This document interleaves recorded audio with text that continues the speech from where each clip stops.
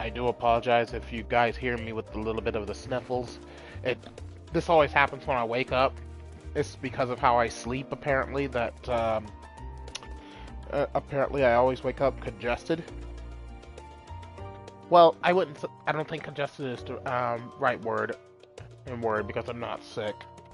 I'm sick. I just wake up stuffy.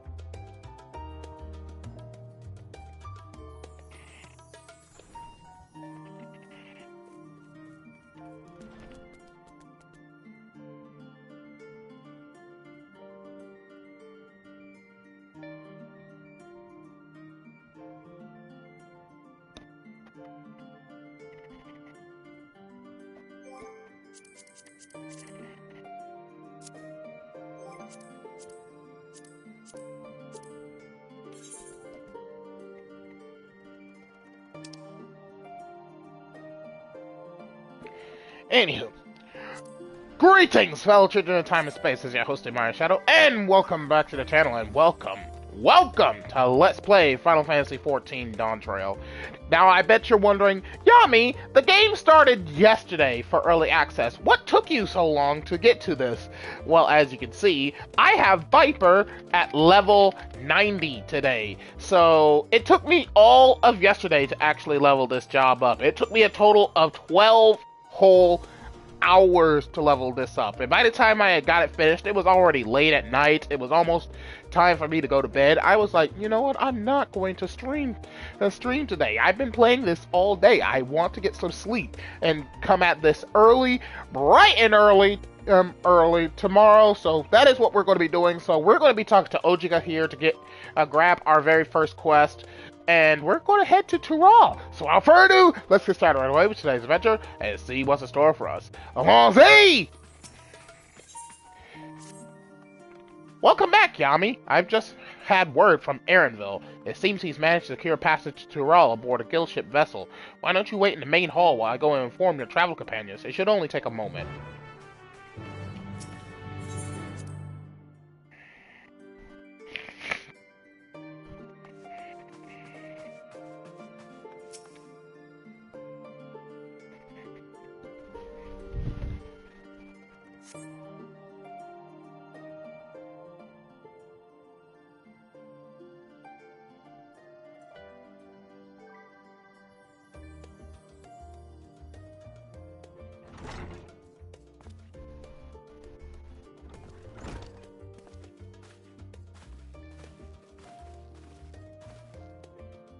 Ojiga gave us the good news. We've made ready to set sail at a moment's notice. Why is it auto scrolling?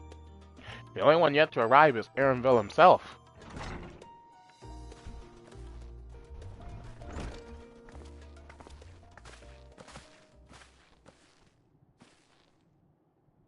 Ah, you're all here. It took some persuasion, but the Gleaner's Guild ship has granted us places aboard a vessel bound for Tural. There will be other passengers, researchers and artisans and the like, so we'll need to share deck space. That's fine, Aaronville. I doubt anyone expected we'd have a ship all to ourselves. They're not casting off just yet, so if you have any lingering concerns, now is the time to voice them. I wouldn't call it a concern, but everyone's still clear on what it is we'll be doing in Tural, yes?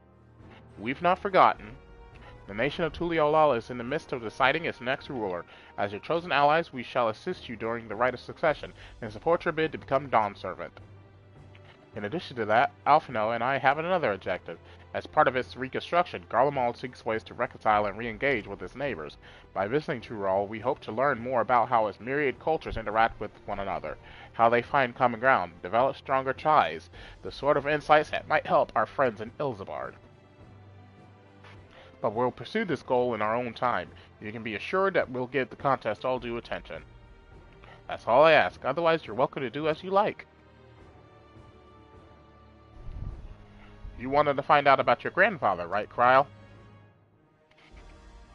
Yes, as far as we could determine from the old missive I found, he had been tasked with investigating the Golden City by your father, the Dawn Servant. Yet, oddly enough, we have no record of that investigation in our archives, and nothing to explain the earring which accompanied the letter. Thus, for reasons both official and personal, I should very much like to get to the bottom of this mystery. I'm sure there'll be a chance to speak with Papa. Get your answers right from the source. I look forward to meeting him. In any case, you're not the only one with an interest in the City of Gold. The Golden City is a children's bedtime story. I am part of this expedition only because the Third Promise has commanded that I serve as guide. Still playing the part of the stoic servant, I see. What of you? Don't you dare tell me you've changed your mind. Oise and let the winds take us as she pleases.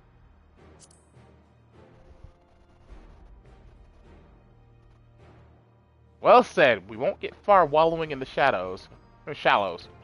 Right then, if all are still committed to the journey, then I say we make ready to depart.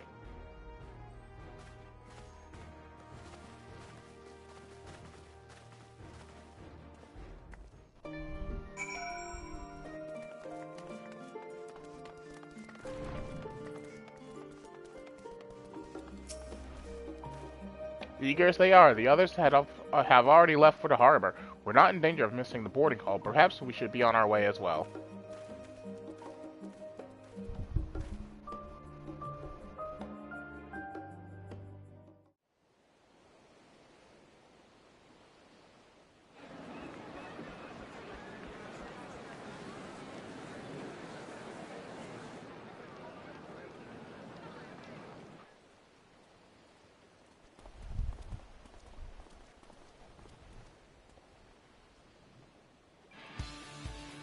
Savoring the moment?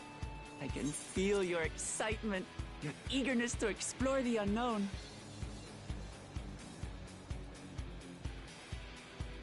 Well, for once, the fate of the world doesn't rest on our shoulders. We might even get a chance to enjoy ourselves. Do not be so quick to relax. Oh, Tural may seem but a short sail away on a map. The vast seas between brim with peril. The treacherous waters of Shade's Triangle alone have claimed countless vessels. Even following the safe route plotted by Admiral Bufiswin herself, this will be no pleasure cruise. Perhaps, but my voyage here was uneventful enough. Disappointingly so. Either way, the two of you have first-hand experience, which will be of great comfort in the days ahead, I'm sure.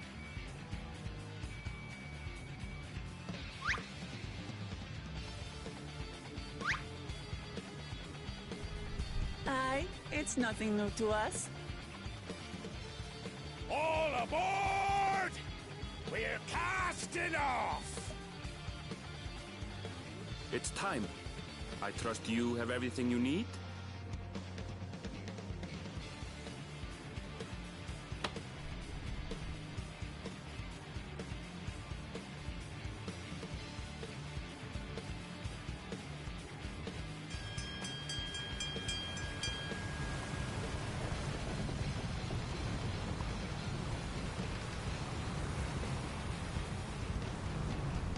And so does our ship cast off from the docks. Oh, Arabelle's the narrator. What?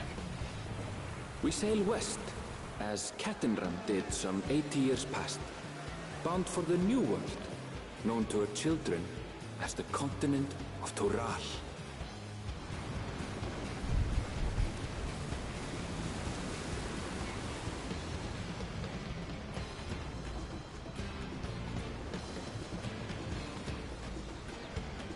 Just wait, Papa. When this contest is said and done, it'll be your daughter who sits the throne. Me, Woklamat.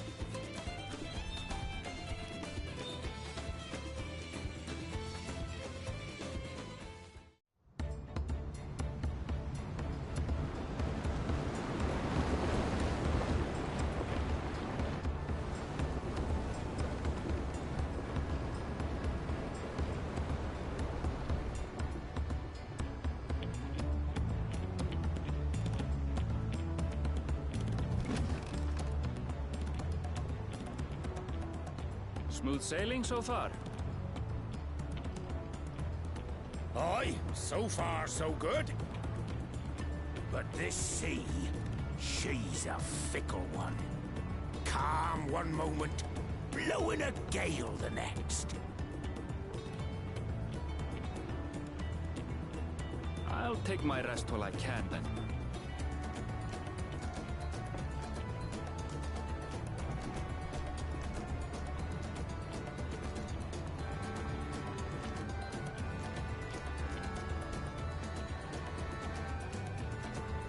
We left port what seems an age ago now, and we've seen naught but open water ahead.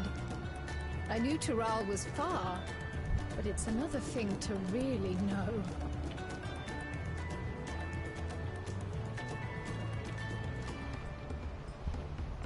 Speaking of which, some of our fellow passengers have made this trip before. Several times, in fact. I was able to learn a few things about Tuliolal and the right of succession. Since we still have a long way to go, why not have a chat with them yourself? I'm sure you have questions of your own.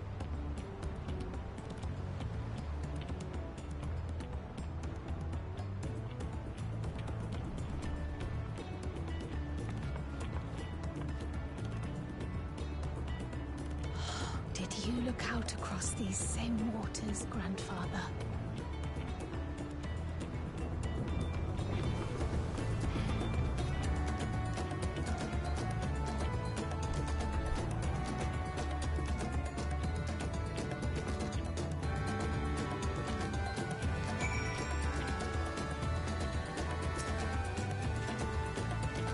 Oh, this will be my first visit to Tural.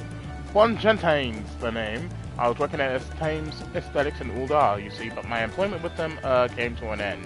That's why I visited Charlian in hopes of starting over. While I was attempting and failing to find a new job, I seized the chance to board this vessel when I overheard room for another passenger had suddenly opened up. I'm told the Dawn Servant welcomes all regards of origin, and so Tuliolal seemed like the perfect place to begin anew. Hopefully things will be better this time.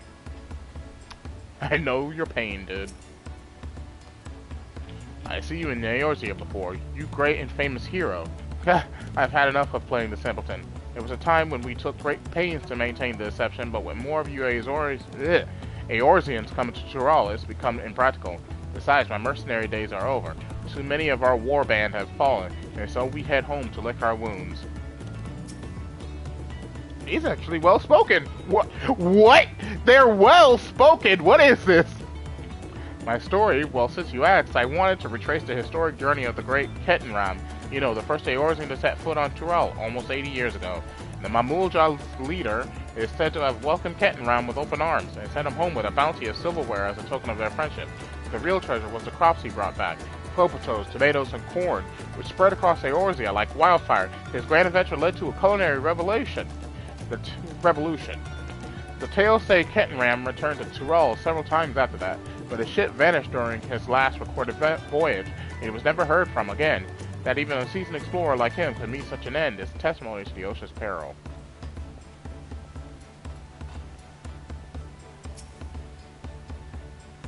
An adventurer, I presume. I'm a merchant myself, based in Ul'dah. Specialty imports and exports. Eorzean and Turali both.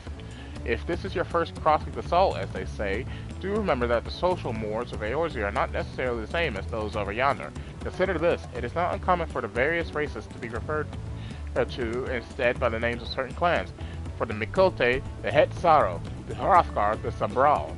Not because every member of a given clan is of the same race, mind, but because many individuals said race are associated with that clan. A fair assumption in certain cases, but take care not to give offense.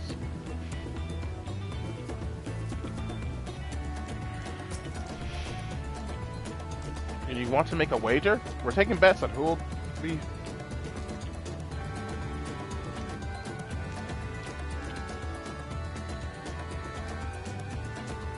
sat in the Dawn Servant's shiny chair. There are 4 claimants in the right of succession, your young Wuk-Lamat being one of them, of course, but from what a Mamulja bloke was telling us, the other 3 are all strong contenders. Not too many keen to risk their coin on the third promise.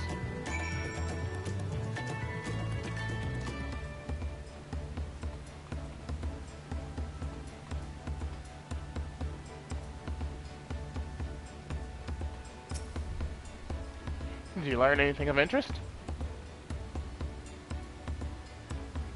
Oh, I hadn't heard about clan names. We should have Wuk-Lamat and Erevel teach us the ones we should know. Actually, it's getting a little chilly up here on deck. Let's all gather in the cabin.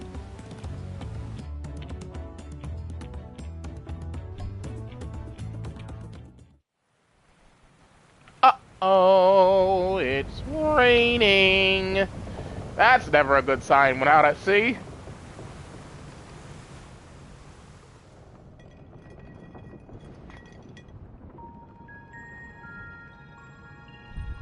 We're in for a proper storm, it seems.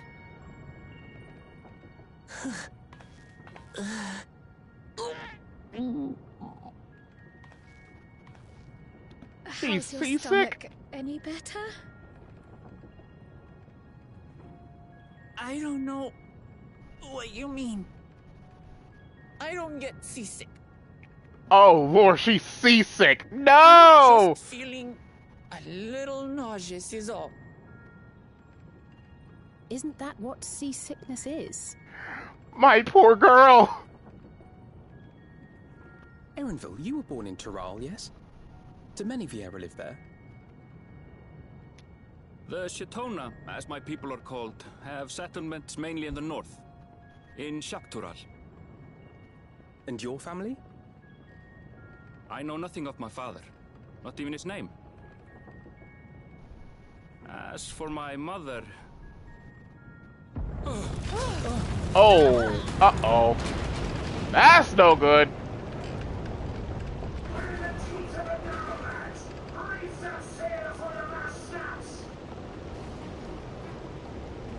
Oh dear.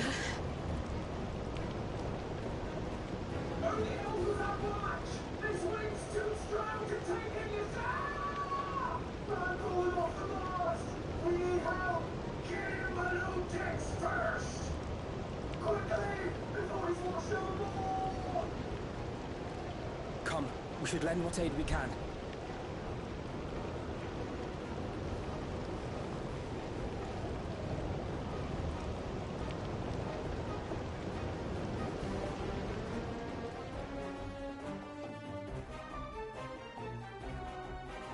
I have not seen the ocean rage with such fury before or since.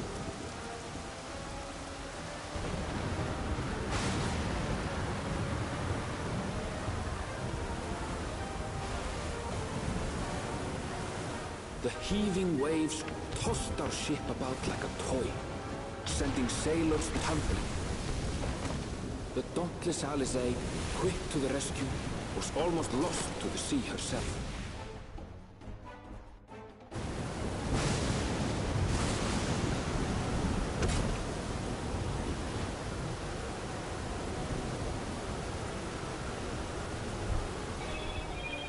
Meanwhile, our champion rushed to deploy the vessel's magical defenses, and thereby shield us from the lightning.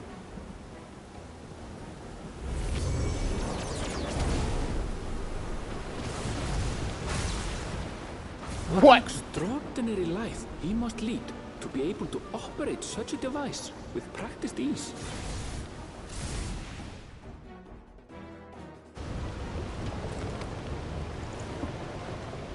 Boklama, too, threw herself into the rescue efforts, though one might have mistaken her for another soul in distress. Oh no, my poor baby. No. Someone help her. She's too seasick to do anything. Someone help the poor kitty. By the time the unruly seas had calmed, our strength was all but spent, and we had yet to even glimpse the... Oh no, she's dead!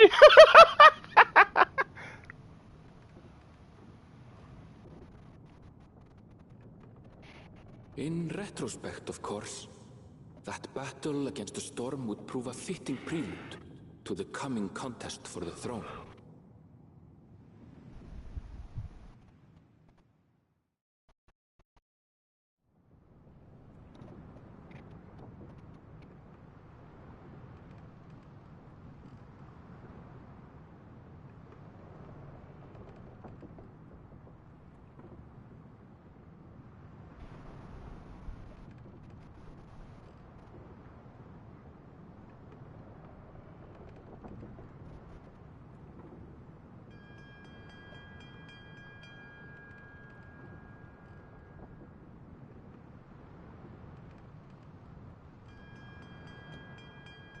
Oh, land.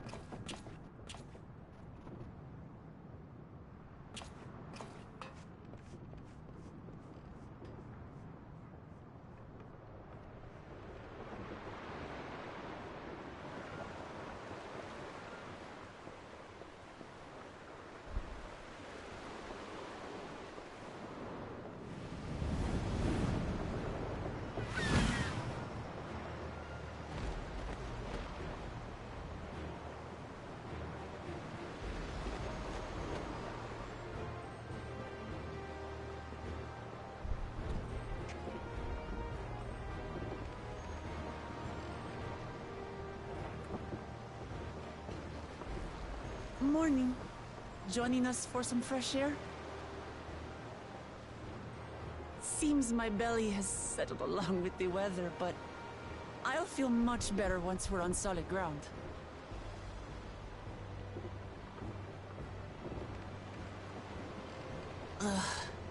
Can't be much farther now, can it?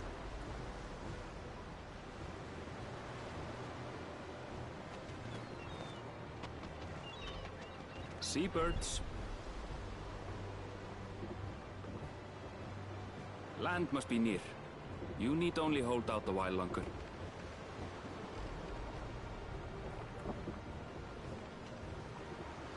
For a dark moment, I thought the ocean might swallow us.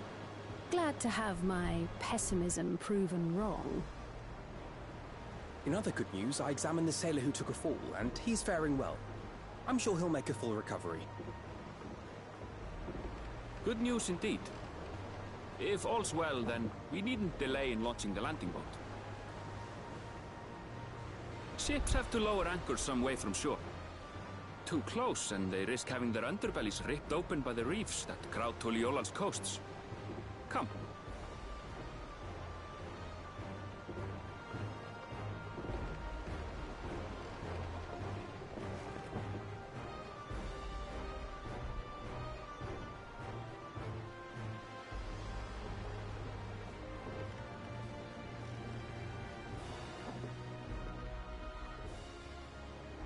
Thanks for bringing us all this way.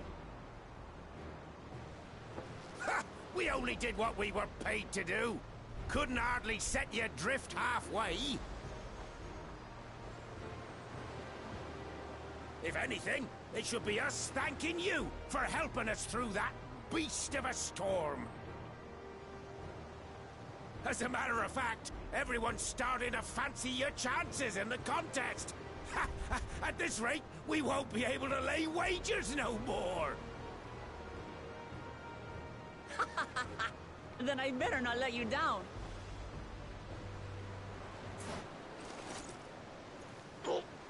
Easy, stomach. Easy.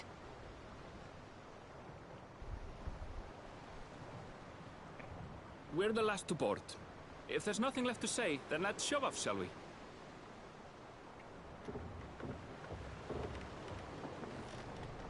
God, everything looks so good. Everything is popping out so well.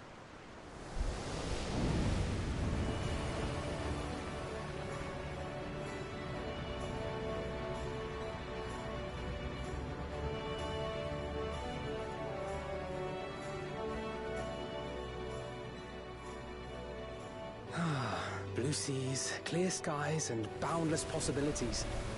I dare say our destination will soon be in sight.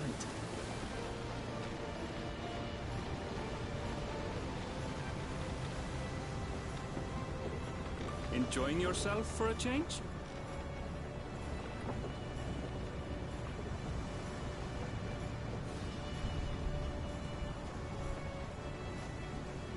There, look at my friends. Behold the scene of our next great adventure.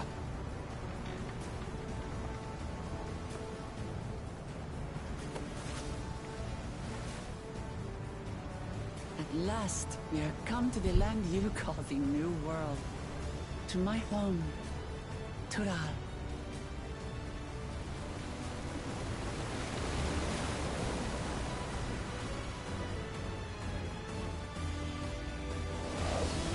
We are finally here! After months of waiting, we are finally starting Dawntrail.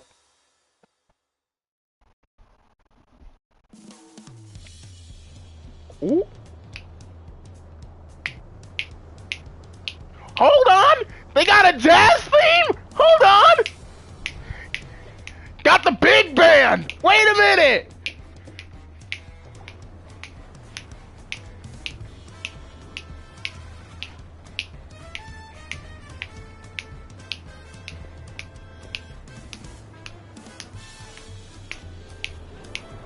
Oh, I actually love this. I love this town music. They got a jazz. Wow.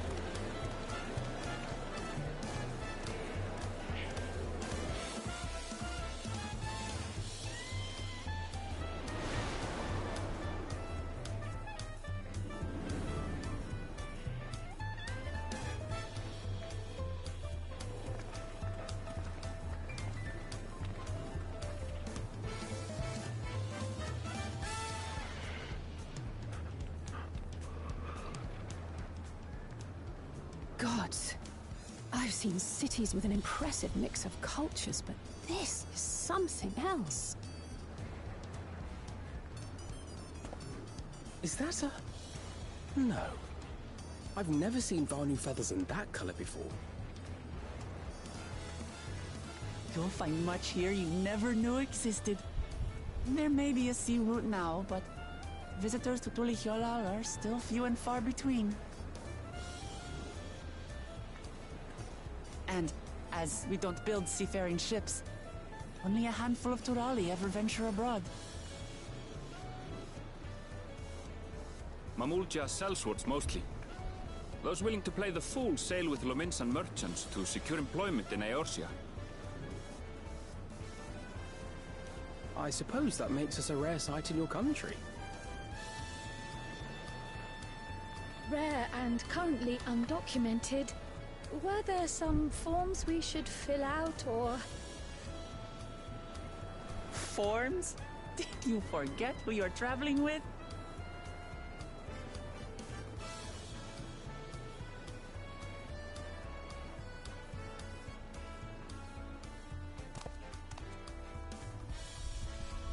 You are outsiders? Visitors to Tural? We are. Our nation is soon to hold a right of succession to choose its next Dawn servant. We will not abide interference from foreign agents seeking to foment trouble. What brings you to Tuli-Yolal? I can answer that. These fine people are allies in my succession bid.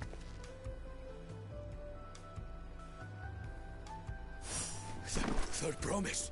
If you vouch for them, then all is well. Of course. Please, accept our apologies. No need to bow and scrape. That our soldiers are so diligent in their duties fills me with pride. I like her hair. We'll be continuing our patrol then.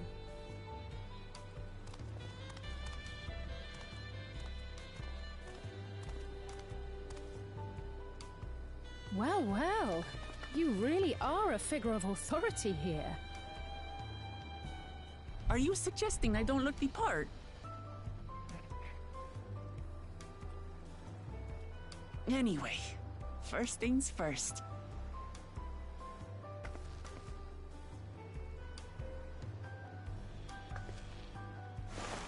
I bid you welcome to Tuli-Yolal.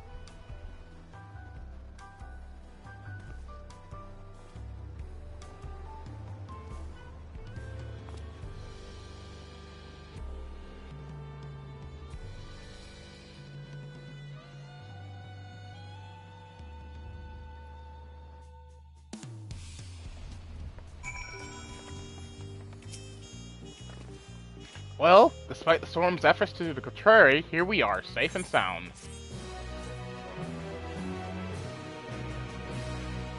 You have arrived in Tuli-Yolal. You can return to the city at any time by speaking with the swarthy sailor in Scar's Harbor in Old Charlian.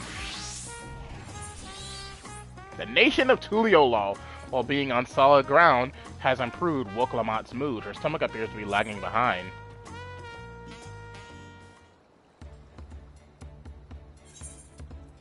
Right then, first things first. Still a bit queasy. No more boats for a while. I realize we've just arrived, but we should get you familiar with the city before the rite of succession begins. No arguments here. I should very much like to explore. Then I'll guide you. Are you sure you're in any condition to do so?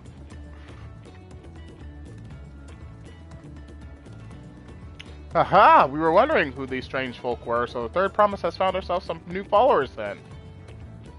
Followers? Well, Clement, are you unwell?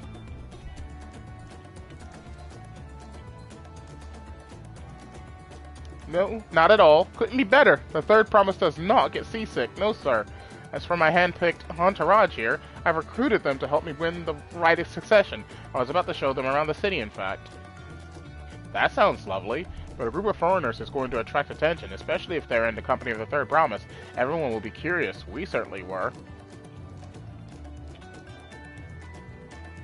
Your siblings have a tendency to command a respectful distance, but you're just so easy to approach. And I enjoy it so much when you do. Please don't ever worry that you're a bother to me. You're very kind. Good day to you, third promise. They did have a point. Well, Clement is technically royalty here. Like it or not, a person of her station surrounded by this many outsiders is bound to draw a crowd. Wait, what do you mean technically? I suggest we move in two groups so as to attract less attention. Just technically ignoring me then. No! Yami, you and Kryle can come with me. I'll take the twins then. We'll get in touch once we've had a good look around. That voyage was hard on all of us, so take it slow and recuperate. We have time enough for that. Enjoy your wanderings.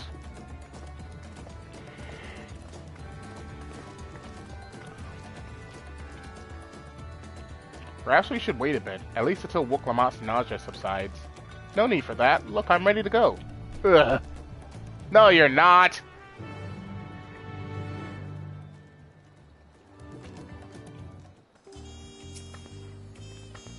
I'm fine now, really. Can't stand around all day feeling sorry for myself. What with the contest looming and all. Now then, seeing as we're already here, I might as well tell you about the harbor. Aaronville already mentioned that the reefs in our coastal waters, which explains why you don't see any big ships moored at the docks. Only vessels with shallow drafts can navigate the bay, mostly small fishing boats or barges ferrying cargo up and down the rivers from inland settlements. Much of the incoming traffic is from Tural, the southern landmass. The clans there produce various goods for export. Their wares are unloaded here and carted off to the merchant stalls in the neighboring markets. Speaking of which, Bayside Bevy should be our next stop. And now I'm being accompanied by Wokama and Cryo.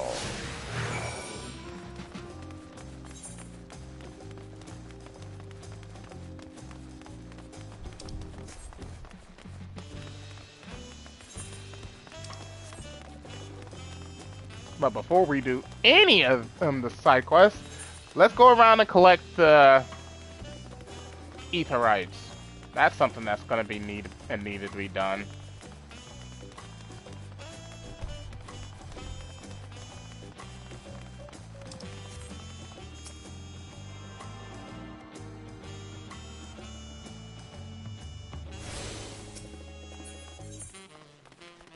Ooh, there's one way over there. Jesus.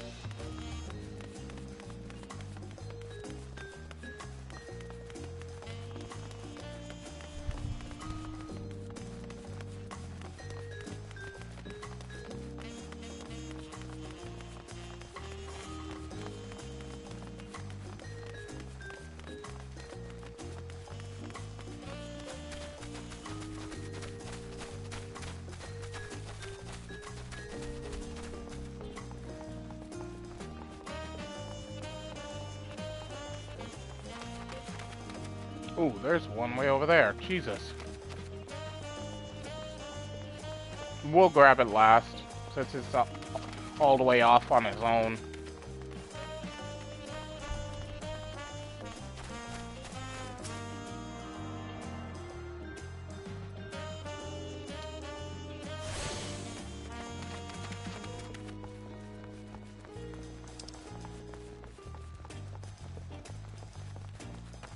Auntie T's tacos?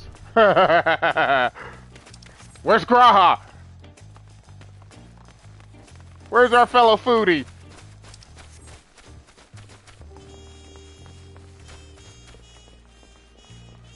Holy shit, that's a drop. Ow.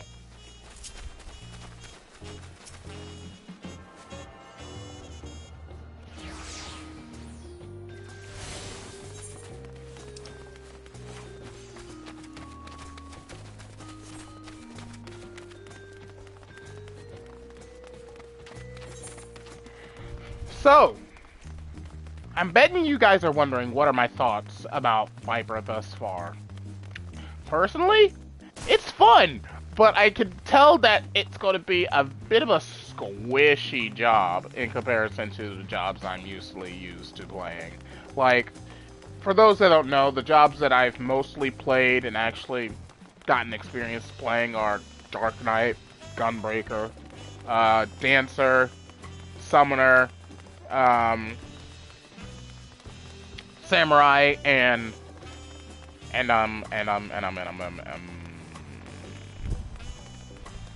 Reaper. Reaper, but none of those jobs tend to have anything that could be considered like, oh my goodness, there's even more. Could be considered like bad jobs. Bad jobs, because they have a balance of everything that they need in order to do their job but also stay alive. Viper, on the other hand, doesn't have anything like that, sadly. They only have the ability to attack and debuff an enemy. They don't have anything like utility that allows them to stay alive, like say how the samurai has Tengetsu. Yeah, I saw that. I saw how Third Eye turns into Tengetsu before I switched over to Viper. So that's something that the Viper doesn't have. It doesn't have anything like that. Which, honestly, I feel like with what the Viper can do, it's a nice drawback to its overall kit. I feel like inevitably they might change that, but it's possible that because of that's how the Viper is supposed to be built, we might not see anything in the form of utility like that.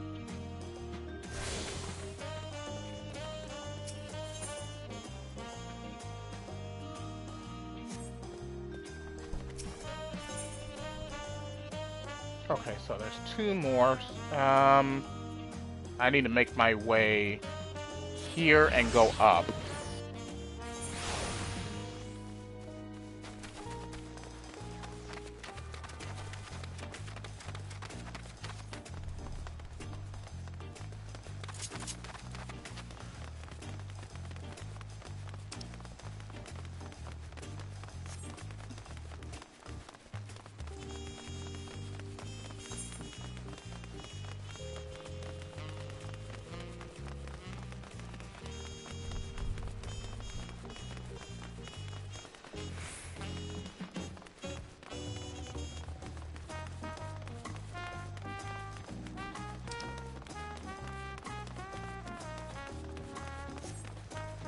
This is a really nice looking place. Look at it. It's kind of dark right now because of it having like cloud cover, but just looking at all the lush greenery and the detail to the ground, to the detail of the buildings, Square really Creative Studio. This Creative Studio 3 really outdid themselves with this expansion, and I cannot wait to see how things turn out for expansions after this.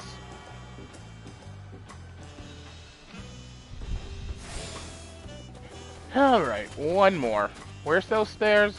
I could have sworn I saw some stairs somewhere.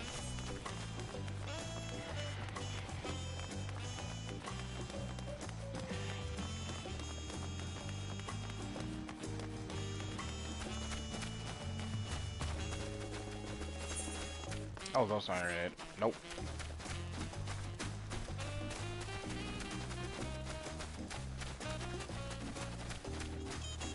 There they are.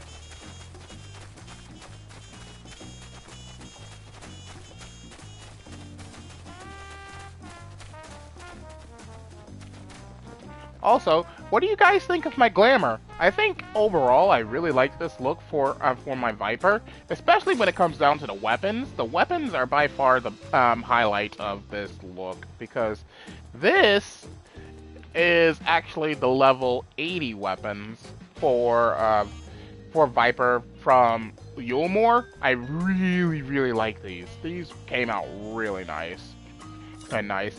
Of course, there is the level 90 ones, which I do have equipped to me right now, but I'm not... I mean, I do have another glamour idea for the Viper, but as you can see, I am low on funds. I am low on funds on everything. I would have had more tombstones by now, but unfortunately, the queue for dungeons right now is abysmally bad.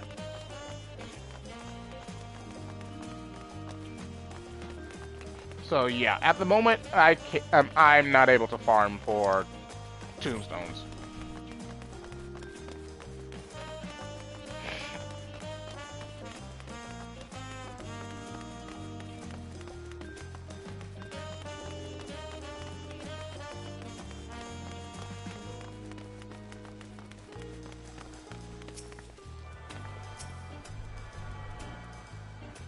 Alright, this is the last one.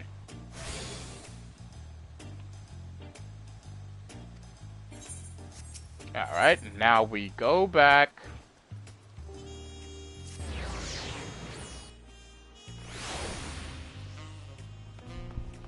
Wait, what, is that a market board? Yes. Wait, no. This is the starting area, and this is the marketplace, so where's the market board? Oh, it's right here. It's literally staring me in the face.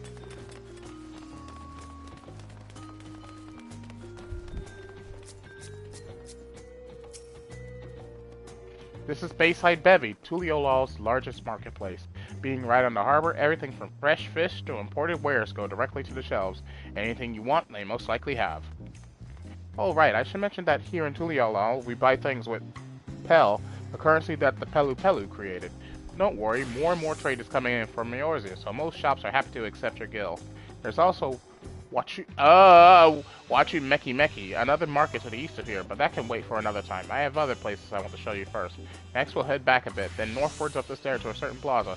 I can't wait to see the look on your faces. Let me guess, Aetheryte Plaza? Yep.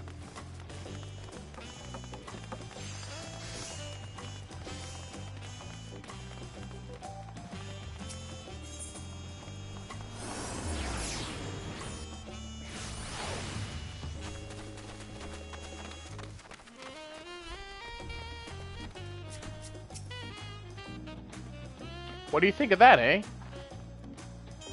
Goodness me, you have Aetherites at Tuliolol? I think I told you before, but my brother Koana spent 3 years studying in Charlian. He fell in love with the nation and its ways and brought back to us the knowledge of Aetherite construction. Papa warmed to the idea at once, had one built immediately. Did you do the attuning thing? If you're ready to continue, we'll head down again and then up the slope to the side. Right at the top is the gate which leads to Yaktural. Let's make a stop at Bright Plume Post on the way, though. That's the headquarters for the Lance Guard.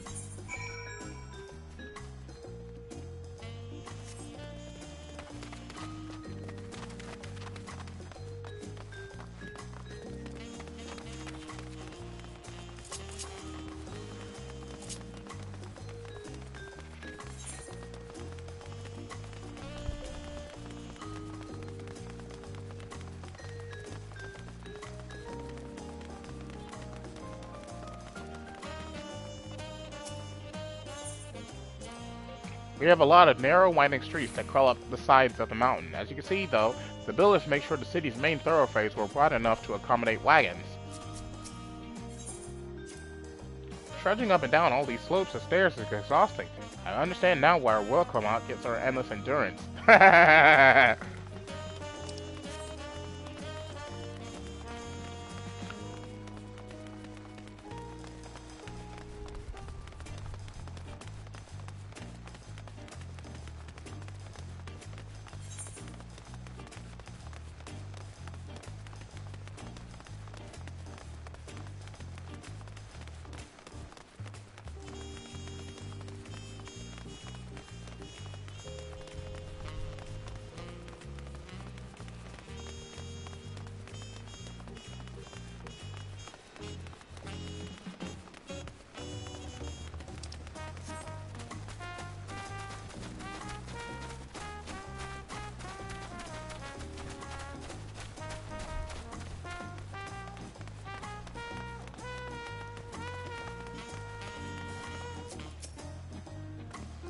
Here we are, Bright Plume. Try that again. Here we are, Bright Plume Post. The soldiers stationed here are responsible for defending Tuliolol and preserving the peace. The Lance Guard are led by our nation's strongest warrior, and so naturally, Papa has commended them since the very beginning, at least until 3 years ago when Zoralja took over as commander. The title is no empty honor. It means the first promise is considered equal to the Dawn Servant in martial strength. Meanwhile, I haven't even managed to... Well, I'll discuss my brothers and their accomplishments later. Alphino and Alize should be around to hear it too. Come on, it's time I showed you the Sky Gate. It's right at the northern end of Talon March.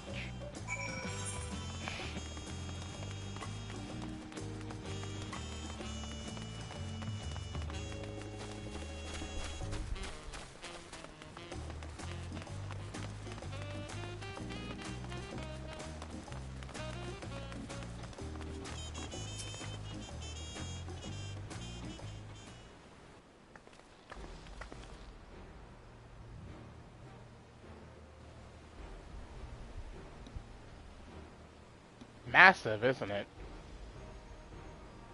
And on the other side is an equally massive bridge to match. Both were constructed by a race of giants, the Yakui. Strictly speaking, Tyrell is actually two separate continents. Yoktaral, the southern lands of the mother, and Zaktaral, and the northern lands of the father, which lie beyond the bridge. Let us say it used to be one great landmass, but long, long ago, the two gods fought a titanic battle, and when one threw the other to the ground, the impact was so devastating as to split the continent in twain. A familiar-sounding tale. I am put in mind of the conflict between Hydaelyn and Zodiark. Getting back to Zaktaral, those lands are also part of the Tulial nation, correct? That's right. Isn't my father incredible? He united the peoples of two continents into a single nation, and many clans of Tural had been at war for generations. It was only when Papa traveled the lands and put a stop to their myriad conflicts that we finally had peace. And that's the main reason I want to win the throne, so I can preserve the peace he built. But I see you're more interested in what's behind the gate than hearing about my aspirations. Crossing the bridge to Zaktaral requires a special travel pass. Unfortunately, they won't issue any new permits until the rite of succession is over. I promise to get you one when I'm Dawn Servant, but until then, you'll just have to wait. I'll hold you to that.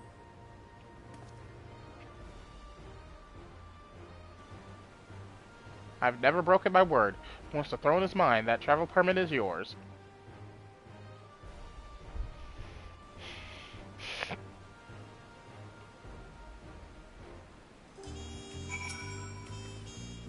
We must have covered half the city by now.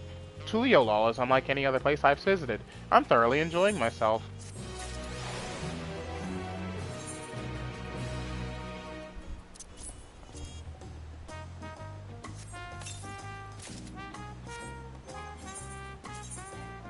Okay, at the moment I don't need to worry about gear, so I can put that in the glamour dresser. A city of stairs. Voklamat is ready to commence the second half of your Tuliolal tour, but first, I need to go and grab some food. Fortunately, I had prepared a bowl of noodles for breakfast, so they should be done. Yes, they are. Good.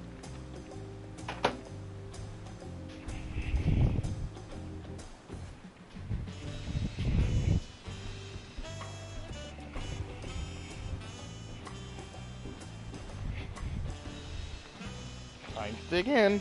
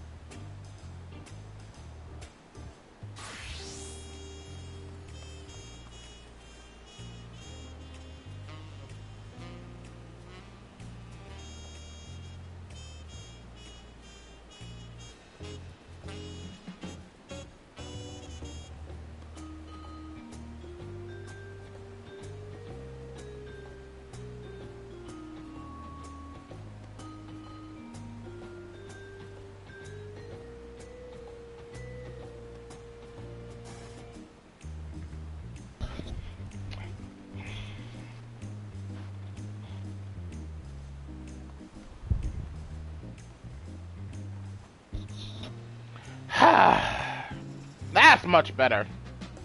Now my day has begun. We'll head west next towards the Arch of the Dawn. The dirigible landing is on the way. You have dirigibles too? Tuliyola certainly doesn't want for methods of travel. We get by. Now if you've seen enough of this area, let me know and we'll continue on. The Arch of the Dawn is on the other side of the city, so speak up if you see something that interests you as we walk. Hiccups. Let's see here. Drat. I was hoping I can make this fast and just warp to the other side, but looks like I have to legitimately walk because there's something on the way there.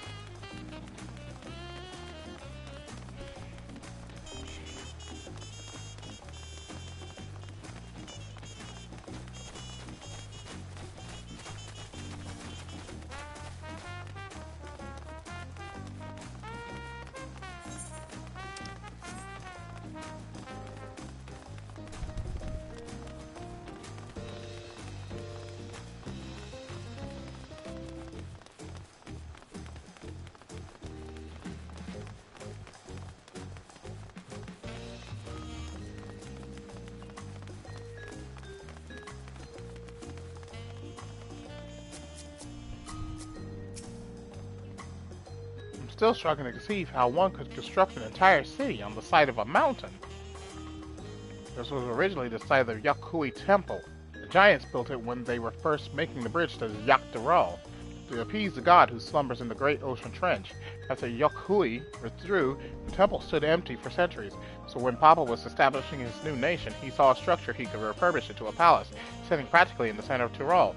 He gathered artisans to do the work, and the houses they built for themselves became the foundation of the city you see today. Speaking of houses, we'll be passing through the Resplendent Quarter, the biggest residential district in Tuliyola. We climb these set of stairs here, all the way up.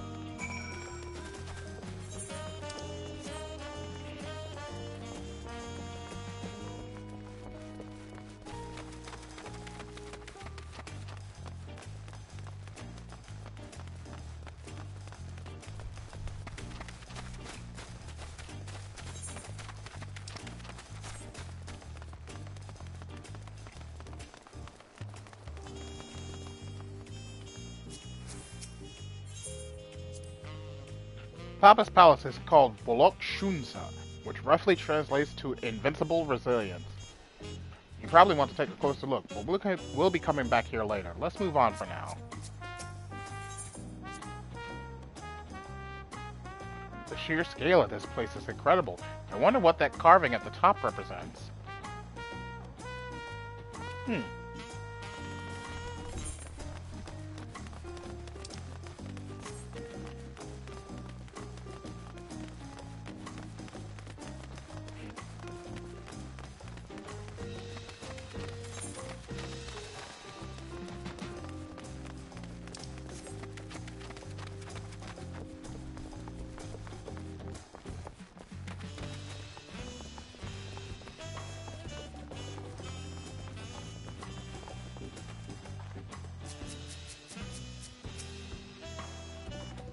So this is the Resplendent Quarter. What manner of people live here? Oh, we have residents from all the Yoctoral clans. Mamuljaz, Sabral, Pelupelu, Moblin, Hanuhanu. We also have Tonawata, Hetzero, and Shetona, who moved south from their ancestral lands as Yaktarol. In essence, it's a gathering people from every corner of Tural. A true representation of Tuliola's diverse character. Their adornments on each building contribute to the eclectic cultural aesthetic. It's also beautiful. I'm glad you think so. Come, we continue down the stairs.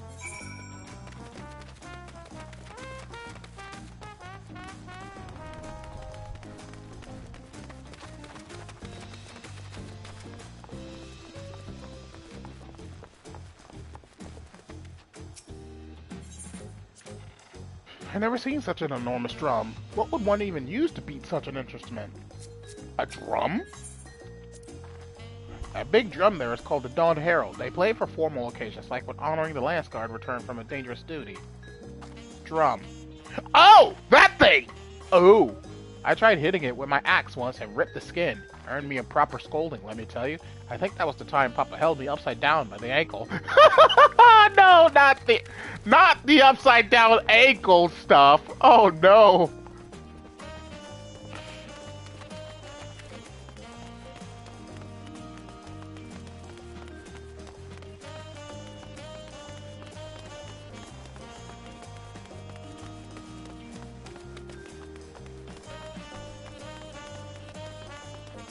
Hello, Roland. Welcome to the live stream. And here are dirigibles. Not bad, eh? I hear other nations use airships to sail the skies, but you only find balloons in Tuliolol. You have them for the exact same reason as the Aetherites. Koana brought back the plans from Charlian, and Papa thought them fantastic and commissioned their construction. This was around 3 years ago. Since that time, we've added flights to other settlements. Trade with frontier communities has never been easier. But that's enough about dirigibles. The Arch of the Dawn awaits.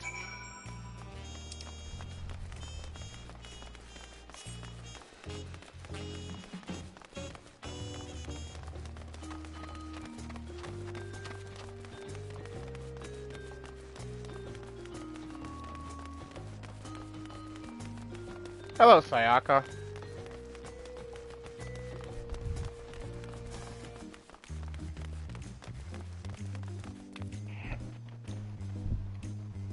Give me a second.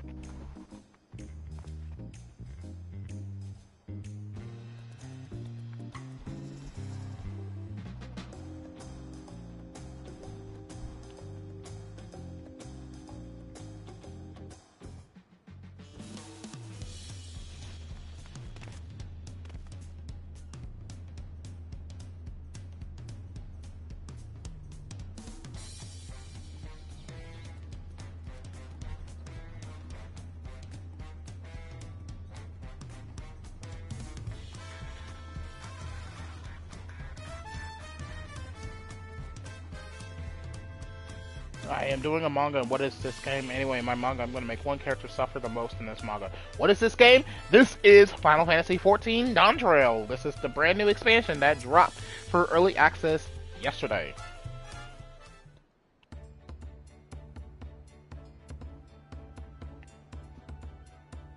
This is it, the Arch of the Dawn. When the Giants were still here, it was known as the Yogg-Toral Landgate. But when Papa founded Tuliolol, everyone began using its present name in honor of his great achievement. Though this gate is Kozumaka, the wetlands south of the city. Through this gate is Kozumaka, the wetlands south of the city. Depending on what the right of succession asks of us, we might end up going in that direction. Kozumaka. The name alone is intriguing. Speaking of which, what are those fluffy animals we passed earlier? Alpacas!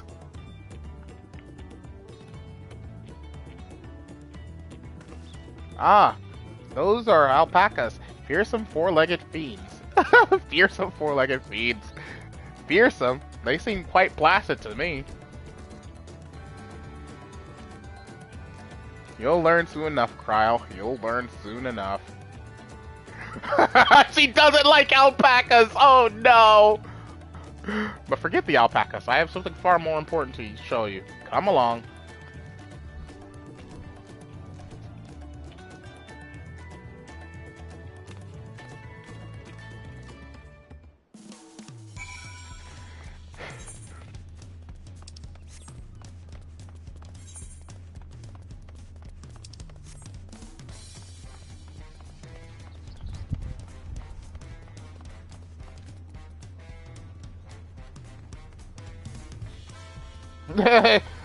It's not all connected unlike Kingdom Hearts.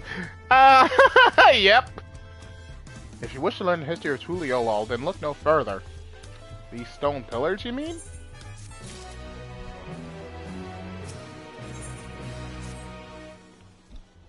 What is special about these pillars, if I may ask?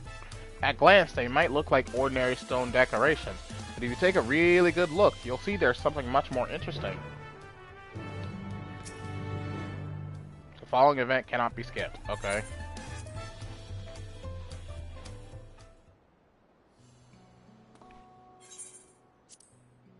I'm guessing it's going to be dialogue here.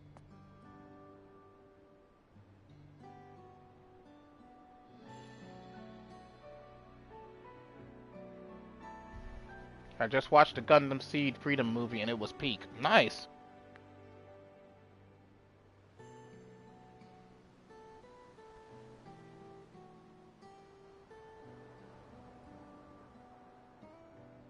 Some of them are marked with gold.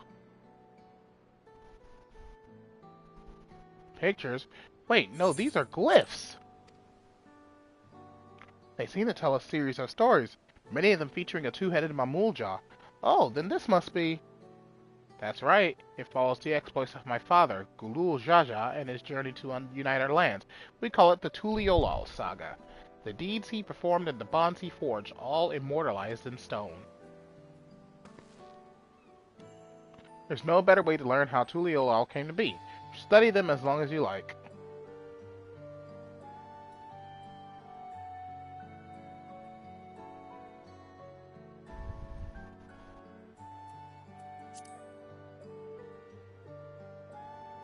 This pillar tells the lay of the Brotherhood. It depicts the scene where Papa granted an audience to the foreign explorer Ketsenram. Something. I can never remember the name. You mean Kettenram? Ah, that's the one. Kettenram's arrival in Tyrol is what prompted Papa to embark on his own journey. It's said the two grew to be close friends, brothers in spirit, if not in blood, but no one knows what became of the explorer in later years. Kettenram's disappearance is a mystery in Eorzea as well. The records say he traveled between our lands and yours for a while, but then it's assumed he was lost at sea.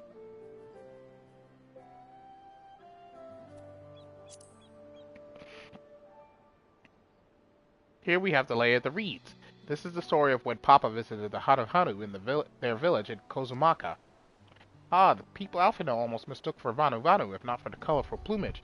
He spent a fair bit of time among the Vanu in the Sea of Clouds, so it's no surprise he took an interest in your countrymen. I don't know how it is with your Vanu, but our Hanu are a bright and cheerful sort. They hold this one festival every year, very famous and a lot of fun.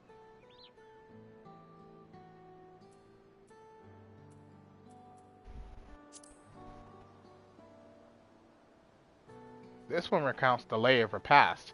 As you could probably tell, the figure depicted here is of the Zabral, like me.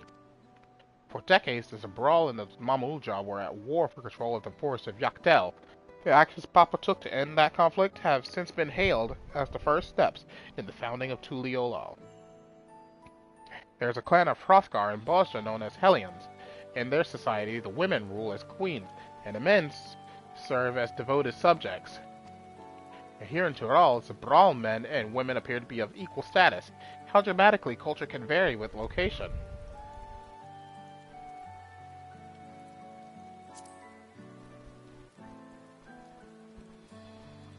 Ooh. Ah, my nose is itching. Ah. Let's see. This one is the Lay of Pots, which depicts the moblins of Kozumaka. They might wear odd masks and sound weirdly muffled when they talk, but the gold and silver work they sell is the best you'll find anywhere. Moblin goods are the standard when it comes to gift giving. Clearly the Vanu aren't the only people with distant Tyrali counterparts. If you're done with the first half, we can now move on to the second.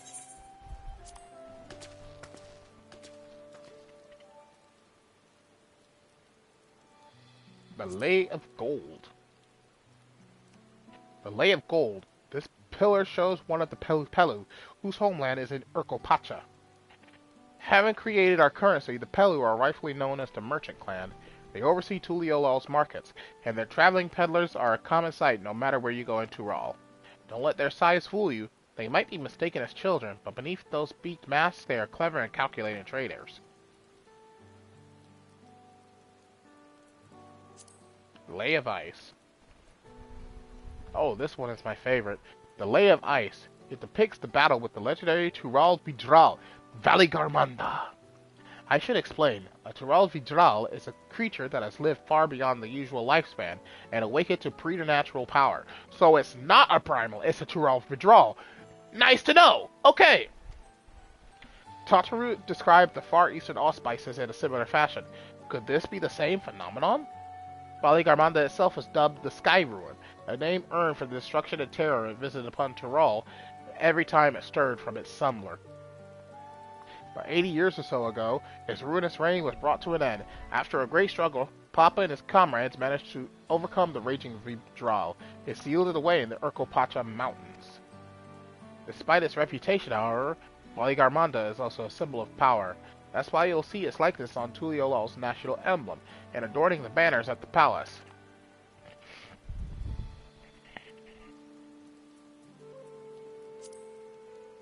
Ooh, that just makes me think, oh no, if we kill it, that's not going to be a good thing, I bet. I don't know. The lay of proof. That big fellow is of the Yokui, the largest of Tural's peoples. These giants once used their great size and strength to establish a dominion encompassing all of Yoktural. Having brought the southern reaches to heel, they then turned northwards, setting their signs as Yaktural. You recall that massive bridge they built beyond the Skygate. Sometime after launching their northern campaign, however, they just gave up. They abandoned the lands they conquered and withdrew into the mountains of Urkopacha. I've never even seen any of their kind so much as set foot in the city. This was a people with the power and resourcefulness to raise a temple on a mountaintop and build a bridge across the sea with stone. What will move them to renounce their ambitions and their place in Turali history? And blank pillar. Oh, this one is unmarked. Papa says he left a blank pillar for the next chapter of Tuliyolal's history, whatever that might be. Had your fill of history, then.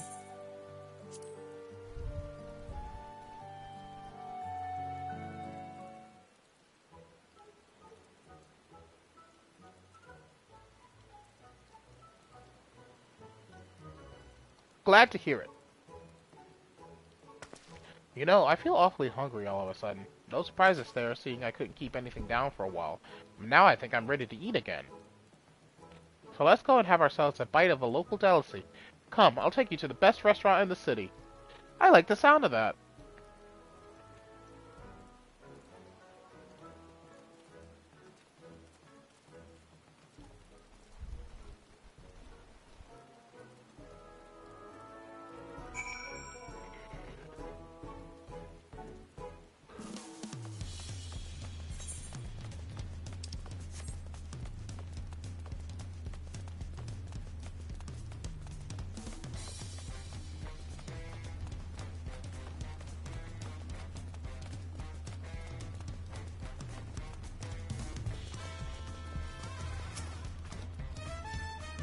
Have you ever had tacos? They're a Tuliyolal classic. You bake a crunchy shell made from corn flour and fill it with meat and salad. A lot of shops and stalls sell them, but I like how they're made here as Zibrali and Tie best. And I need one right in front of me right now. Let's head downstairs and place an order with old Brook Ivu.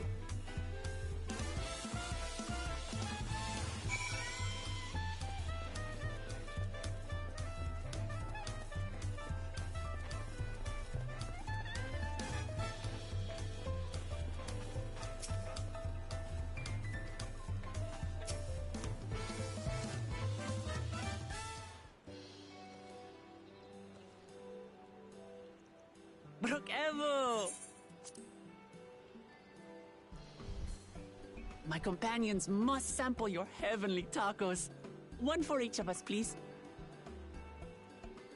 Right away, promise. And I'll pack them tight with my choicest feelings. Only the best for you and your friends.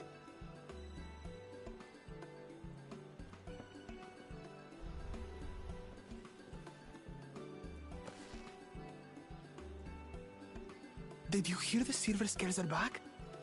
Seems their overseas foray ended in disaster. More than half their warband is missing, including their leader.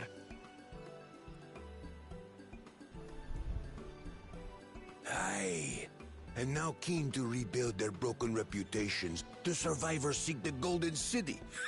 A fool's errand. How many hopefuls have disappeared in search of that fable? They should count their lucky stars they came home alive at all.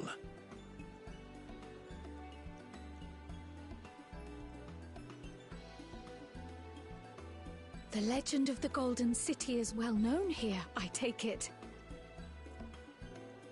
It is, but as no one's ever seen it, many question if there is any truth to the tale.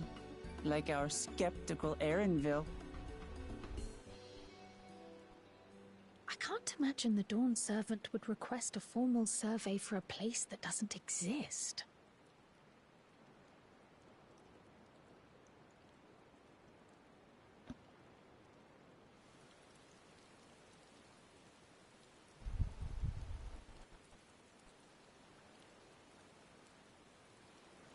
Now to find a spot with a pleasant view to enjoy our crunchy spoils.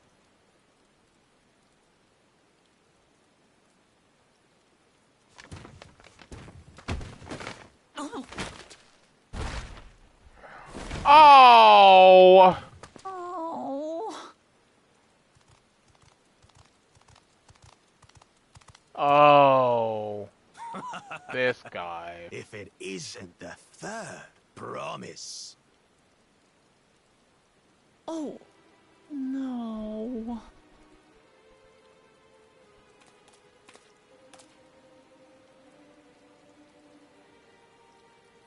I don't know these ones.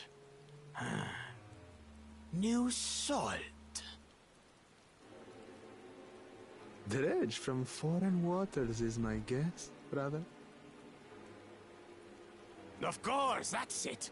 Wuklamat is so afraid of the coming contest that she went crying for special help.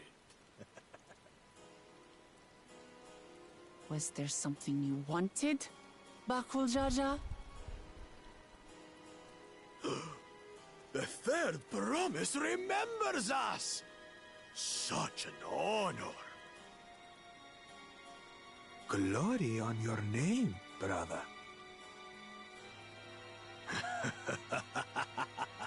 And on yours, brother. I know my rivals for the throne. Nothing more. Another child of the Dawn Servant? No, this brute. We have no ties to their farce of a family. Unlike the sneevling housecut, we are blessed siblings, the elevated chosen. We alone are fit to succeed Golul Jaja as Dawn Servant. All peoples are equal in Tulihiola. Your heritage gives you no greater claim to the throne. Ha! Shall we test that idea here and now? See if your strength is equal to ours.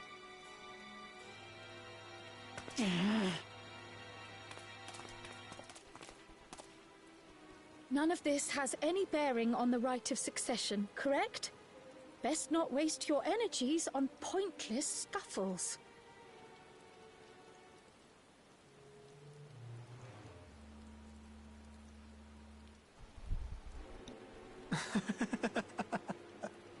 The kitten comes to the house cat's defense. Pathetic. Since when was our nation overrun by mewling weaklings? Listen to me, you.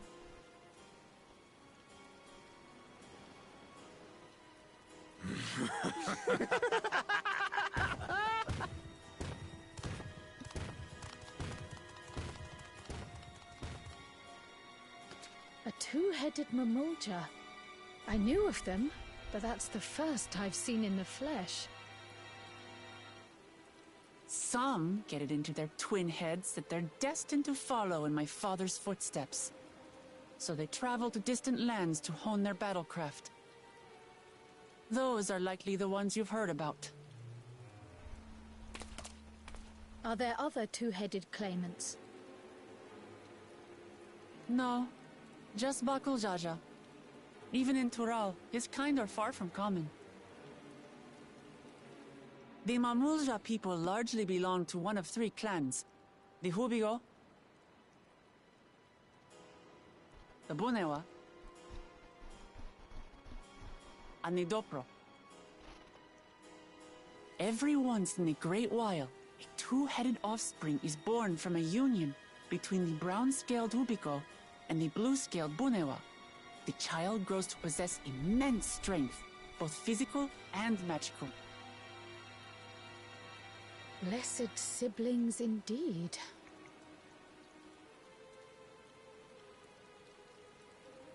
Forget them. Let's go and buy more tacos. I can think.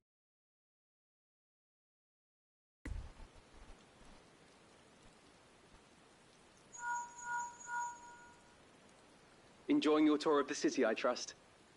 We've seen our share of notable sights and took a moment to rest. As such, we're ready to present ourselves at the palace for the rite of succession. Shall we meet you there? The palace it is. I'll let Wuklamart know. Destiny calls. Perhaps we can return for more tacos later? So it goes. Oh no, our tacos!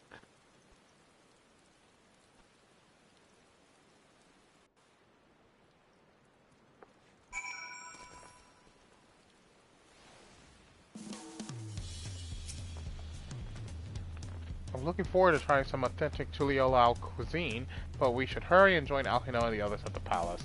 Alright, it's a bit of a climb to the top, but you can head up from the Resplendent Quarter or even the eastern side of Talamart, if you prefer. Now that I give you an idea of how the city's laid out, I'll let you find your own way to Bulak Shunsa. Ah, my poor empty belly.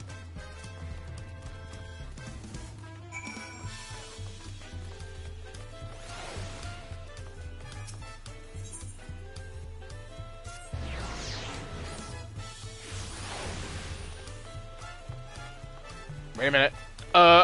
Turned around. There we go. Door.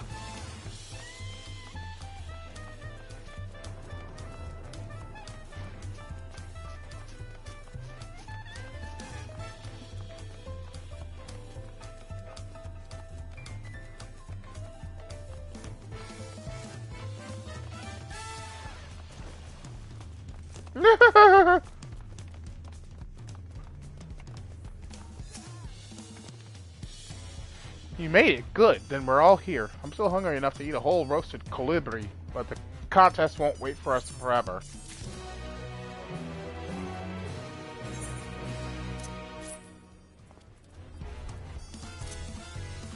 I need to empty out my inventory.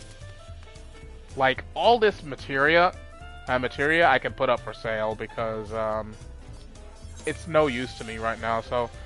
You know what? I'm going to travel back to Charlian right fast and do some clearing out.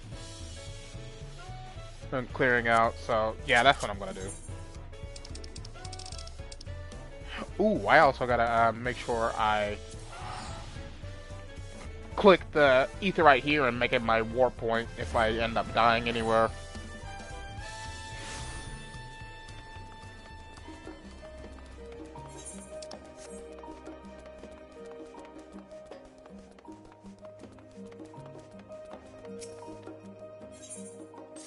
And I need to empty out my inventory for here too.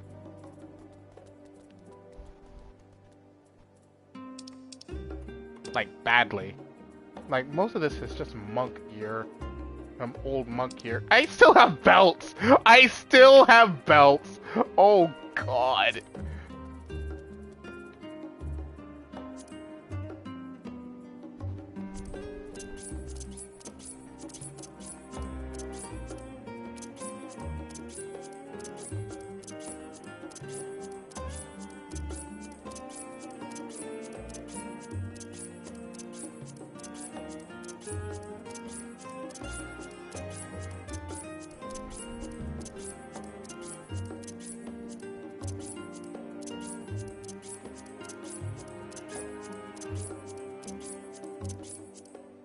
Okay, do that for a second.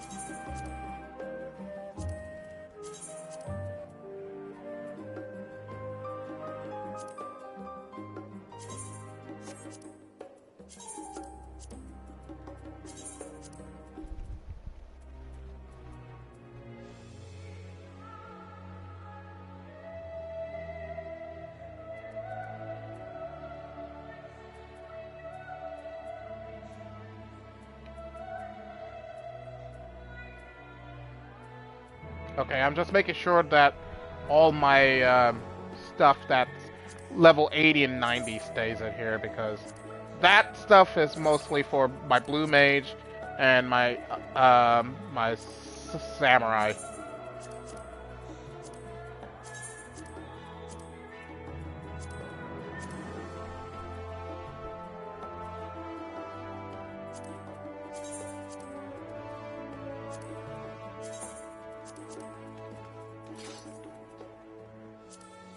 But everything else can go. Everything else can go.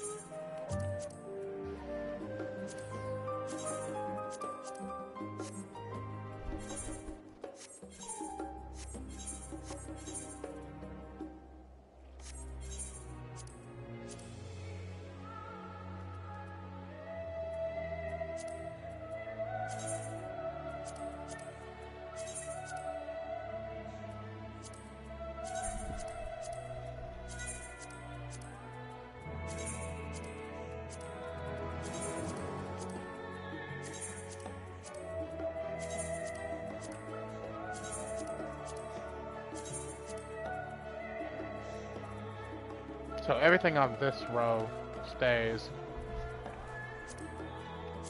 Everything else goes.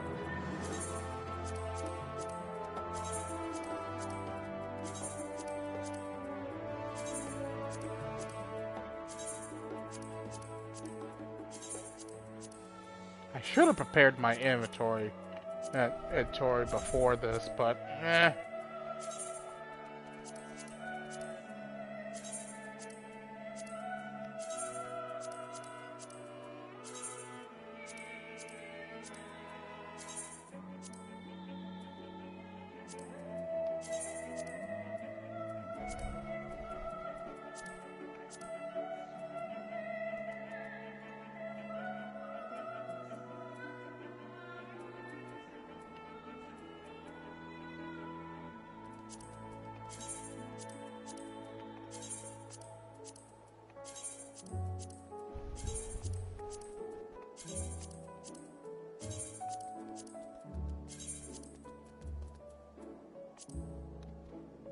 It's fine, it's fine. It's just a little bit of stuff that I don't want or need at all. So I'm just clearing out everything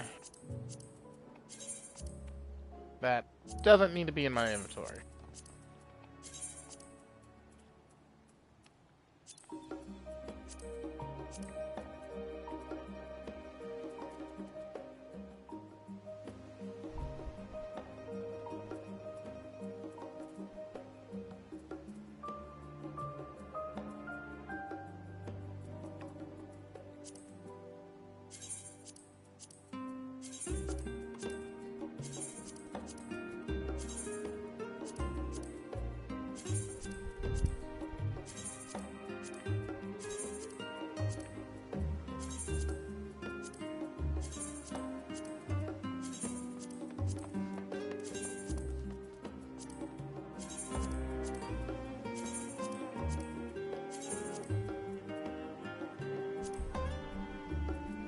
Now that stays, that's my wedding ring.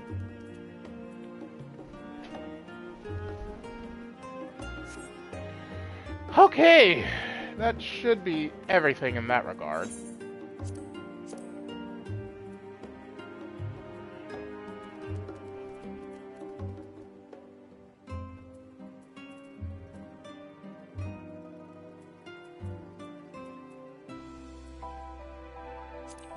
That could go.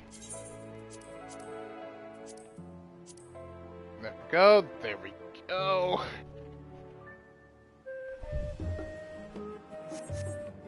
Also, repair my gear. Why is it like that? Repair my gear.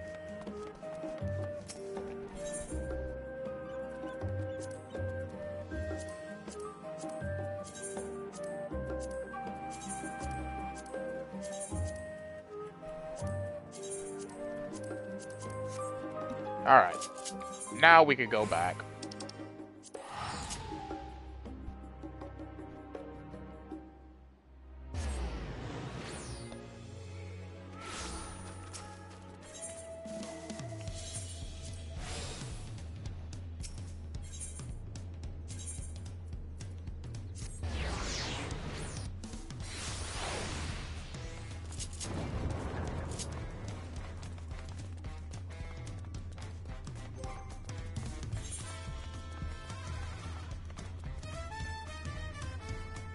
Now, a lot of this I don't need.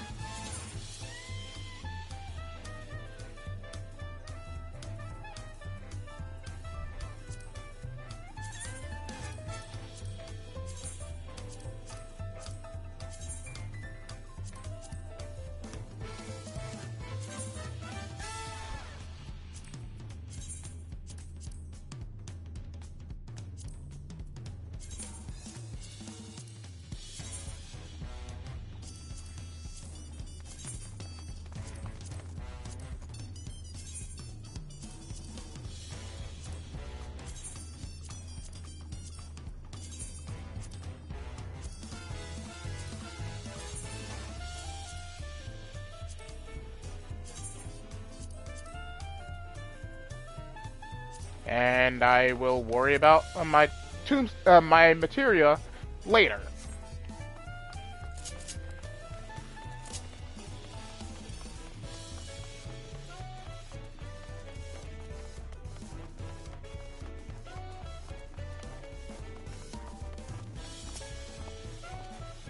When speaking to Aaronville, several cutscenes will play in sequence. It is recommended. Yep, I get it.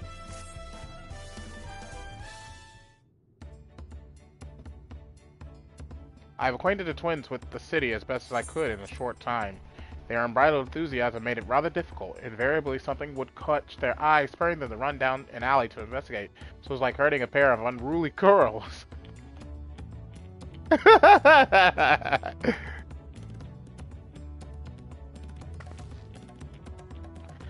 understand all too well. Charlene had the same effect on me. Right then, now it's time we saw the inside of the palace. Papa will want to know I'm home, and to meet the allies I've chosen. Given how impulsive he is, though, there's no telling what we might be in for.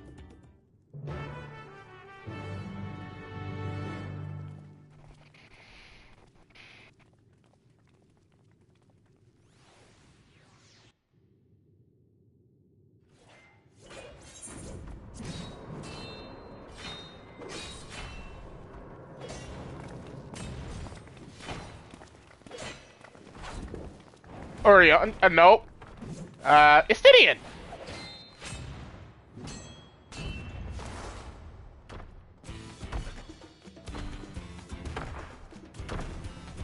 Ha! So this cutscene is Estidian doing this.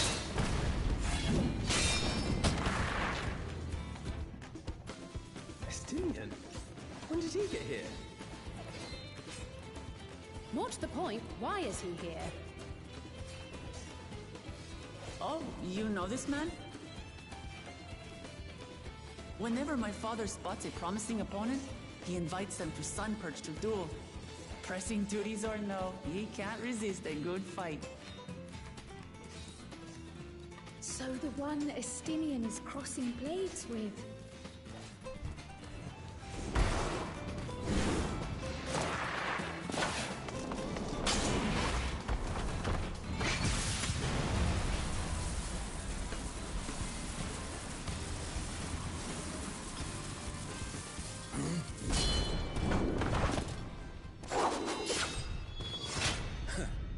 That will do, Spearman.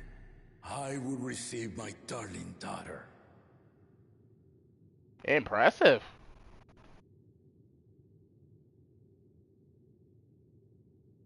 Know that you are the strongest I fought in many a moon, if not longer. It is the privilege of a life long lived to face such a formidable soul.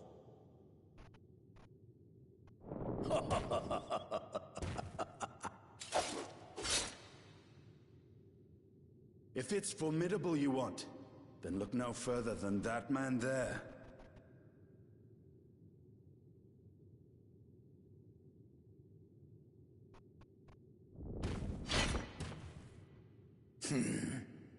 I see you, warrior.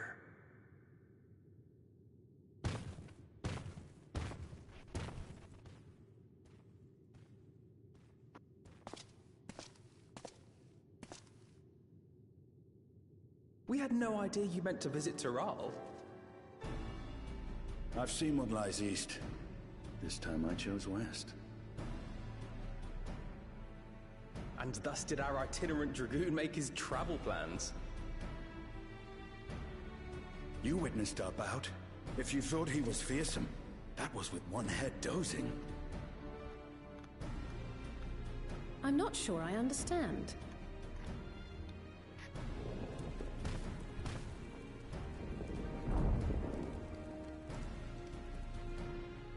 The old man has been feeling his years. The uncovered side is the head of resolve, and age has only deepened his love for combat. But the head of reason, wiser of the two, sleeps more and more these days.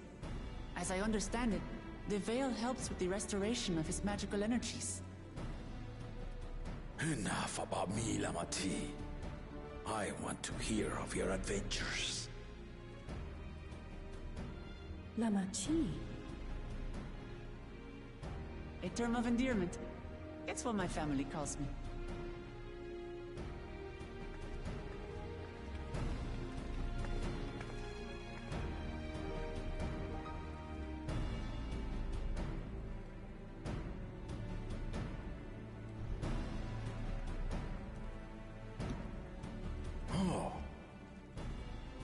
When last did we see you in the palace?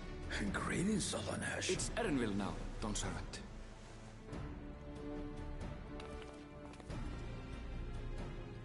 I took the name while abroad, and have since grown accustomed to it. Erenville, then. And these others? I assume our Lamatis recruited allies.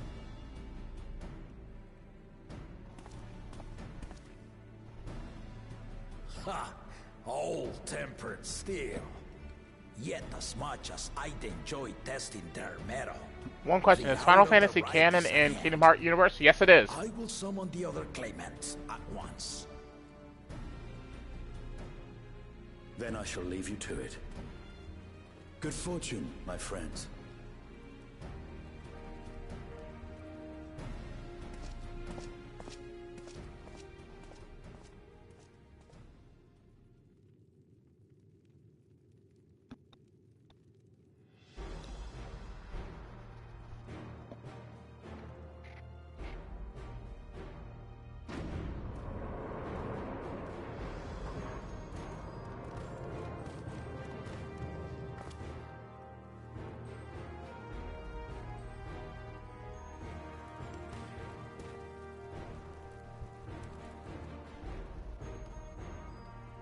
Who is the strongest villain in Final Fantasy? That's debatable, honestly. A lot of people say it might be Ultimecia, some say it's Sephiroth, some say it's Kefka. It's a really tough decision there. The first promise, Zorolja. The second promise, Gona. To me, the third promise, I'd say Sephiroth. Sephiroth, honestly.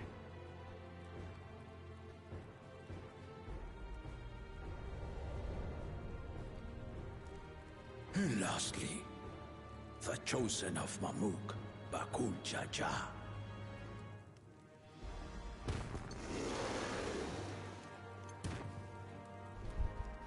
You four will compete in the rite of succession, the outcome of which will decide who takes my place as Dawn Servant. I am not the man I once was. My wiser half sleeps the days away, and it is time I yield my position. But mine is a torch that has never been passed. Tuliyola is young, and so I look to thee always for inspiration. The rite of succession, the means by which the autarch of Mamuk was chosen. Only the two-headed were deemed fit for this contest, but the Tuliyola I built is a nation of... I'm not gonna answer that. Our leader needn't have two heads, nor be a Mamulcha at all.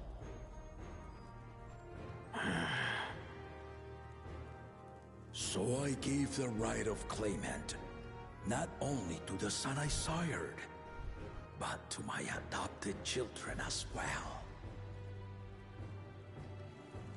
Yet the opportunity to rule was still not equal. That is why a recent tournament offered a place in the contest as the winning prize.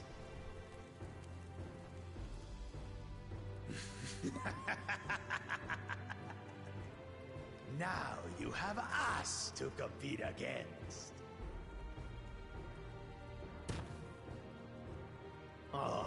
Though it seems the one-head was already too afraid to face us in the tournament.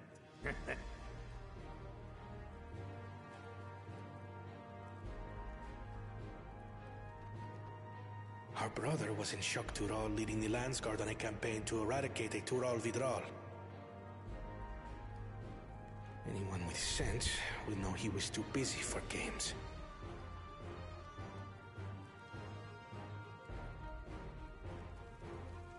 Now for the part you've been waiting to hear. The nature of the contest itself. To triumph in the rite of succession, and thereby claim our nation's throne, you must travel the lands of Yogg-Tural and find the City of Gold.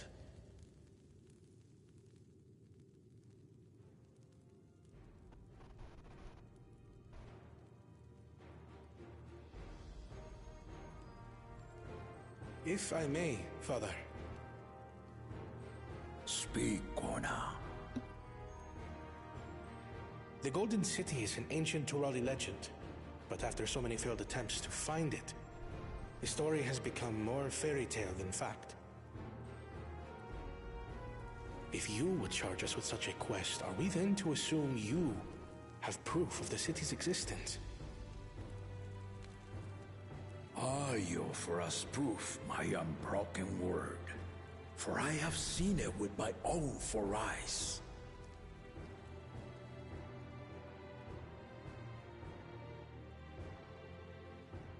The city's real. All those years.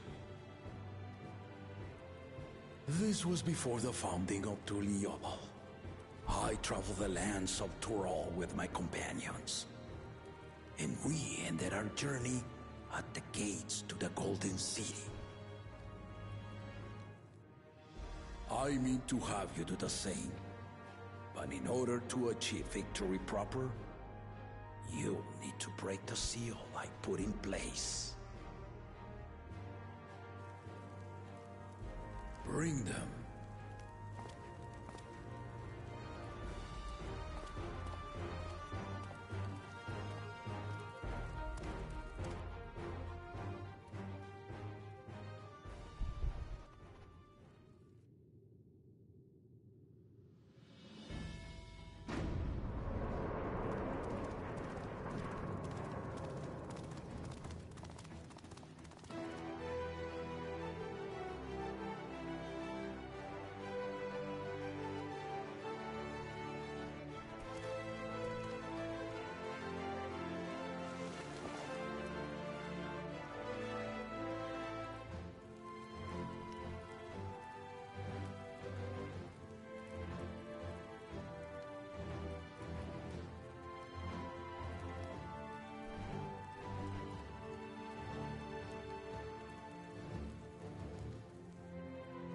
Tuliyola saga.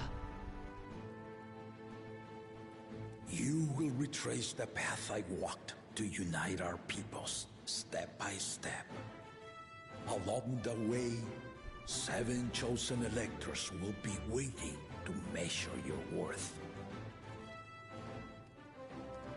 Earn their keystones by performing the feats they ask of you. Once you've fitted each of the 7 tablets with the keystone, you'll have the key to unlock the seal on the Golden City's gates. So the contest is in stages, none of which can be skipped by rushing to the ultimate objective. Exactly. Exciting, isn't it? Martial tournaments, hunting festivals, and now this? You do so love your contests, Papa.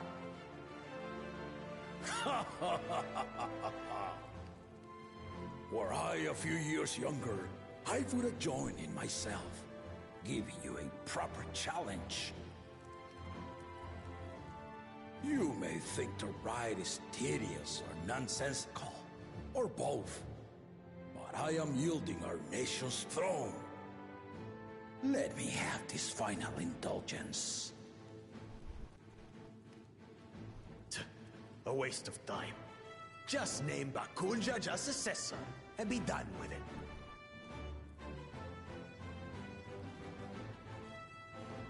The rite of cessation begins now. I'll be watching your progress with great interest. And Clemens, remember to collect your tablets before you leave.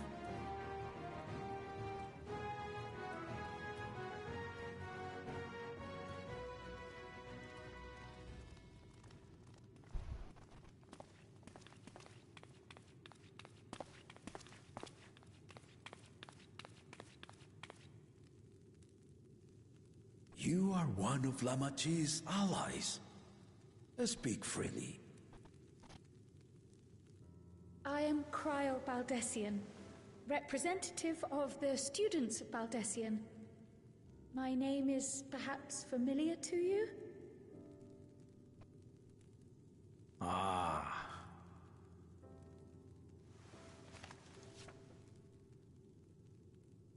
It would seem you sent this letter to my order some years ago. The ink has since faded and much of the writing is illegible. Even so, we managed to determine the essence of it. A request to investigate the Golden City, addressed to my grandfather, Galuf. Included with the correspondence was this earring. A fairy tale and a piece of jewelry were enough to convince my grandfather to sail halfway across the world. So there is surely some greater mystery at work here. On behalf of the students, I've come to seek clarification on the matter. Have you any knowledge you might share with me?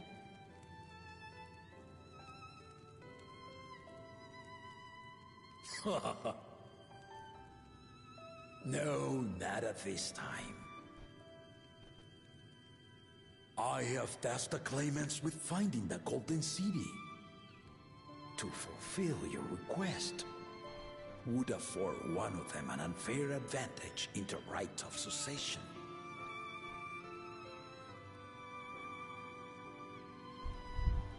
But once the contest is decided, I plan to entrust the entire truth to my successor. If you want to hear it, then you had best help Lamachi win. Very well, Dawn Servant. On my honor as a student of Baldessian, I will find your Golden City. Thank you for hearing my petition.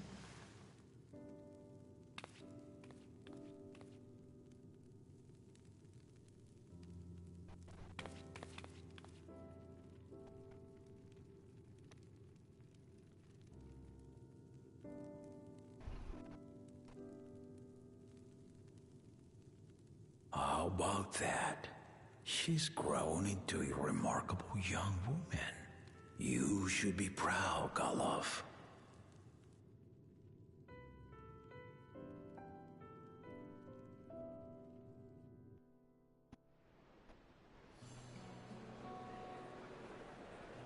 Holy, lots of people.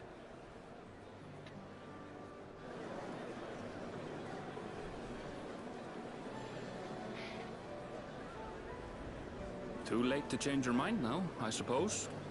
But are you sure you wish to be part of this?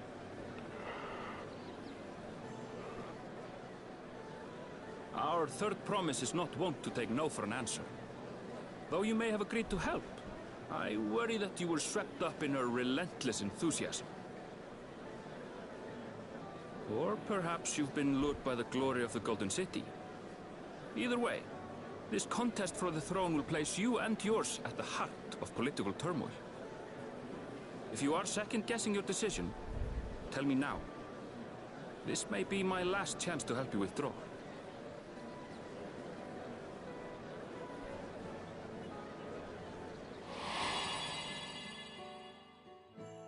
Life is a series of journeys, my friend, and there's no telling what awaits us on the long road.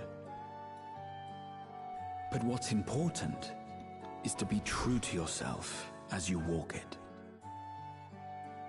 Only then can we hope to be content when we arrive at the end of one and step forward into another.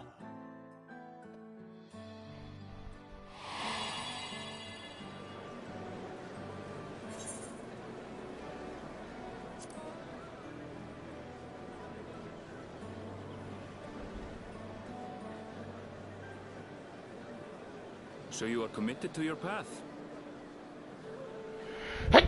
I will speak no more of it then. Stop! As for my own involvement, I can no longer conduct myself as a mere guide, I think. Not after the Dawn Servant's revelation.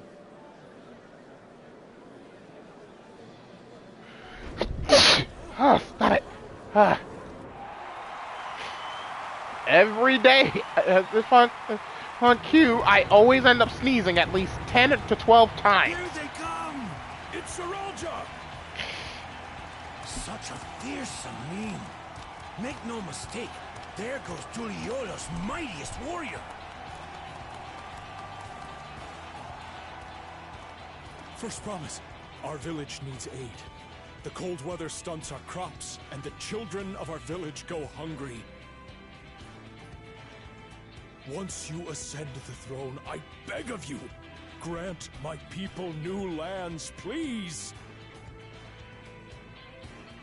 Serelja. Take heart, tiller of the soil. The resilient son, blood heir to the Dawn Servant, has heard your pleas.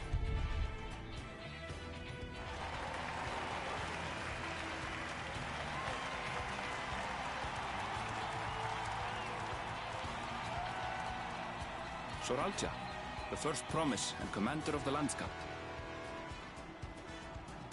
Serelja, the palace seer. As he was so careful to remind the crowd, Soralja is indeed the natural child of Gulul Jaja. And Resilient Son, is that another title, like the first promise? After a fashion. Common knowledge has it that two-headed Mamulja cannot sire children. Yet Soralja was born all the same, with the head of Resolve's features and the head of Reason's scales. An extraordinary example of life's unyielding resilience. And a warrior's reticence. He says little, but the way he moves... I know a hardened soldier when I see one. He's a natural swordsman, a gift he inherited from his father. Some even say that the son has already surpassed the sire. Should he come to power, the first promise means to employ that martial prowess in the conquest of foreign lands. For this, he and his supporters have been labeled expansionists. This puts him in direct opposition to Wuklamat, who advocates for the preservation of peace. You may recall that she spoke of a claimant who cannot be allowed to rule. That is Soralja, the warmonger. Really? Him? I was expecting that to be Bakul Jaja, the one that could not rule. Kyle, are you alright? The echo. It gave me a glimpse into Zoralja's ambitions. Deep and unknowable, like an abyss. Yet at the same time, a roaring, unquenchable fire. It was a trifle terrifying, to be frank.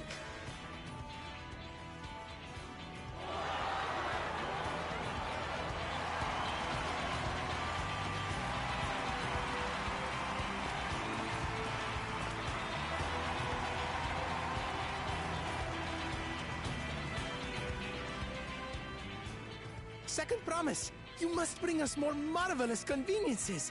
More dirigibles and trains and the like. We need you in charge to make trading easier. The elders, they complain and complain about abandoning tradition. But we're not like them, afraid of everything foreign and new. You have our wholehearted support. With your ingenuity and knowledge, you're sure to win the contest. Forgive me, but the right of succession is barely begun. I will hear your petitions if and when I am named Dawn Servant. If you will excuse me.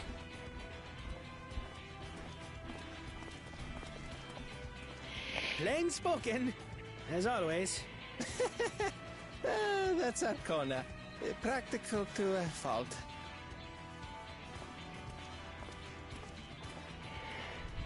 Here we have Kona, the second promise, who spent time as a pupil at Charlian's own studium. Now that you mention it, I think I did see him in the halls once or twice. There was nothing to suggest he was Turali, much less from a royal family.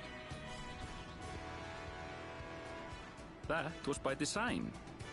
He forwent his usual garb and took an Eorzean name to avoid attention. So it was Kona who introduced the dirigibles.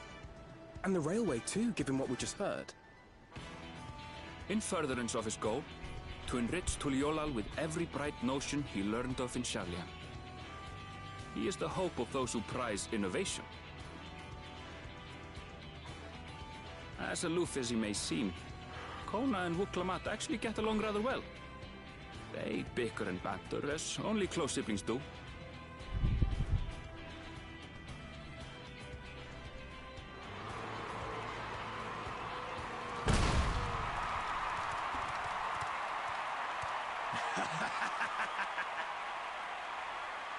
How gracious of you all to cheer the lesser Claymans.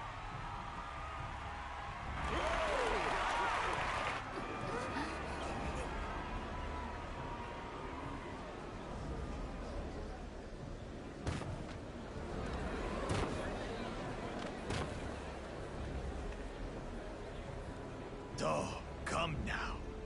What are you afraid of? I'm no different from your Dawn servant. That my kind should reign is Mamulja tradition, and has been so since before there was a Tuliyola. I'll brush aside your feeble contenders, and then you'll see who deserves your fealty. God, I do not like this guy. Well said, brother.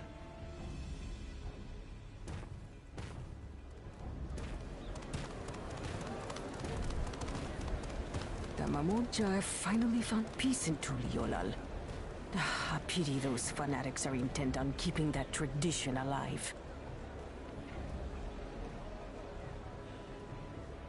The chosen of Mamuk, Bakul Jaja, winner of the recent martial tournament, and the only claimant not of the Dawn's promise. His strength is undeniable, but you see how he is. A few devoted Mamulja are his only supporters.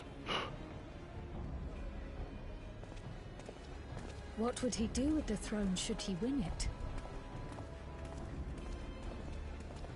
His policies and so forth. I doubt he's thought much beyond winning the contest itself.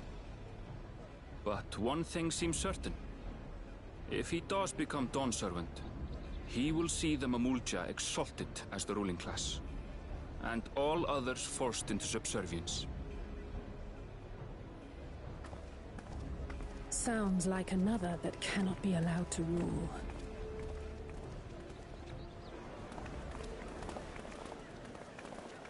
And everyone's leaving.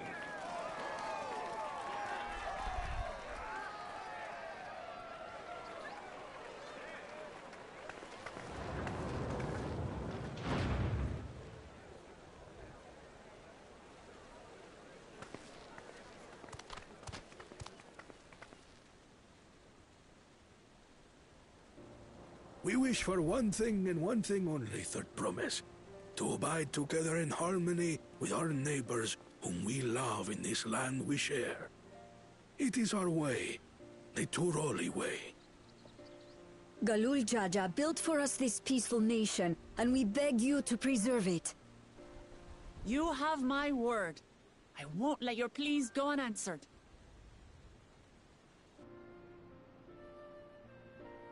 Until Tuliolal was founded some 80 years ago, this continent was ravaged by war. The eldest among us remember that dark era, and they are Wuklamat's most ardent supporters. Apologies, it's hard to get away. This is Namika, my childhood nursemaid. She's been like a mother to me my whole life. I told her it wasn't necessary, but she insisted on seeing us off.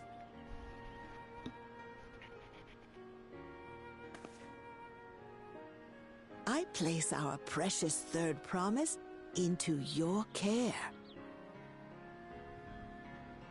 Did you know Wuklamat was taking part in the rite of succession?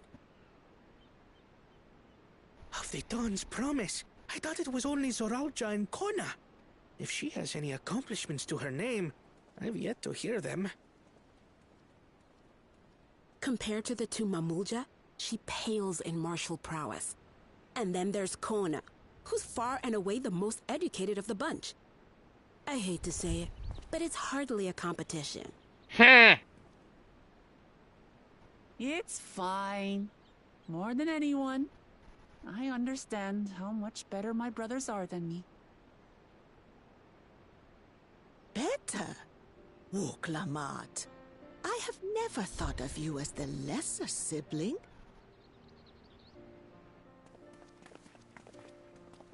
Your brothers may excel in their respective ways, but you boast qualities that both lack.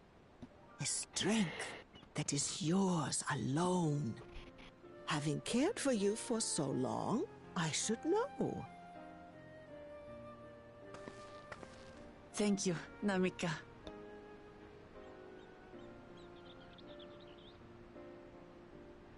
Well, we ought to be on our way. Yes, hurry along. I await word of your victory with bated breath.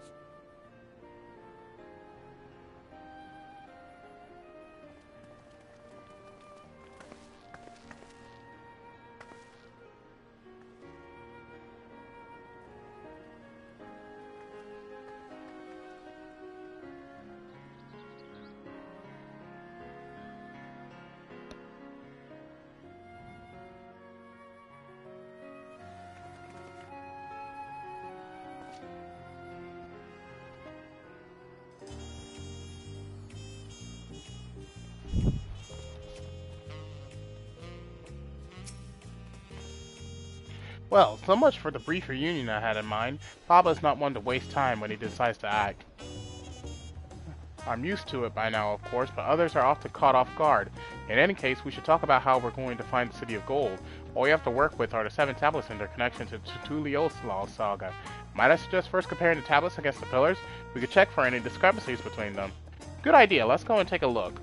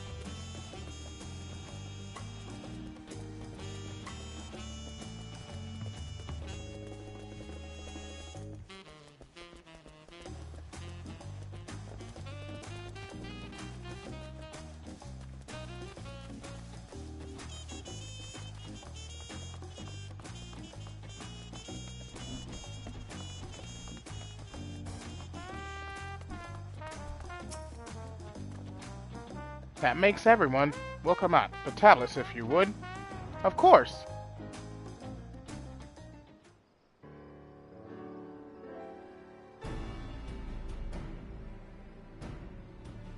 Everyone has a tablet, and let's compare them to their respective pillars.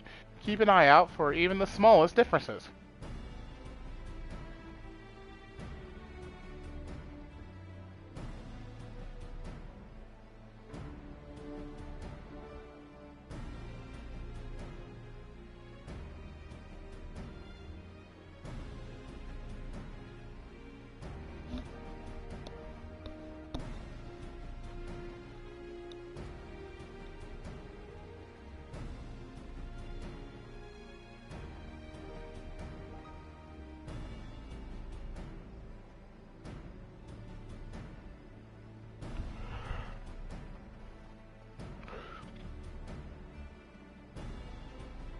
Unless I'm missing something, the glyphs appear to be identical.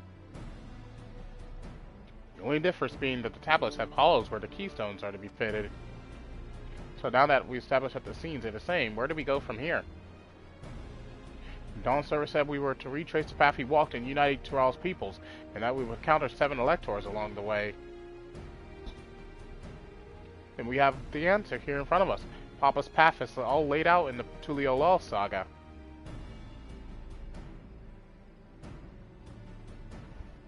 The events the glyphs portray, do we know the exact locations where they took place? If one is close, we could go there and search for an elector. That would confirm we're on the right track.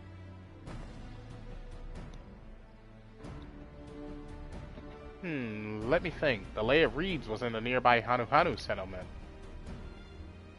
Papa took me there once. It was during festival season, and the whole village was alive with good cheer. There's also the Lay of Gold. That one involved the Pelu Pelu village, which is about the same distance from here.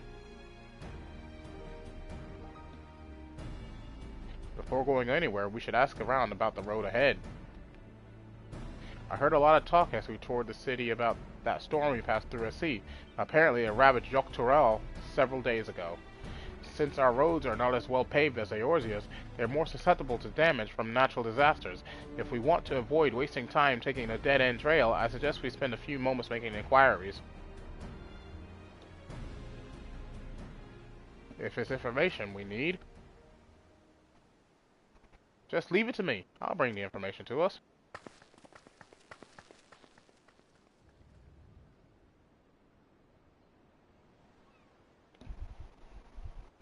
It would be prudent to ensure we're prepared for the journey. I'll guide you to the accommodations I've arranged.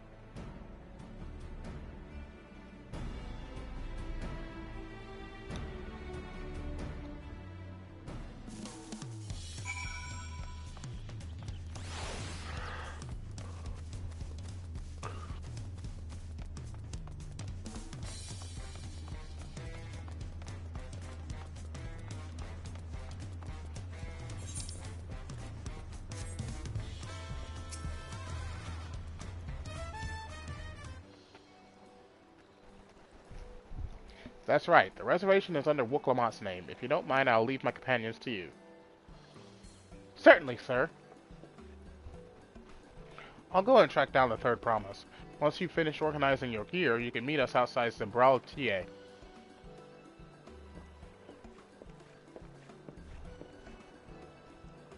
Greetings, visitors to Tuliolal, and welcome to the forward cabins. Whenever you are ready, I will show you to your rooms.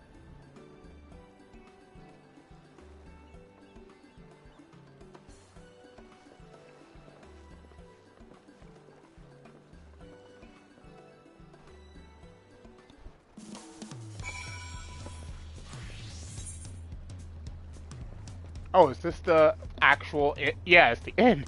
It's the innkeep. Hold on.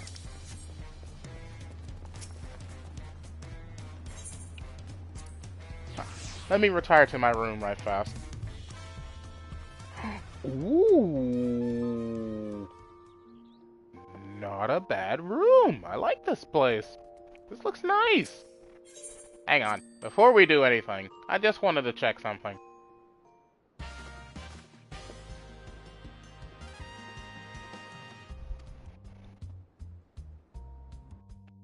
Since there's a new hairstyle, I wanted to see... Oh yeah, I forgot I had that. There's a new hairstyle in the game, and I wanted to see how I looked with it.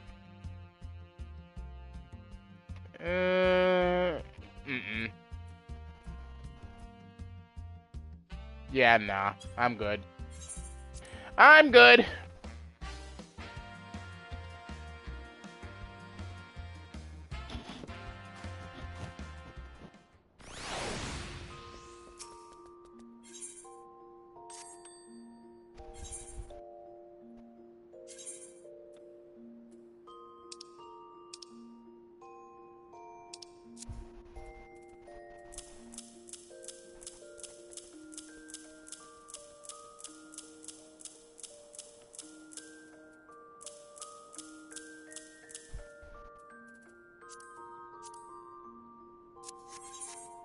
There we go. All that materia is now put away.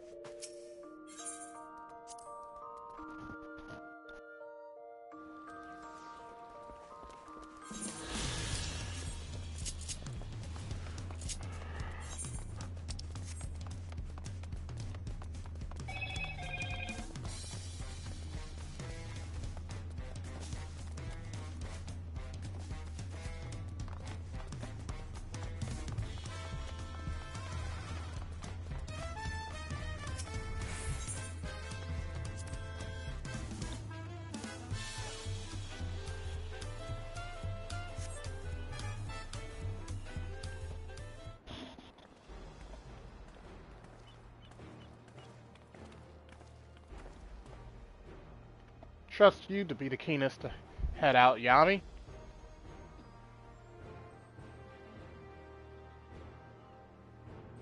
Where are Aaronville and Wooklamad, I wonder?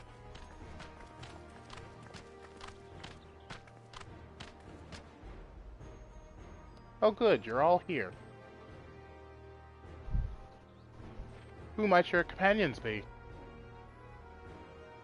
Seeing as we needed information, I thought we better get it from that.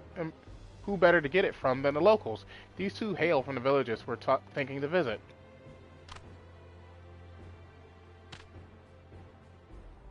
I give you credit for taking initiative, at least.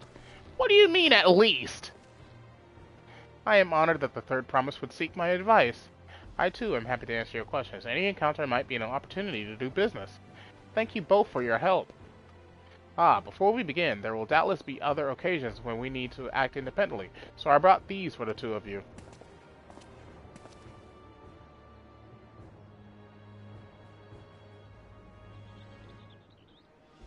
What's this? It is called a link pearl, a gemstone harvested from a special shell. When linked together, they allow people to communicate across great distances. Is that so? What a handy thing to have.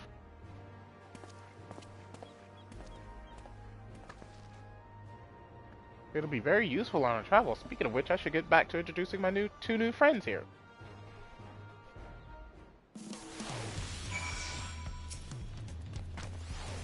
The Tuliolal saga features a number of Tural's clans. Two of those, the Hanu Hanu and the Pelu Pelu, have settlements relatively close to the city, so I brought a representative of each. As I mentioned before, the Hanu are cheerful people who love their festivals. They make their appearance in the Lay of Reeds. And their home village, Okanu, is located in Kozamaka.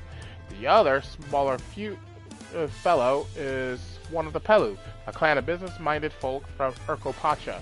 They appear in the Lay of Gold and craft all kinds of marvelous goods in Waknu Pelo, their village. As we're deciding which village to visit first, why don't you put that adventurous instinct of yours to work for us, Yami? Pick our destination. Upon completing this quest, the main scenario will branch into 2 tasks. Okay.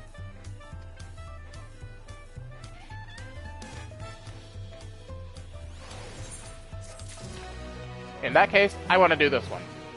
The quest to Urkopacha will become available once you have completed the quest series beginning with the Healthful Hanu. We'll do this one first. So, what is it you'd like to know? The route to Ukanu. We go south through the Arch of the Dawn, then follow the road which runs alongside the Kozumaka River, is that right? It is. Be warned, however, my brethren tell me the recent storm has rendered the path even muddier than usual. The footing is quite poor in some parts.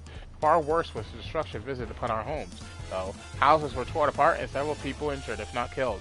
Even our beloved festival is in danger of being called off this year. If you do still plan on going, I must urge you to proceed with caution. We'll be sure to watch our footing. Thank you. Now, I'm worried for the Hanu. It sounds like they were hit hard by that storm. Anyway, if we're bound for Kozumaka, we should head over to the Arch. We'll be back to talk to you in good time, Master Merchant. Meanwhile, you can eat and drink your fill at the Zabrali TA. It's all been arranged.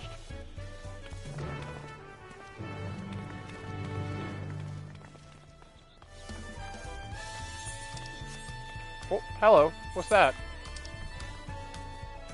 We got a couple of side quests here. A new dawn, a new hunt. A scout of the... What is this game? This is Final Fantasy XIV, Saturn!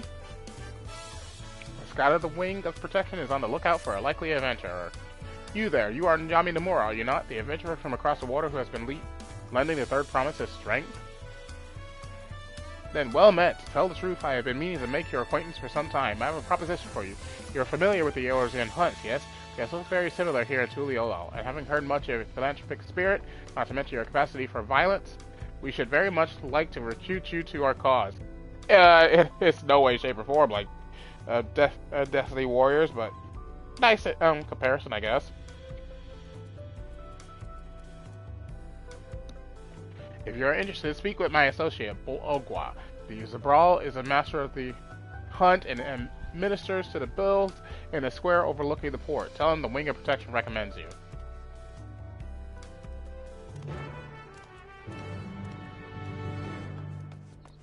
You know what that game is? Dynasty Warriors? Yeah, I know what Dynasty Warriors is.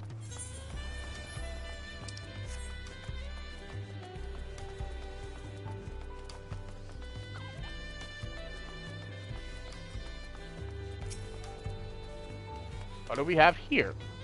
Your posture could use some work, but you've got good eyes.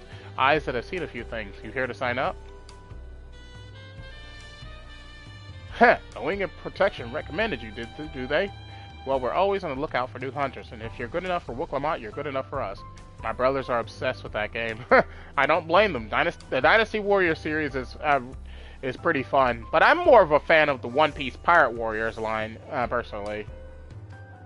Pleasure to have you with us, Yami. Suppose I better get down to the introductions, or maybe I don't need to. This whole idea came from your side of the sea, after all. It was Koana who showed us your ways. By the way, I'll keep it brief. Our hunts work much the same way they do in Eorzea. We put a bounty on those beasts that prove themselves an enemy of the people. You kill them and bring us back the proof. You get your reward. While your reputation may precede you, rules are rules, and the rule is I have to test every hopeful out on beginner builds, and have every youngling with nothing to his name but a plowshare and a dream of glory skipping merrily away to his doom. Prove yourself a Tural, and I'll give you some bigger, bitier fish to fry.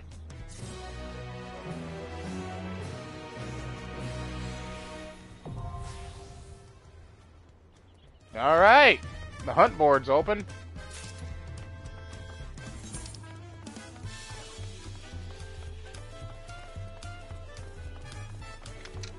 At the moment, we're not going to worry about doing any of the ones that don't have blue exclamation marks. We're just going to do those first, and then we'll do the other ones later.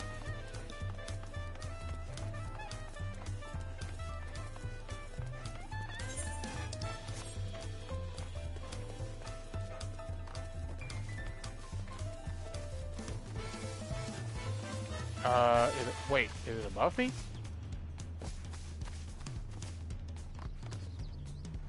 It might be above me.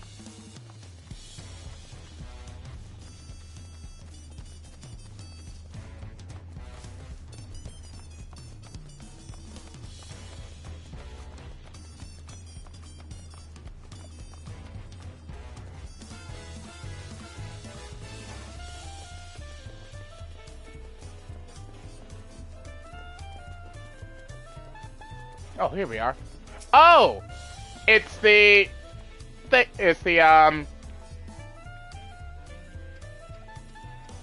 sightseeing log. Okay.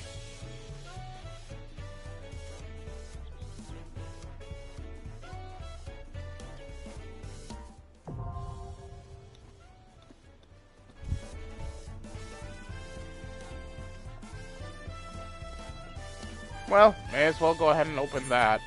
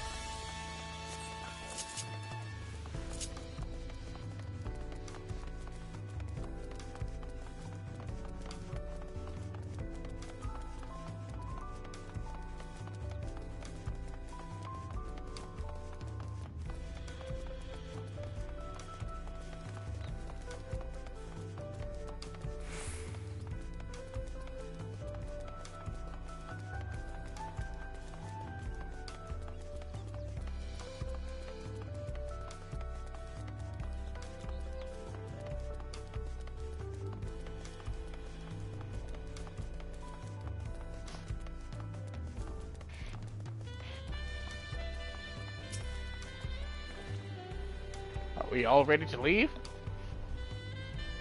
Then onward to Kozamaka. Open the way!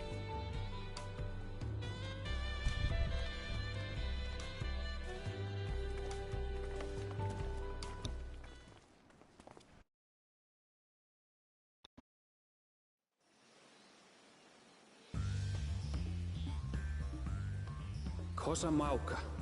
Mauka. Land of rainbow terraces. It commands the gaze of all who visit without fail.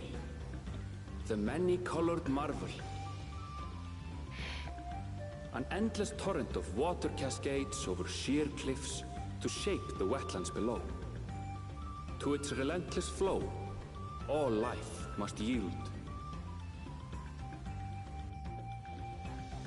Together with Wuklamat, we proceeded along the marshy trail, a road upon which the Dawn Servant and his comrades once a little bit of frame drops here.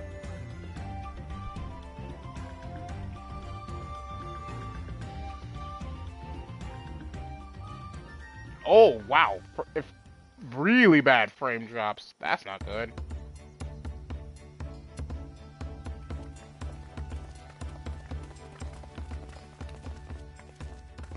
Look at those falls. Even from this distance, you can feel the weight of that water.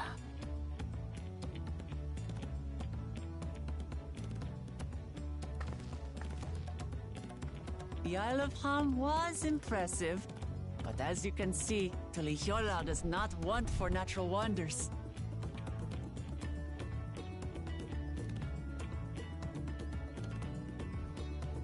The ground is swampy, so watch your step. You wouldn't want to fall into a bog. I won't. I told you I've been here before. Come on. Okanu isn't much farther.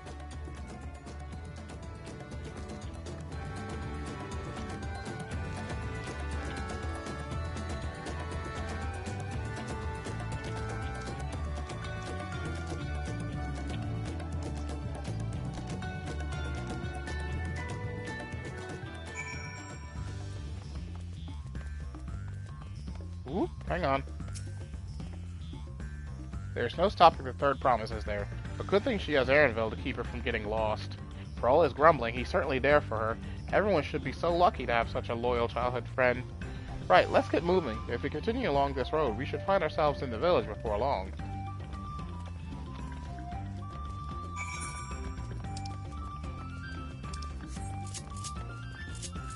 Let's see, can I register any? Yep, southwest.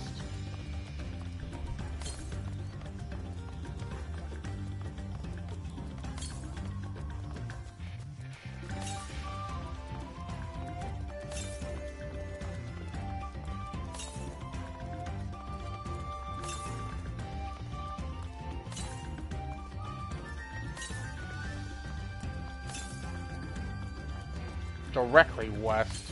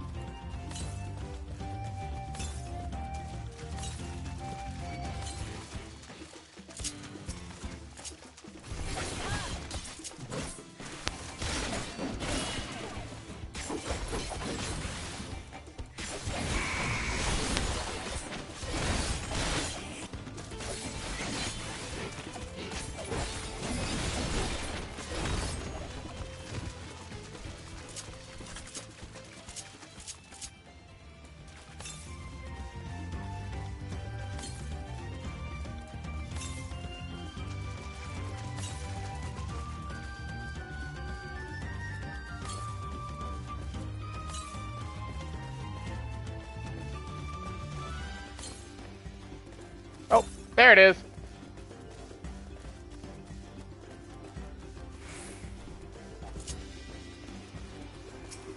See these? I'm going to need to find all of these because I can fly around the map as soon as I collect all of these. But let me see here. How many is in each zone? Oof. We're back to the maximum amount. They really didn't want us staying in these areas for long when it came down to it, did they? Oh wait, they shrunk them. They shrunk them. They shrunk each one. So why are they making us find 1, 2, 3? I can barely see this. 2, 4, 6, 8, 10, and 10 green ones, and 2, 4, 5 type of quest and quests. So we need to find 10 ether currents again. Oh, great.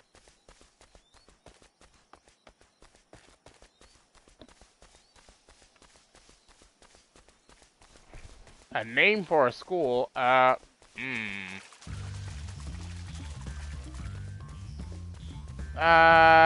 can't really focus on that right now, Sayaka.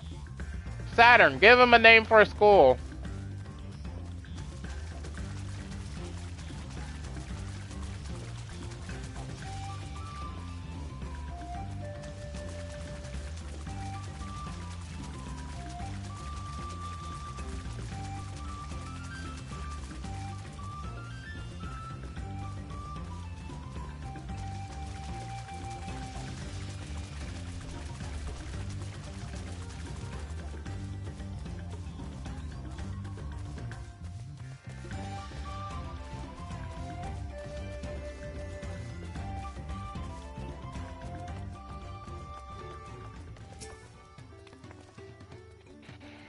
Ah, everyone has arrived, and none the worse for wear, except for a certain third promise who slipped in the mud despite my explicit warnings. Hey, I asked you not to say anything. Anyway, this is the Hanu village I was telling you about, Okanu.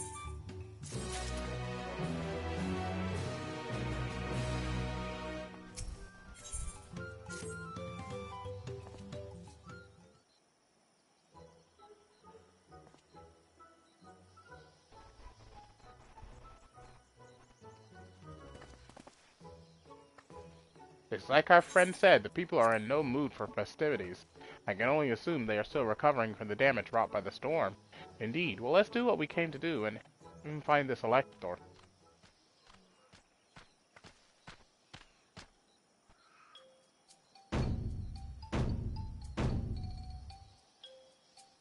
Okalihe. Oh, what now? It's a Hanu greeting. Surely you heard it the last time you were here. While I was busy enjoying the festival.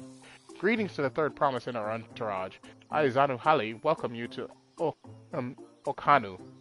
As elder of my people, I shall also be fulfilling the duties of elector during the rite of succession.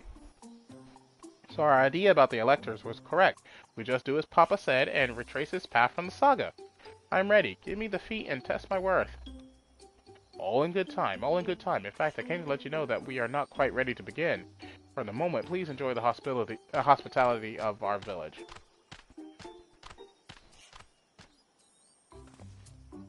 Should we poke around a bit then?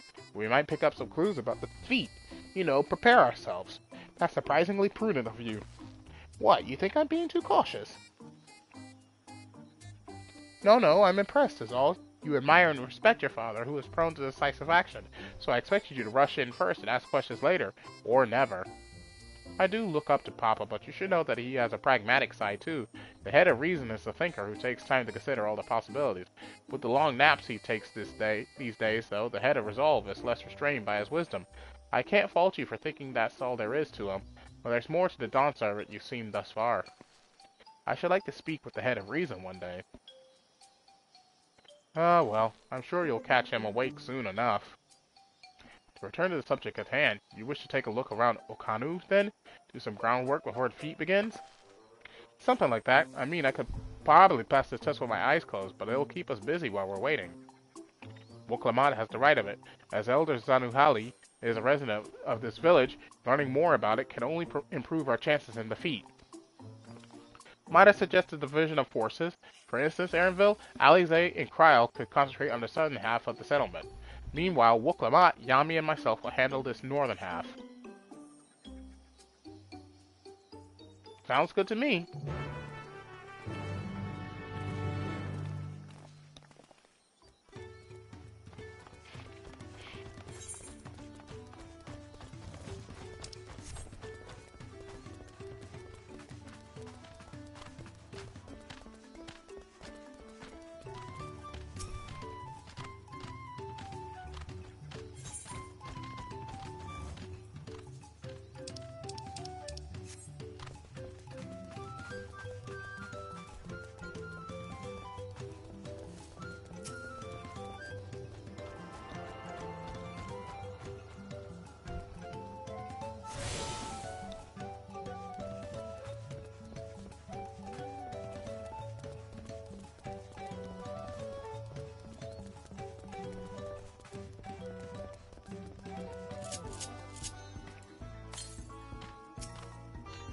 another one towards the southwest. Okay.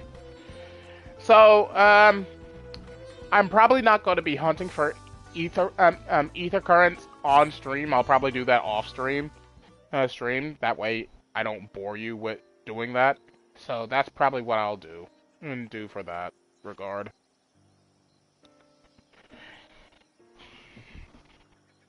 The gaping hole in the wall and missing portion of the roof are clearly the work of the storm's powerful winds. Repairs appear to be ongoing. Then again, I could just do it. Because I don't see myself doing much of anything else today. Oh, hi. You heard about the storm? I've never seen the likes of it before. With the supplies and help the Dawn service net, we're making progress repairing and rebuilding our homes. While roofs and walls can be patched, there is so much else that was lost for good.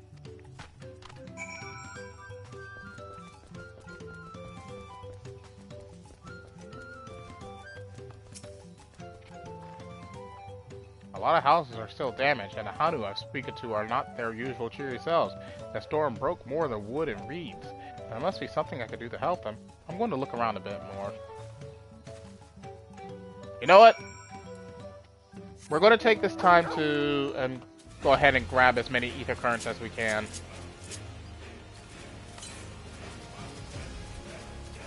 And I'm going the wrong way.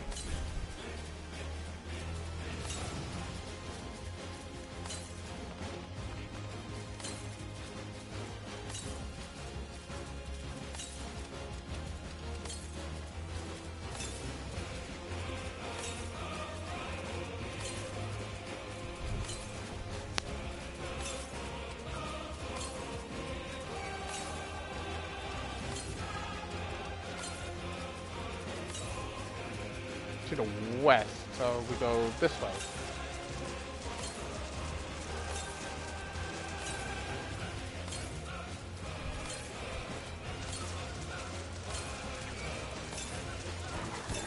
Oh! Water! Deep! High!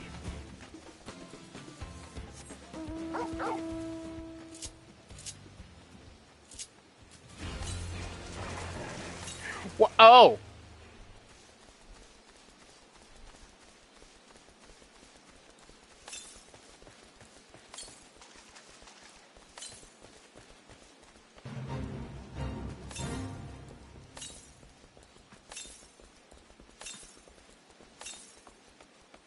Directly south of here.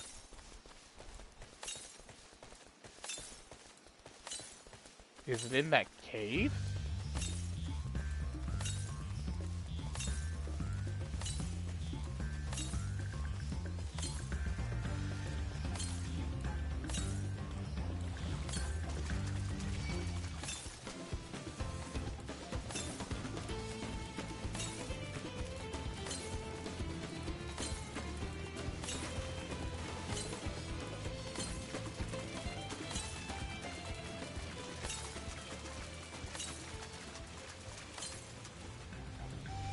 Oh, there it is.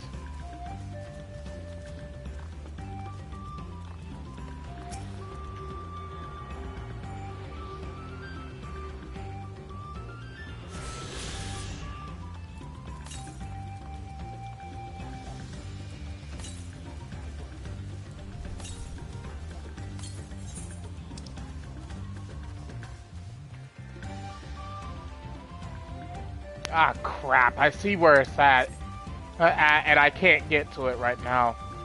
If it's saying that it's directly to the southwest from here, I can't get to it because it means it's on top of the mountain. Like, we are literally underneath the mountain, so I can't get to it right now. That kind of sucks.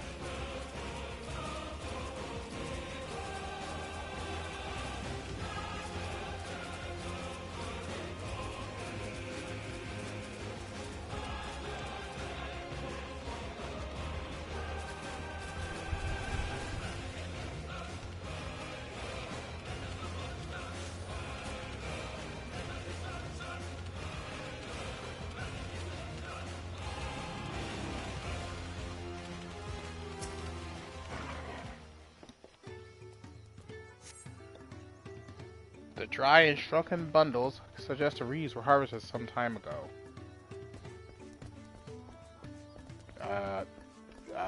This way.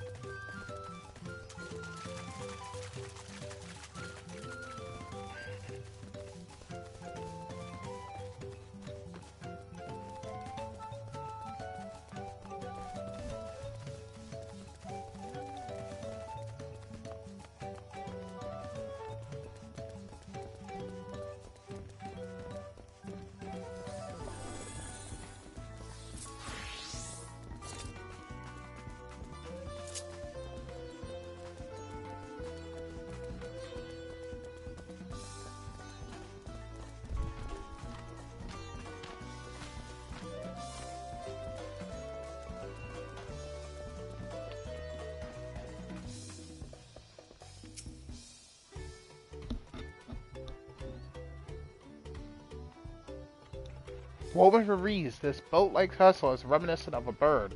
The beak and feathered tail in particular stand out.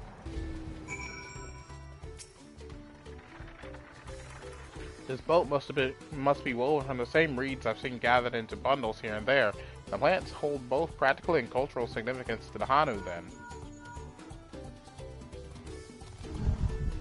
Hello, can you all hear me? I'm told they're ready to receive us now. Come to the large building in the south of the village. On my way. We ought to hurry over then, too.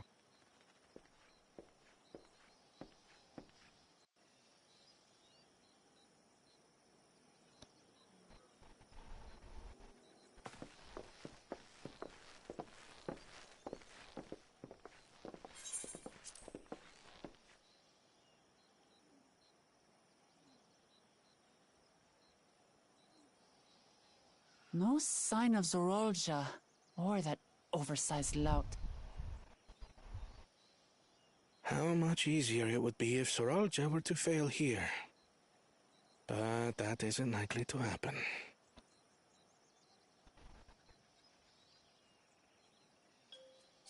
Honored guests, I am Zanuhali, elder of the Hanu. Oh, it's a female! What? I thought it was a guy with that name! An elector, charged with judging which among you is worthy of ascending the throne. Without further ado, let us talk of the feat. Not so fast. Surely you couldn't begin without us.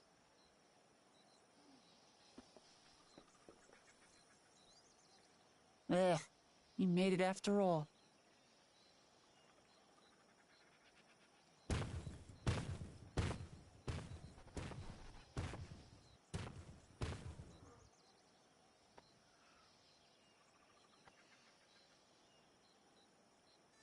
No need to fuss. There is no time limit for this challenge. Now, if you would allow me to proceed. It is here, in Okanu, where my people forged a bond with the Dawn Servant during our own chapter of the Tuli Yolal saga. In homage to those events, I have prepared for you the Feat of Reeds. Reeds seem to be of great importance to the Hanu. I wonder what this feat entails.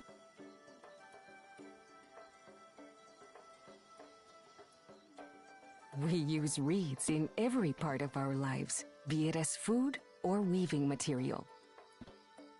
But look around the nearby paddies, and you will see that this season, our crops are failing. How fortunate, then, that my appointment to Elector coincided with this predicament. For surely, those who aspire to be Dawn Servant would find the matter of an ailing harvest a mere trifle to resolve. Aye, well, it is indeed the duty of a ruler to address the people's woes.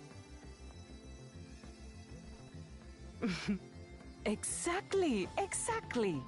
Do well in this, and you will earn my keystone.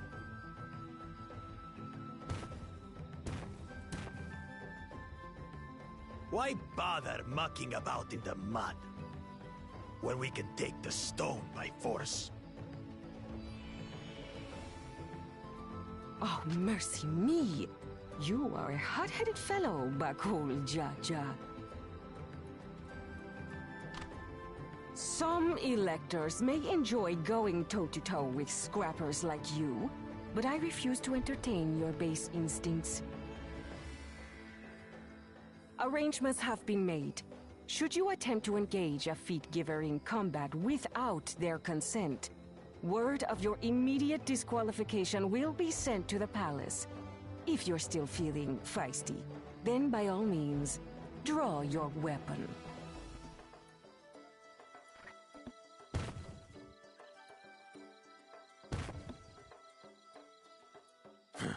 This contest is presided over by cowards. There's no sport in fighting you. Then we can return to the business of earning my keystone. The feat of reeds is begun. Claimants, I wish you the best of luck.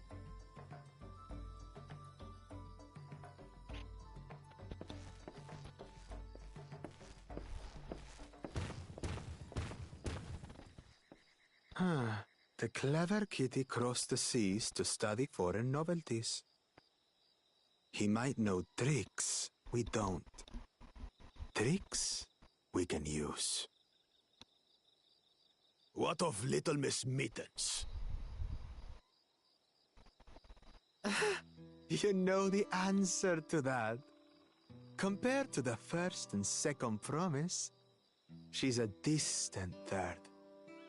Not even in the running. Then we see eye to eye on this, brother.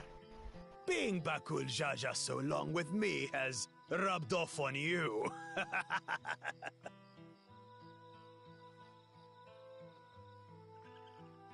These allies of hers, though, they might be a problem.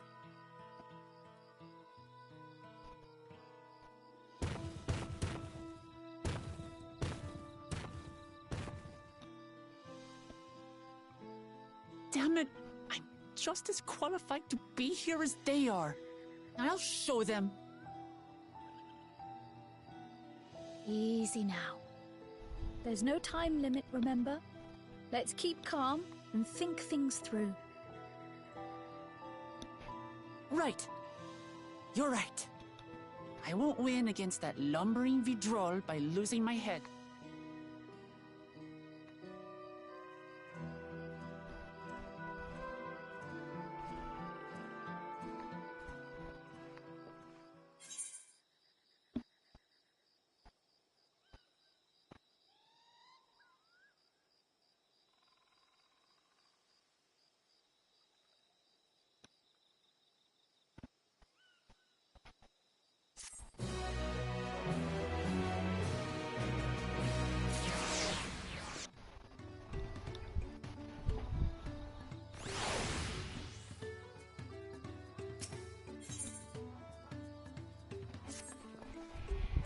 I don't know the first thing about farming, but if there's a way to save the harvest and help the Hanu, then we're going to find it. I'll make Bakul Jaja eat his words. Understanding the nature of the problem will be the key to solving it. We need to examine the reeds themselves and then deduce the cause of their poor condition. Aaronville, will you take us to the fields where the reeds are grown? Of course. Follow me.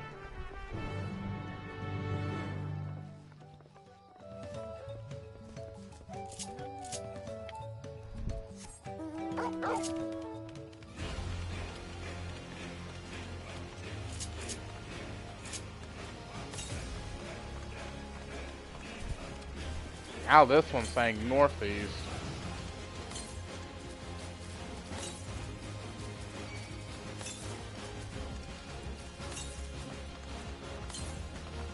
We'll come back to that.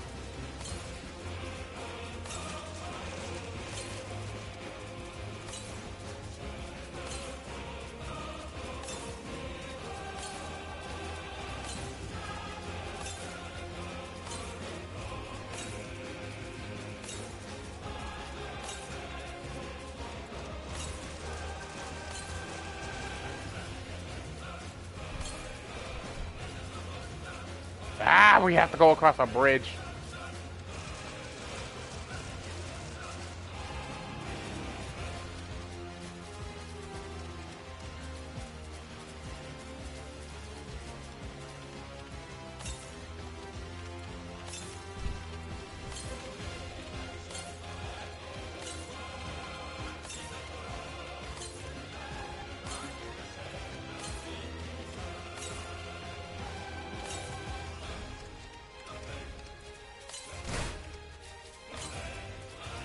Someone jump from somewhere? Oh, there it is.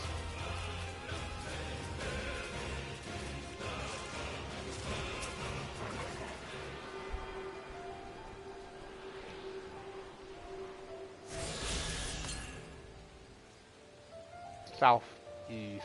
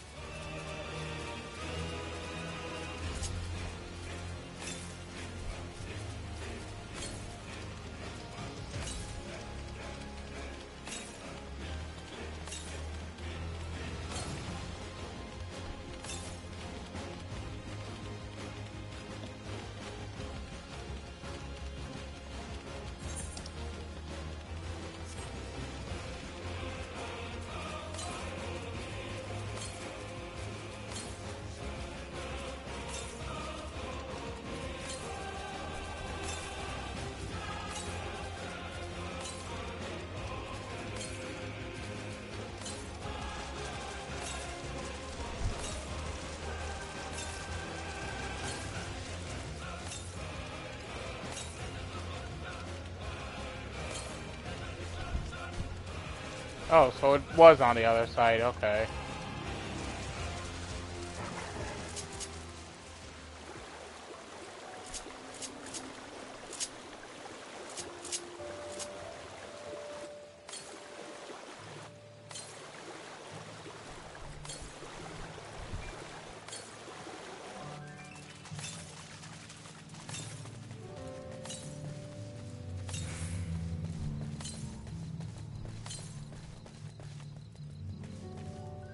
Ooh. Enemies are 91 here. Be careful.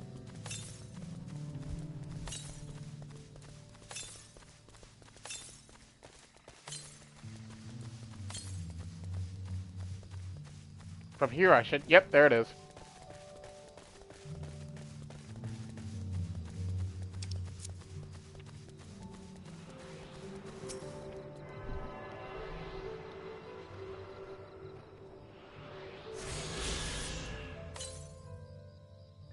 ...404 yalms to the east. Directly eastern here? Okay.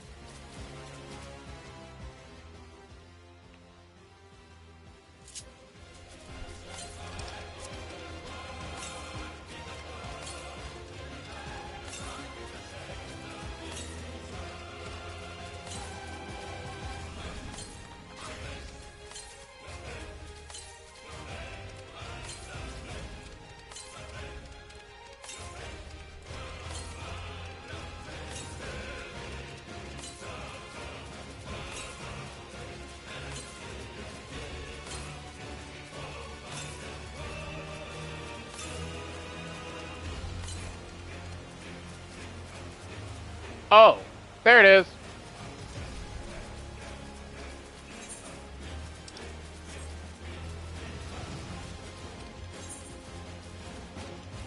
First, grab this bit of map. There we go. This person's doing the exact same thing I'm doing.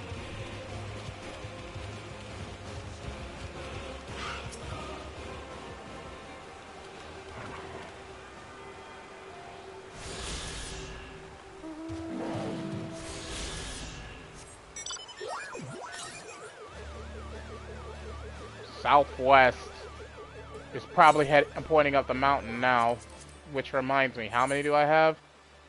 5. Yep, it's pointing up towards the mountain. Which means I'm going to ignore it because it looks like I found all the ones down here. And down here on this half of the map.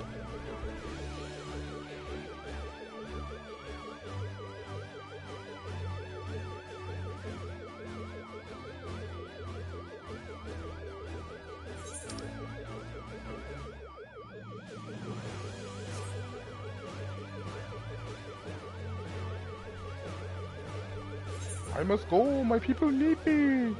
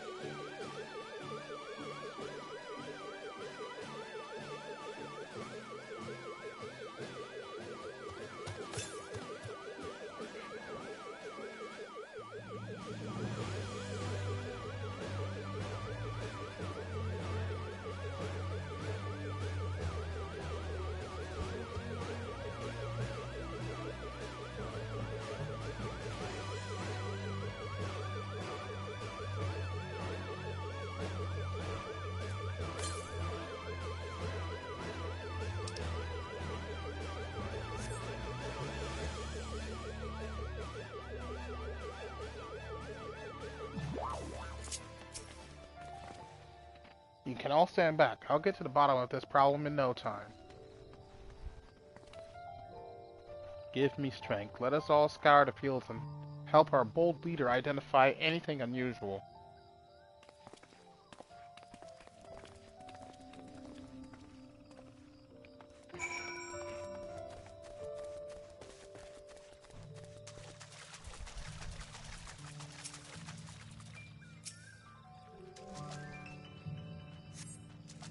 As Holly described, the reeds appear wilted and unhealthy.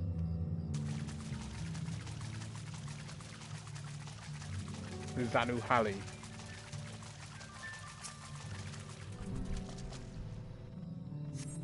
The water contains no obvious contaminants and looks fresh and clear at a cursory glance.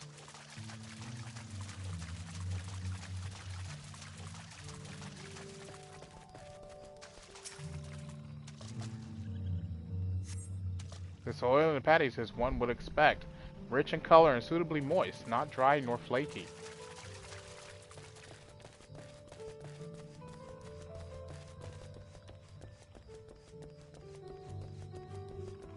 Lethargic frog.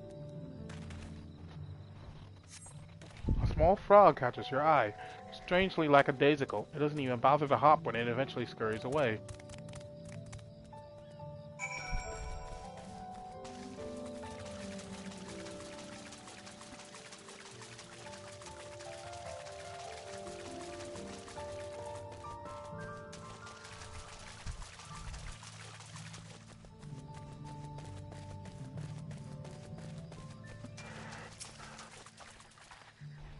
Seen enough?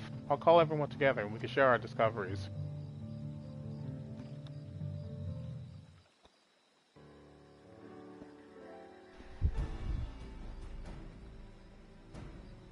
Well, what do we think? Any obvious problems?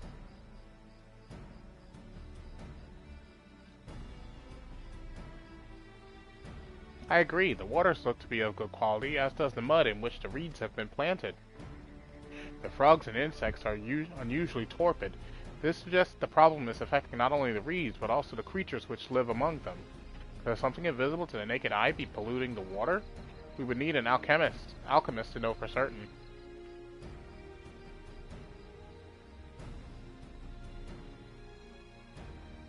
I don't have much to add about the fields, but something else occurs to me. When you were describing how the creatures seemed lifeless, I couldn't help but be reminded of all the listless villagers. They've suffered a terrible tragedy, I know, but there's another reason for their flagging spirits, I believe. Go on.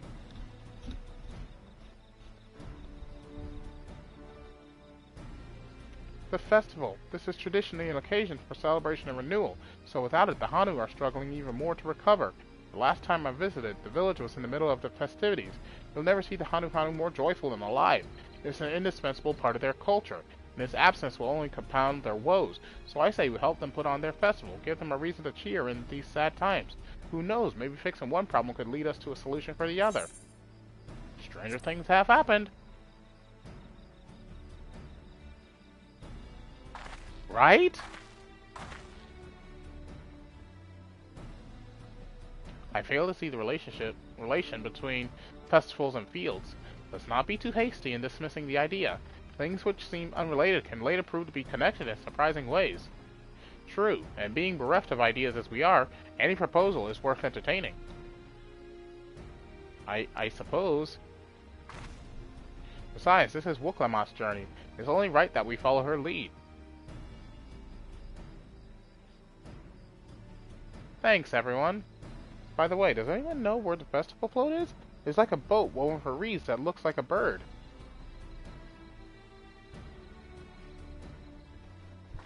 In that big building to the north, let's go and see it.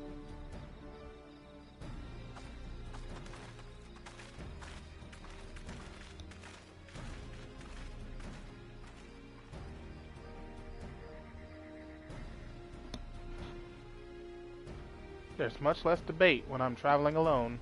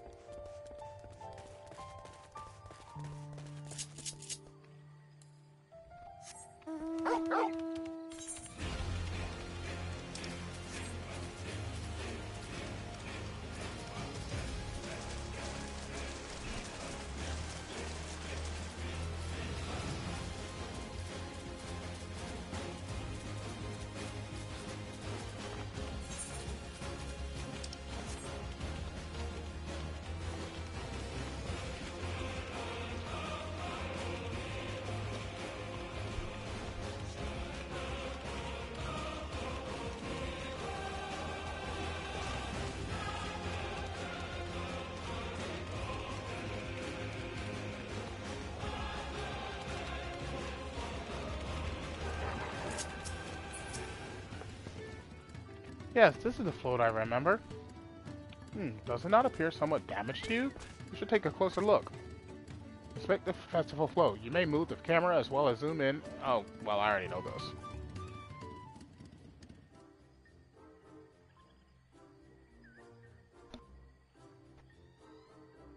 It's missing an eye.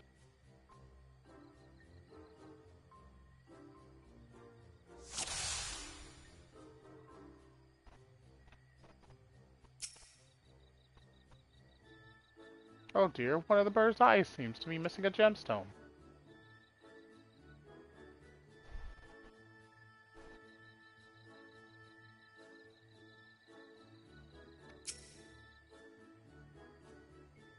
Oh, that's definitely broken. How will they lift this great big vessel without all the carrying poles intact?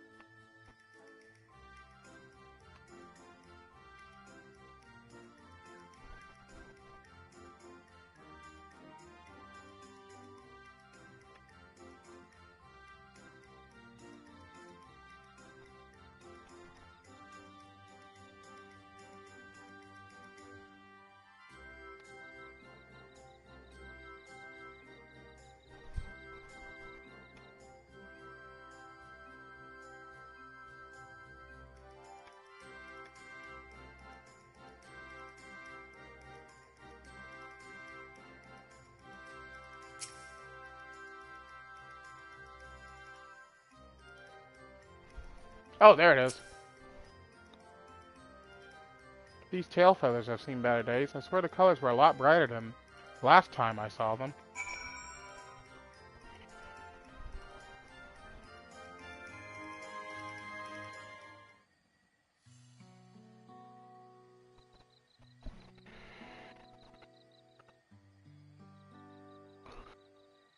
I think we can all agree this bird boat is in dire need of repairs.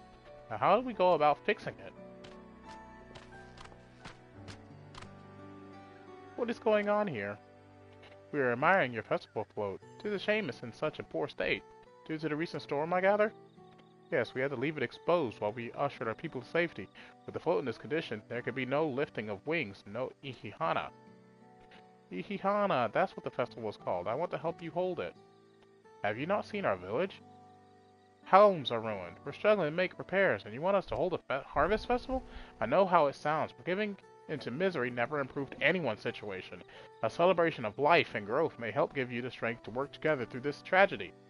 The role of festival leader is mine this year, and there's nothing I would like more than to lift everyone's spirits. But we don't have enough material to repair the float. We need a buxica for the missing eye. Uyapio, there's a lot of words here that I can't say. Wood for the poles, and feathers from the winds chosen to adorn the tail. 2 of these I know. A buxa is a type of precious stone used in arcane equipment, and Uyupio wood is essential for crafting ceremonial instruments. These chosen feathers, however... The winds chosen is the victor of a competition in which the contestants see who can blow a feather in the furthest using wind magic, and that's something of a problem right now. We Hanu are gifted at employing such airy sorceries, but expend a great deal of mana when doing so. We are soon exhausted by the effort, and having no reeds to eat will only make it harder. I think I understand. Your vibrant reeds grow quickly and vigorously, so much so that they stifle the development of nearby plants. They must be a potent source of the energies you naturally lack. They are indeed. Owing to the poor harvest this year, we've been left enervated, and if we cannot gather the correct materials as dictated by the custom, we cannot repair the festival float. Oddly enough, we may have just stumbled upon our solution. The winds chosen would, by necessity, have a natural gift for manipulating magical energies, which means any feathers taken from the victor should be high in ethereal conductivity. The float's construction also requires a stone used in arcane equipment, as well as timber favored for ceremonial tools. The demand for such specific materials must have an underlying reason.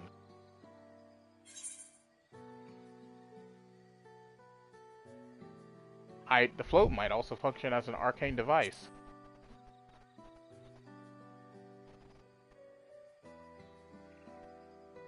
Precisely what I was thinking.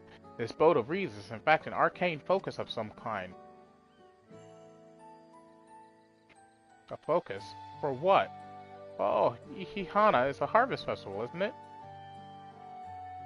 That must mean the float was made to encourage healthy crops, so if we repair the boat and hold the festival, its arcane powers might fix what's wrong with the reeds. We won't know until we try, but it's a sound theory. Celebration, prayer, ritual ceremonies. These have all been known to elicit miraculous effects. Wait. The float, a tool for magic? This is the first I'm hearing of it. In the beginning, it may well not have been. After a good harvest year, there would be no reason to change it, but when the harvest was poor, new adornments were likely added, and those who performed the labor may have imbued their work with ardent hopes for a brighter future. Through years of trial and error, the Hanu would have refined their festival float into a focus for harvest prayers. Incredible! I know you're practically fainting from hunger, but reviving Ihihana really does sound like the solution to all your woes, and I promise we'll do everything in our power to help you. I'm still not convinced about this focus business, but I accept your aid nonetheless. I'll introduce you to the shipwright who's been maintaining the float these last few years.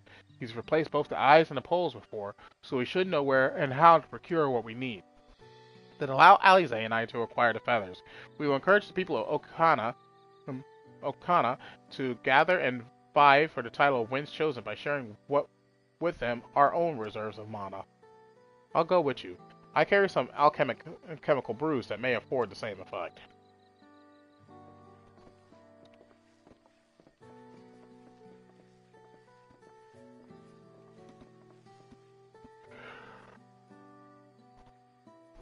The 3 of us will visit the shipwright then. Not without me. I've worked hard to fix the float as best I can, and the responsibility is mine after all. I've not introduced myself, have I? My name is Linuhanu. Nice to meet you, Linuhanu. And certainly, let's all go together.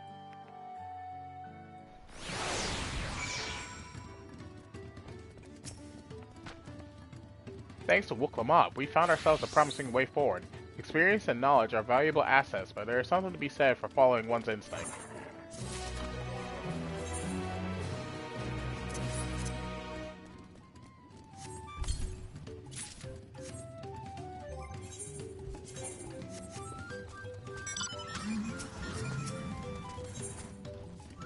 Lena Hanu wishes to take you to the shipwright.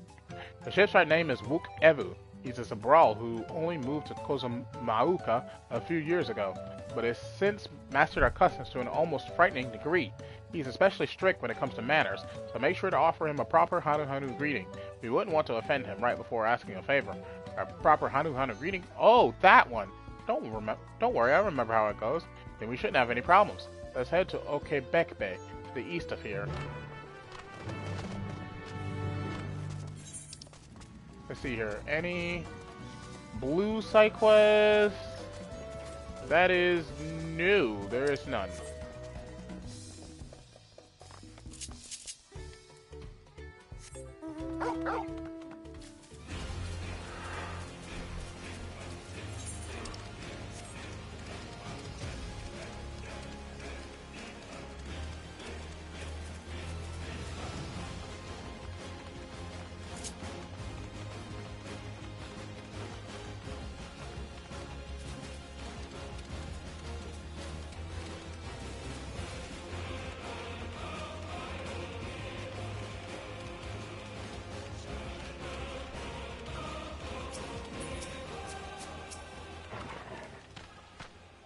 This is Okebekbe, the village of all. Those who drifted to Kozumauka from Tuliolol and elsewhere are welcome to live here alongside the Hanu.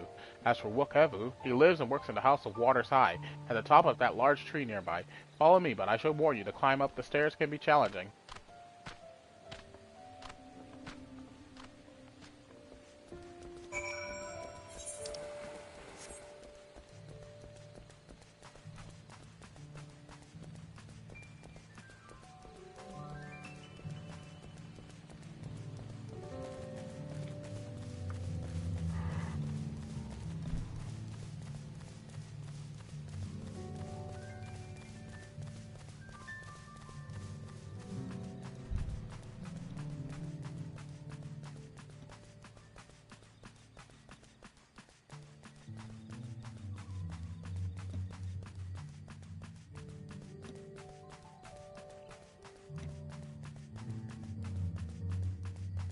Hey Dad, are we there yet?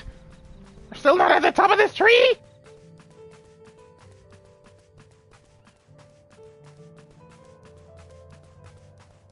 There we go.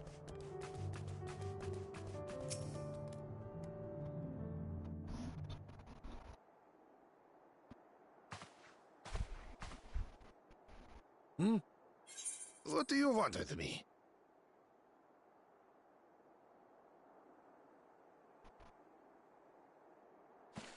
Right. The greeting.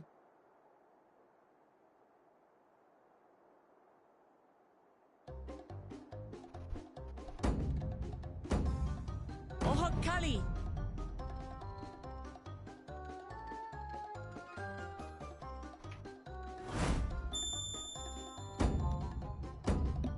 Oh, Kali! Wow, he gets into it.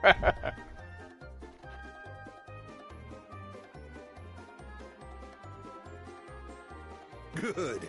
You brought your manners with you.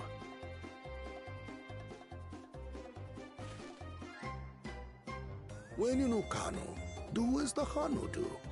For a country as diverse as ours, the preservation of harmony demands that we respect the cultures of all peoples who call it home. Well, that explains your familiarity with Hanu customs. And you speak truth, of course. To live together means to learn about each other. Ah, I appreciate an open mind. In fact, I get the sense we've met before.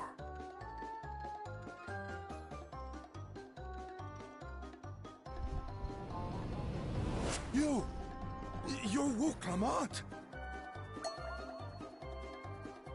Oh, what an unexpected honor for old Wokevu. Here I am prattling on about manners, and I've gone and insulted the third promise herself. There is no excuse for this betrayal of etiquette.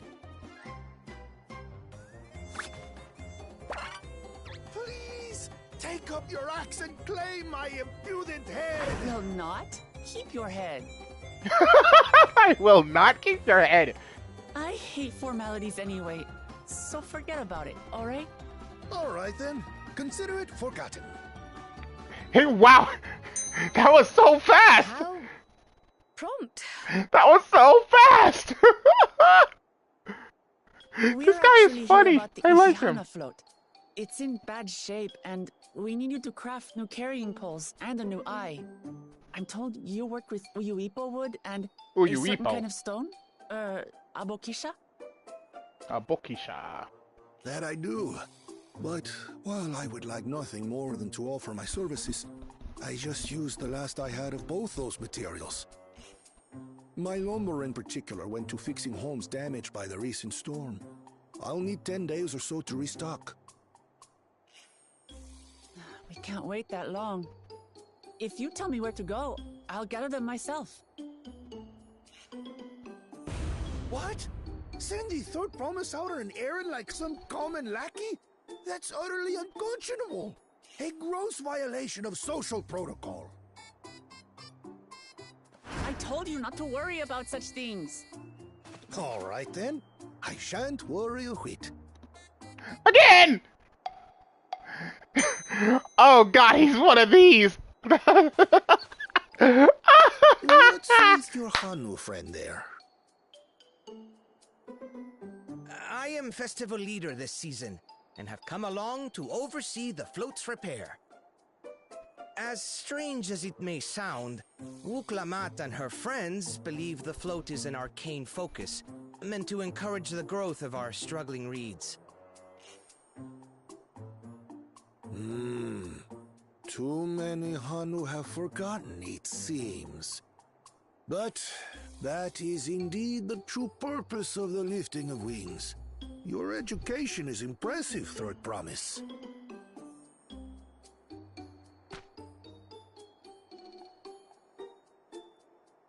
Well, maybe a little.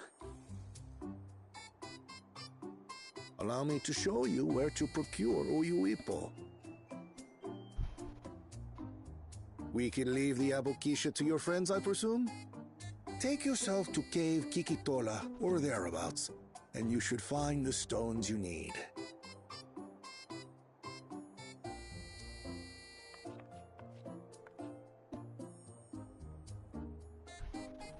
I've been there once or twice.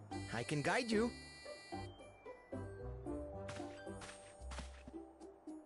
That should save us some time. All right then, let's get moving.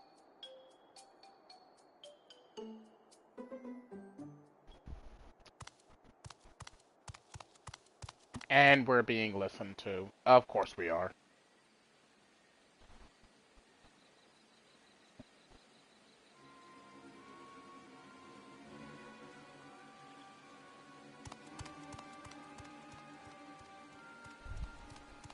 Chosen one of your rivals is making progress.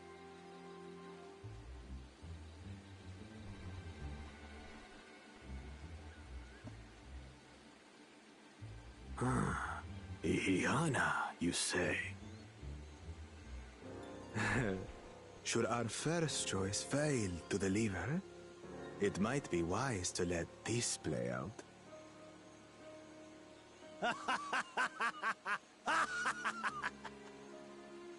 The third-rate promise is making herself useful after all.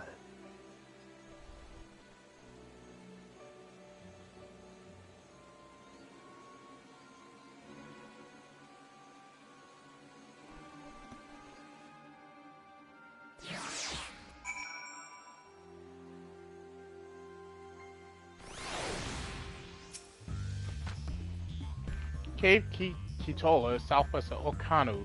We can return to the village first and head there on foot.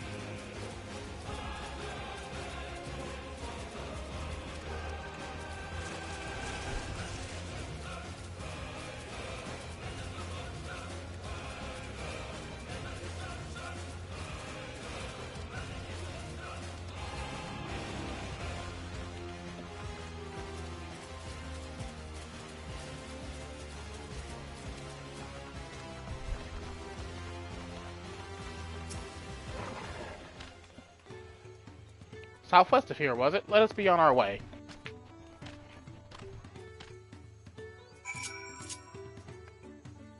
Oh dear. I've been sitting still for too long.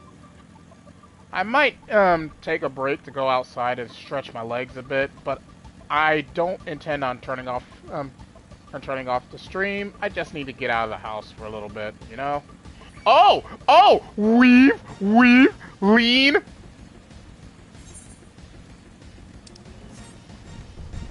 That's so bizarre that it actually leans like a real motorcycle now. That's so bizarre.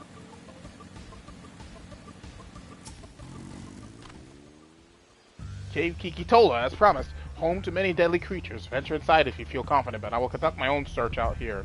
You can spot raw aboxica by its green-hued glimmer. Bring anything matching that description to me. I shall help scour the inside of the cave. You take the west half, and I'll take the east.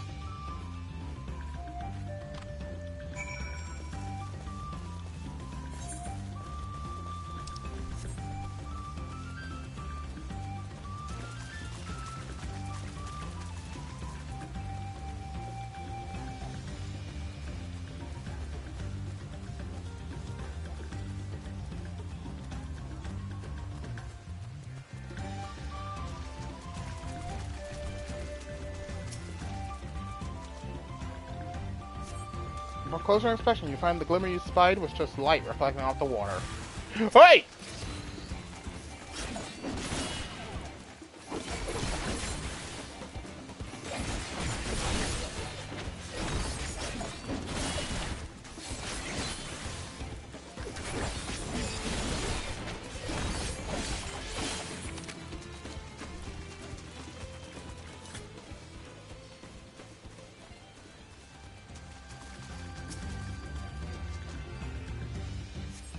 Found a chunk of stone glowing a distinct shade of green. This seems like the exact kind of mineral Linu Hanu was looking for.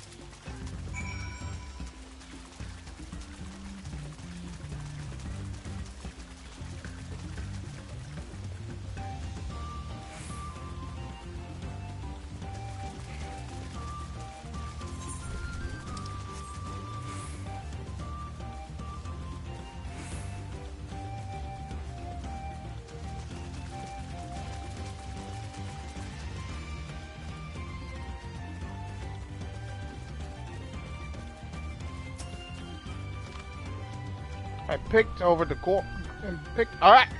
Hey! No! Thank you.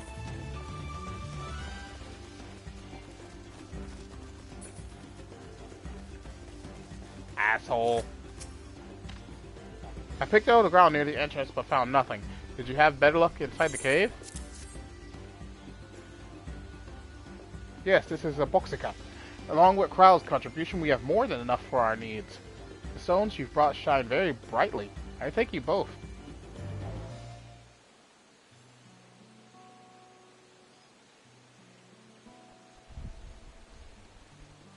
You would have been happy to know we were putting things right. Truth be told, a good friend of mine was meant to be festival leader for this year's Ikihana. But when that big storm hit, he did not survive. It fell to me to carry on in his stead. That was why you agreed to Wooklamat's request, despite your initial reluctance. Yes, it hurt to hear, but she was right. Though I must mourn, I cannot let my grief consume me. Her words made me realize that the path to my recovery, our recovery, is already laid out before me, and I will walk it, for myself and for my friend.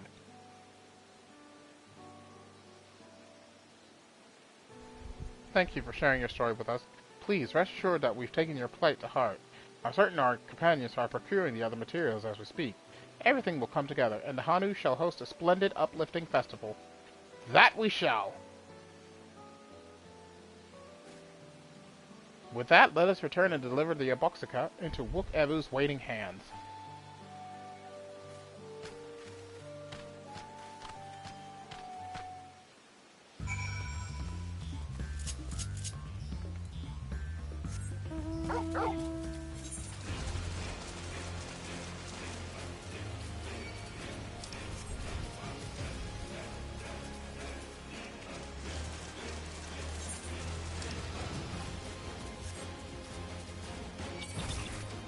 Ow.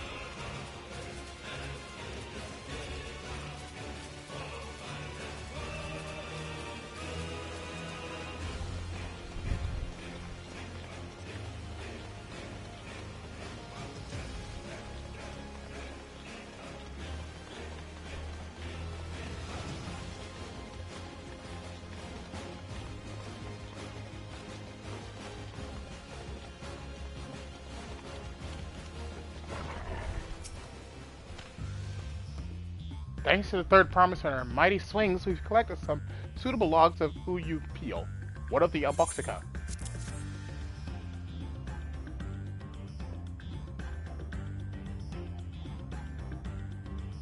Yes, these are excellent samples, a goodly quantity too. At this stage, you've likely surmised that the lifting of wings encourages the crops to grow, but not exactly how, eh? Well, you're in for a treat. If all goes to plan, the result should be spectacular. Now, to get to work, crafting these pieces for the float, I could use an assistant versed in the arcane arts to enhance the Uyu Pio's conductivity. And I'd be delighted to help. Everyone else should head back to Okanu. We'll join you at the float once the work here is complete.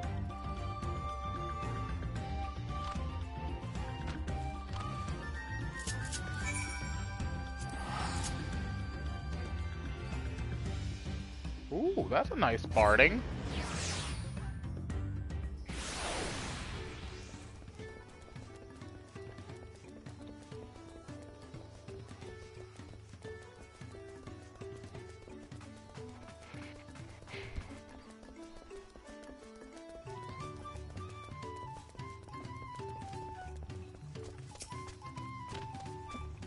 Gathering the Uyu Pio was a trial in and of itself. At first, Wokabu criticized everything I did, and he suddenly yelled, "I've spoken ill of the third promise and must punish myself," and proceeded to slam his head into an Uyu Pio tree. I told him not to worry about it again, and it was like snuffing out a candle. He's an odd one, that's for sure. At least we've seen to the poles and the new eye. Now we just have to wait for the feathers from the twins.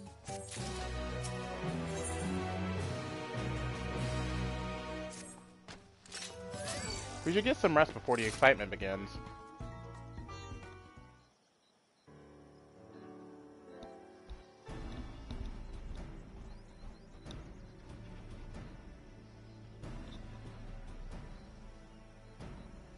Over there, by the float. Isn't that the third promise? Then the rumors are true. She's trying to complete the feat of reeds by reviving Ihihana. The festival is a prayer for healthy crops, but does she honestly believe that will be enough to save our harvest? The second promise, meanwhile, barely glanced at the fields before leaving Okanu altogether. Maybe we asked too much of our young claimants.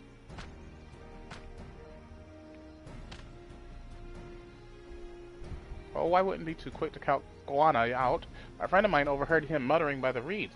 Something about what needs to be done. Is that so? Perhaps we'll get to see another of his innovations firsthand. Heh, that sounds like a Goana. One look at the reeds was all he needed to think up a solution. But be that as it may, our own solution is nearly ready. Indeed, as soon as the others get back, our long-awaited festival can begin.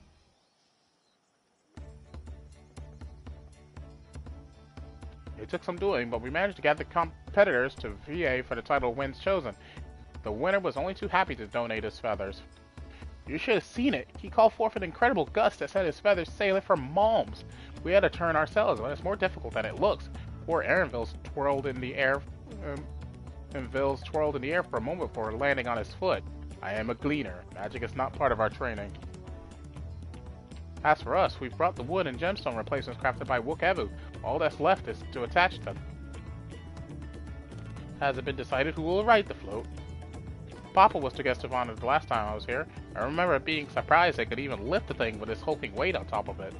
The rider must be a personage of great esteem, which is why an invitation is usually extended to the Dawn server. This time, however, I have another in mind. Oh, who is it? Our beloved Ihihana, the lifting of wings, is only being held because of you and your companions.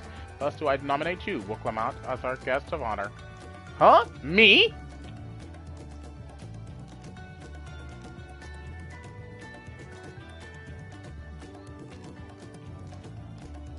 This boat won't make me seasick, will it? I don't think so. Then weigh anchor. I can hardly refuse a request from one even more enthusiastic about the festival than me. I would be delighted to ride your float. Thank you, Wook-Lamont. I have roles for the rest of you as well. We'll be carrying the festival float in a slow procession towards Kozunakui, where the sacred likeness of Kisihai is ensconced. What I'd like you to do is clear the path of dangerous wildlife so that the procession can move along unimpeded. Consider it done. You expect me to sit still until Wook-Evu has finished with the float? Let me come along and help with the clearing. As you know, I'm not much for fighting. I'll sail behind and assist Wook-Evu with the repairs. If you aren't sure where you need to go, the path I spoke of begins at the south of the village and branches off to the east. That will lead you across the bridges to the Stride of the Sun. Then we shall see to the clearing it end to end.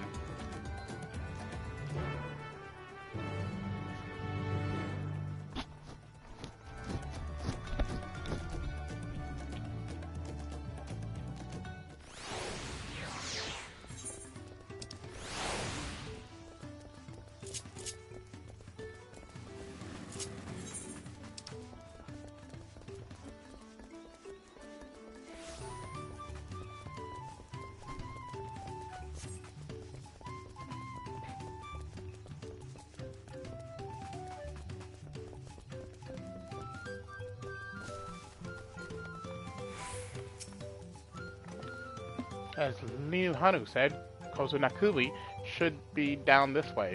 Then off to the east when the path branches, then something about bridges and the Stride of the Sun. Anyway, let's split up and get to work. Once you've culled all the threats you can find, we'll meet up in front of Kisihai.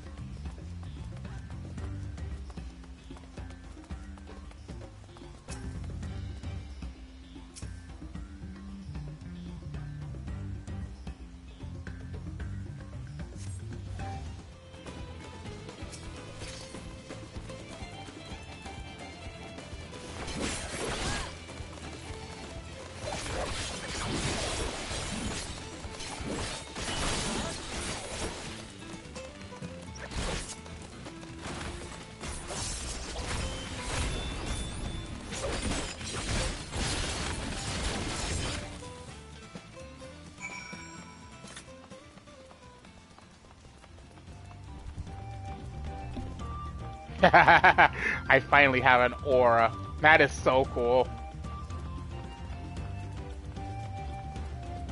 It goes by so quickly, though. That's interesting.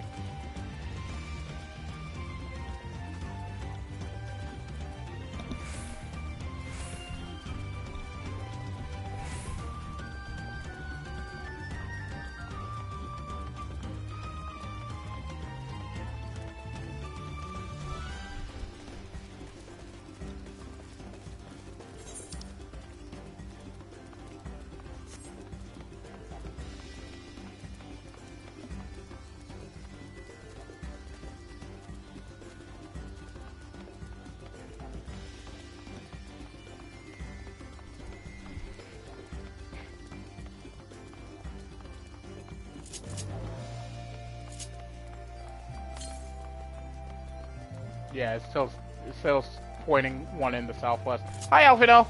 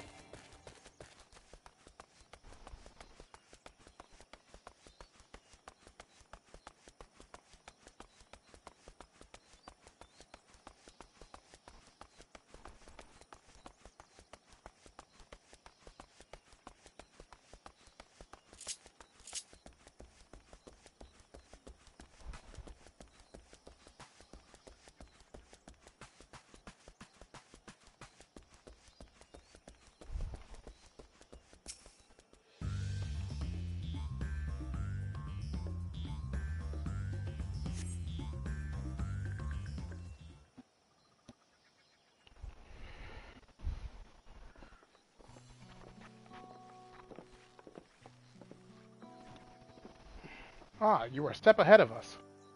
This must be the likeness of Kisahihai, the Hanu deity of the harvest.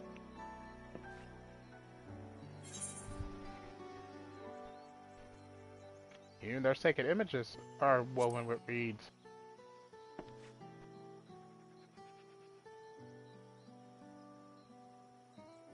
Makes you appreciate how much their culture revolves around the reed harvest, doesn't it? They said that Kisahihai was worshipped on another continent. This ancient faith was then brought to Tural by the first Hanu. Hanu migrated here from another continent, then mayhap the two do share a common ancestor. This is all very fascinating, but shouldn't we be getting back to Linu Hanu? He'll want to know the path is safe for the procession. Right, and I need to ride on the float. I'll run ahead and tell him we're done here.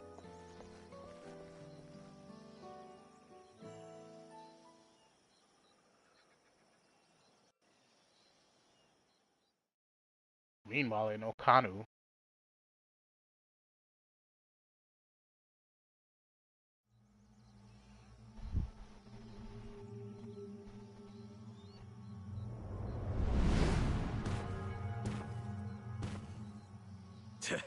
Not sure we heard you right, old man. Why don't you say that again?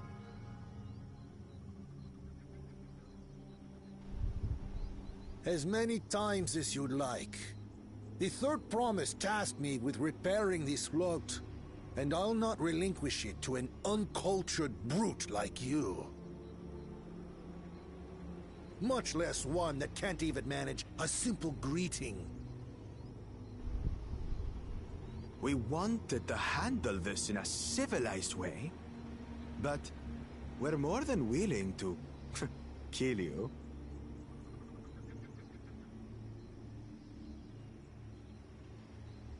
We have a two-headed problem.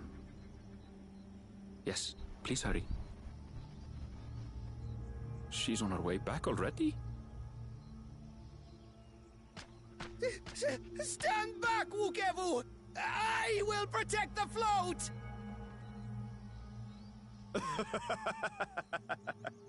Are you trying to be brave, little bird? I could never have repaired the float alone. Not properly. But thanks to Wuklamat and her friends, we can hold Ihihana again! This is a priceless treasure! And as festival leader, I would die to protect it! Very well, if that's what you want.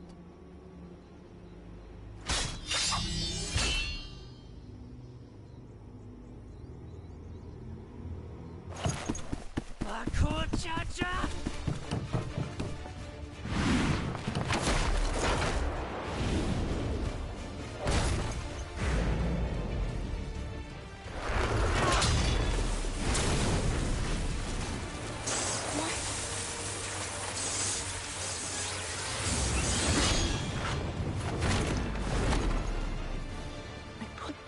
Into that blow. Good. The better for you to understand the gulf between us. But you need more lessons. We'll carve them into your mangy hide until you cry and beg forgiveness.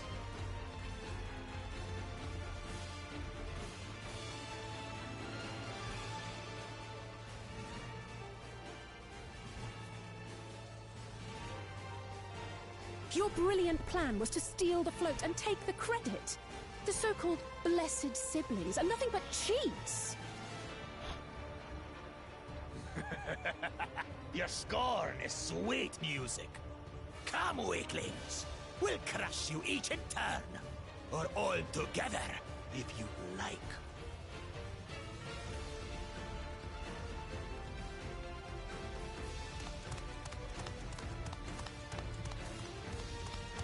Calm yourself, Chosen One. If you fight in earnest, this will end in a massacre. What's more, we have word that our other prospect is on the verge of success.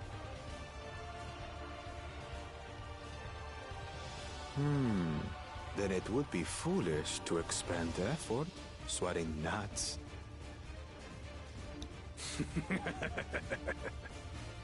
Lucky for you. Eh?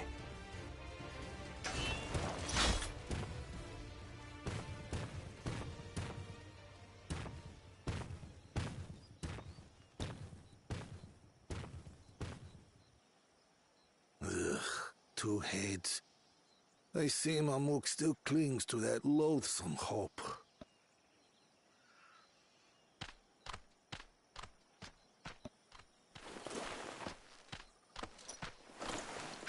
Talk to us, Third Promise.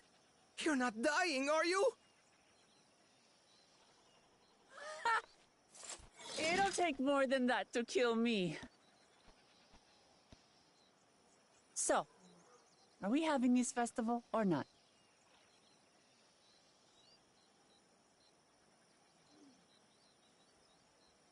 Yes! Yes, we are!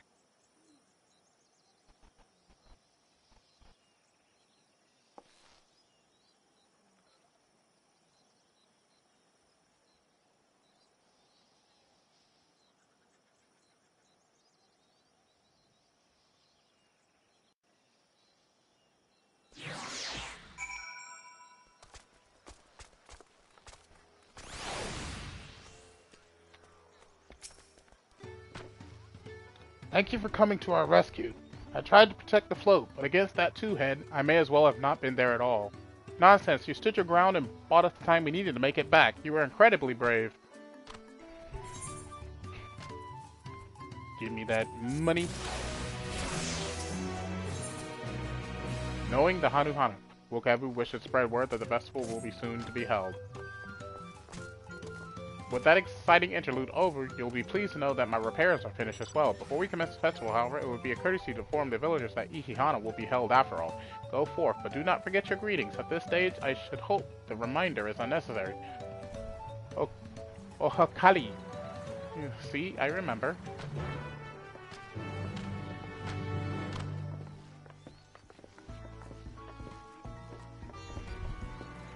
what the chat mode is saying. Oh no.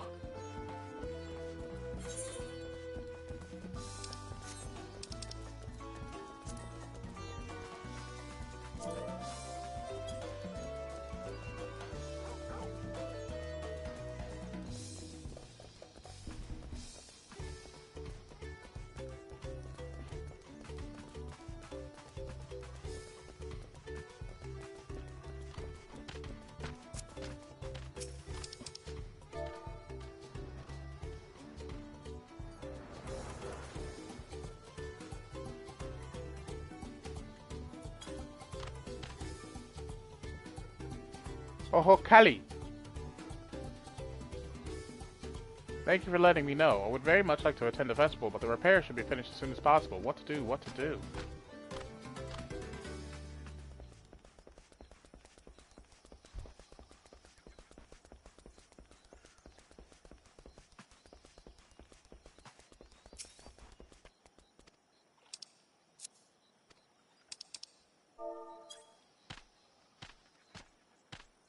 Oh, Kali. The festival is about to begin. What do you expect me to say? Besides, of course I'll be there. Cleaning up the storm's aftermath may have been hard on us all, but the lifting of wings is traditional, and a joyous one at that. I won't sit here brooding my days away. Give me a moment to get ready.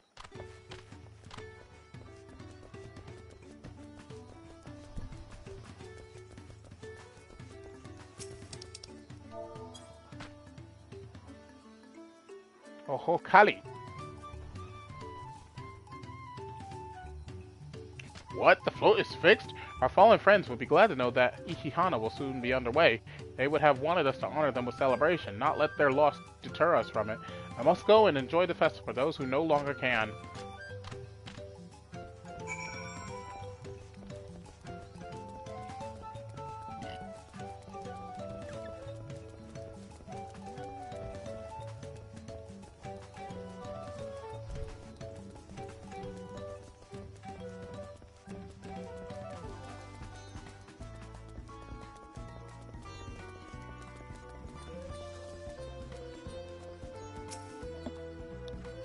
The Hanu were pleased to hear their festival was going ahead, I imagine.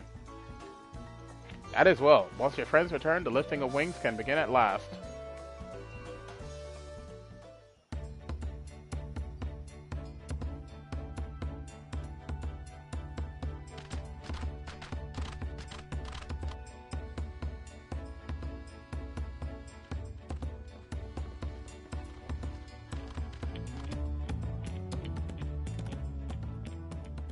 So few have come. Patience. Once Ikihana gets underway, no Hanu will be able to resist joining in. Just so. Ukewu knows well the heart of the Hanu. Have faith, Third Promise, and climb aboard the float. It is time for the lifting of wings. Right. Off we go.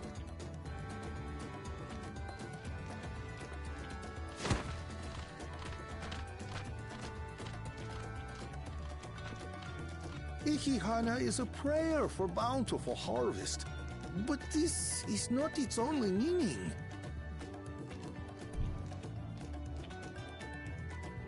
It is also an exchange of pledges between rider and bearers, a commitment to a long and fruitful friendship. Listen well, friends! The personage we bear today is Wuklamat, the savior of our beloved festival! Let your shoulders burn, or your feathers fall out, but do not even think of dropping her!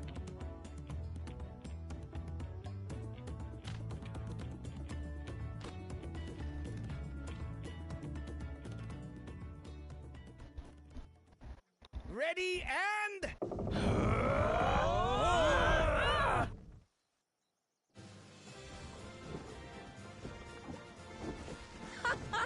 I could get used to this.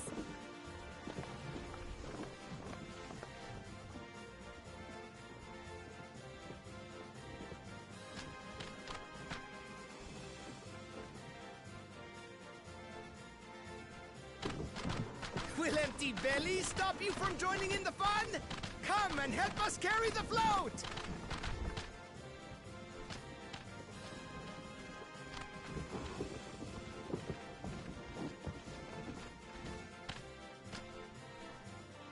Well, well, well. To see the day that Dawn's promise would ride our boat again. We've not had the honor since you were here, Gulul Jaja.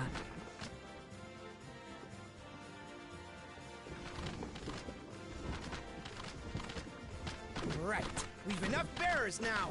Onwards to Kozanuaki! Kozanuaki. That's how it's pronounced.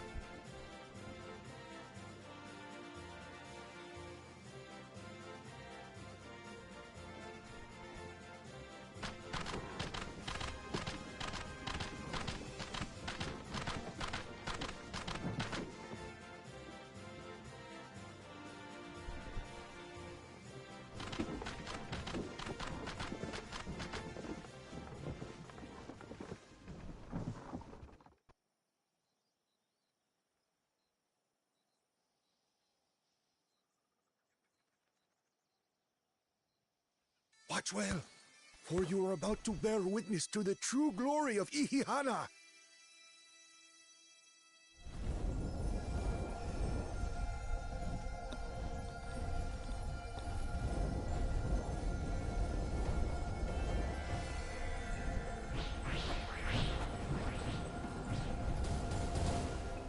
The float draws upon our life force, concentrating and amplifying the energy.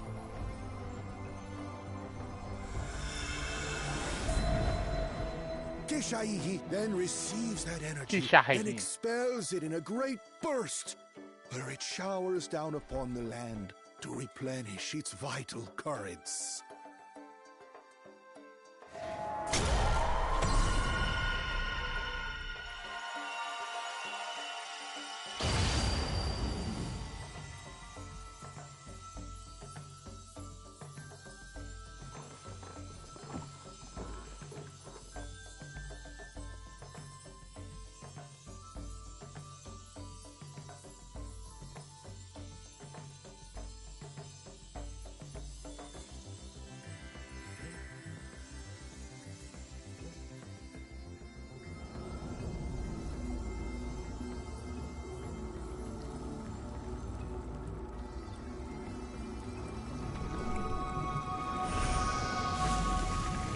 Whoa! It grew immediately!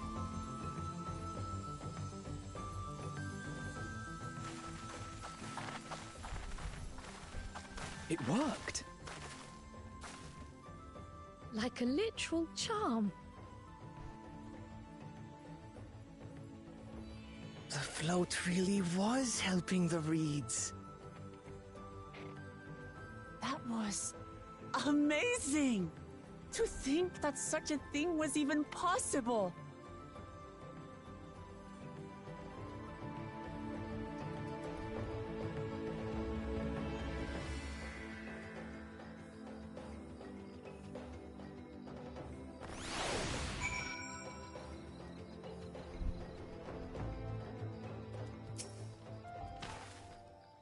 Should I have left the float behind like that? I was so excited to see the reeds. Nothing to worry yourself over. My brethren have been swept up by festival fever. Last I saw, they were taking turns at the carrying poles on the way back to the village. Please, feel free to look over the fields and enjoy the sight of what you've accomplished.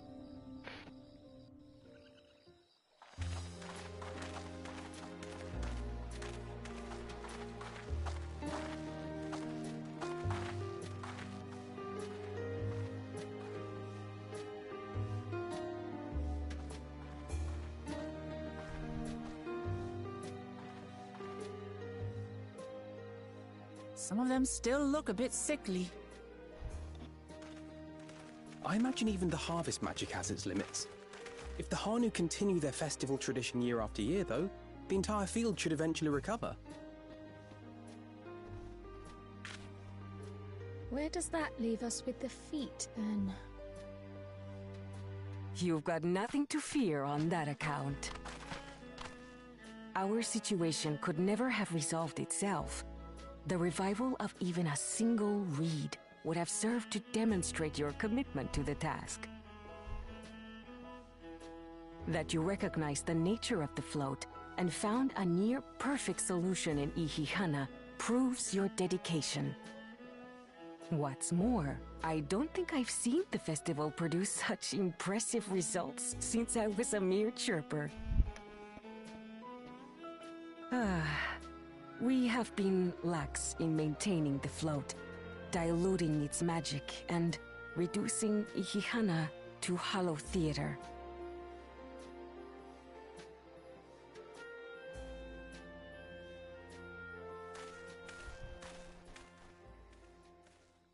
Connor! I was delayed by an unpleasant encounter, but it seems I arrived at a good time.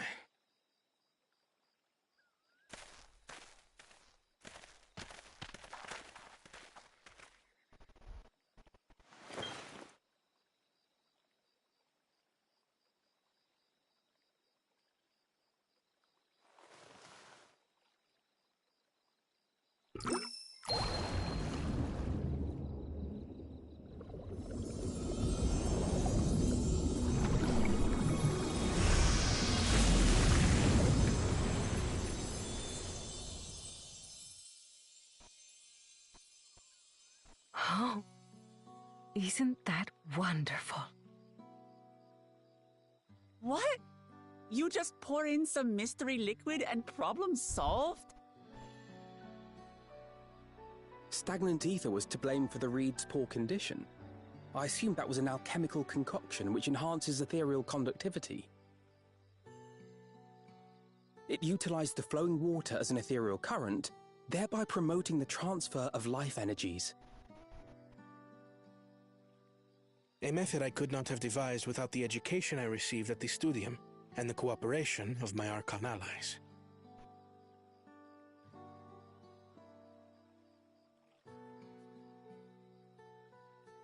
Archon allies?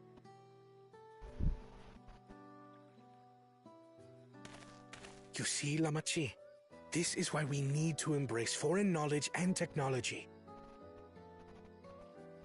Employed appropriately, they make light work of what would otherwise be arduous labor. There's no need to lug around heavy floats.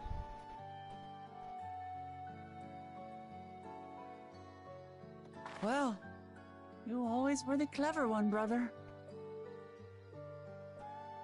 Your approach was no less effective, Wuklamart. It achieved the same result. Indeed it did. And you enjoyed the festival, yes?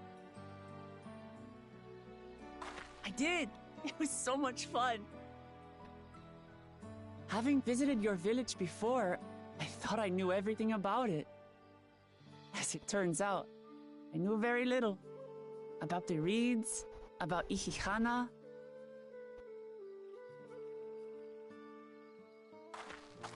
With all I've learned this time, I feel as though I've really come to know the Hanu. And I like you even more now than I did before.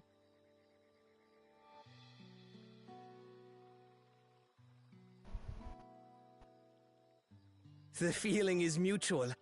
And it's not just you who had a lot to learn either. I'll never look at our float the same way again. The two of you have exceeded expectations. Come forth and claim your stones.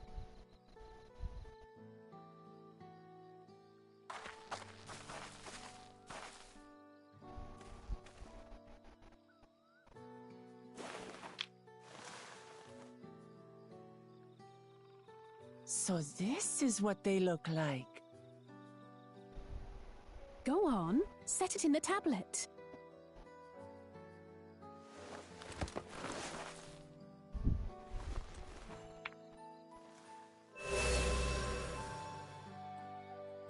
A perfect fit. That leaves 6 more. And on to the next.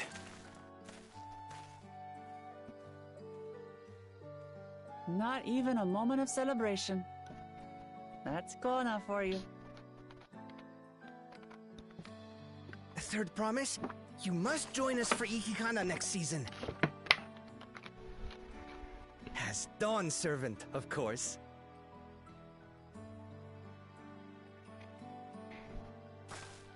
Right.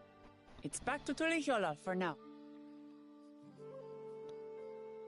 Thank you for having us. I look forward to seeing you all again.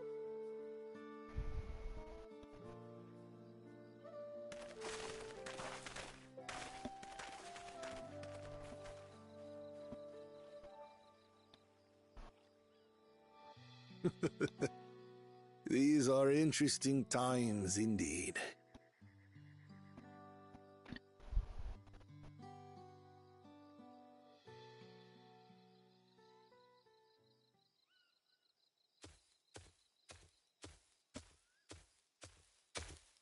The concoction was brewed by Kona himself. It's a test vial, but it should contain the same reagents.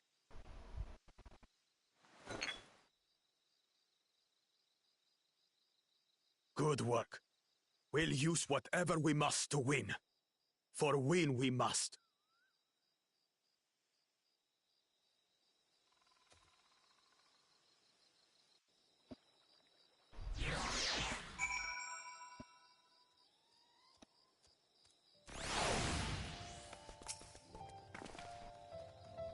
My journey has just started and already I've met so many wonderful people.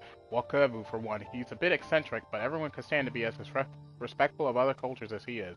And Linuhanu, it warmed my heart to see him honor his departed friend through Ikihana, and help others do the same. I can't help but feel excited thinking of who else I might meet over the course of the contest. Come on, let's head back to Zembralia TA.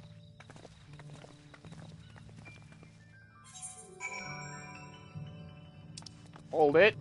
Before I even do anything, I see blue exclamation marks. So let's do these.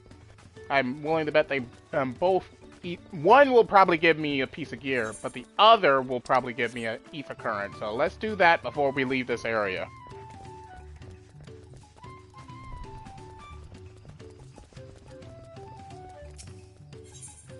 Here's our ether current. You're Wilclamot's companion, aren't you? Kitsuhihai smiles upon me. I had hoped the great bird would guide one of the village's saviors to me. You see, the time has come for us to make our customary offerings to Kitsuhihai. It is a ceremony we hold dear, and I would invite you to participate as an honored guest. You will join us then? Oh, that makes me so happy. My feathers are standing up straight. The traditional offering is a fruit that grows to the southwest, and they must be so ripe that they fall into the earth. Gather 3 and deliver them to Lanuhali at the shrine.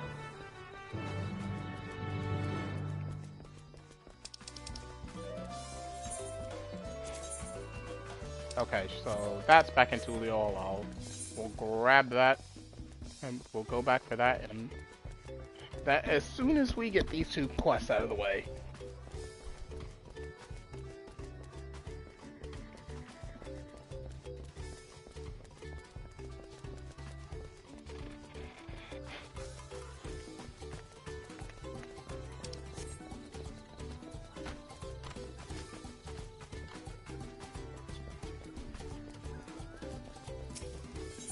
Oh, so they're both ether current quests. Ohokali, Yami. Of course I know your name. Who isn't familiar with Woklamot's companions? Not to mention your friends can't seem to go a moment without mentioning you. Ha! I'm Lanuhanu, and I have the honor of being the wind's chosen. It is my feathers which adorn the festival float. I feel the wind has guided you to me for a reason. As a visitor to our village who has fast become an honored friend, I would offer you a chance to strengthen our bonds. Perhaps you're familiar with the Landsguard? It is customary among the Winds Chosen to save their molted feathers and present them to those brave protectors as gifts every few years. At this very moment, one of their number is making their way to Okanu to receive our offering, but there's much more to it than just a simple delivery, and I think you'd be interested in taking part. It will deepen your understanding of our ways, and perhaps you and this member of the Landsguard will become fast friends. I would start with a small task if you're willing. Nahanshi is the name of our guest, and he was due to arrive some time ago. I fear he may be lost. Could you search the road for him? I'll stay behind in case he arrives here after all. Okay. Now, I'm going to step away for a few minutes. I'm not going to end the stream. I just need to stretch my legs for a bit. I've been sitting down for far too long, so I will be right back.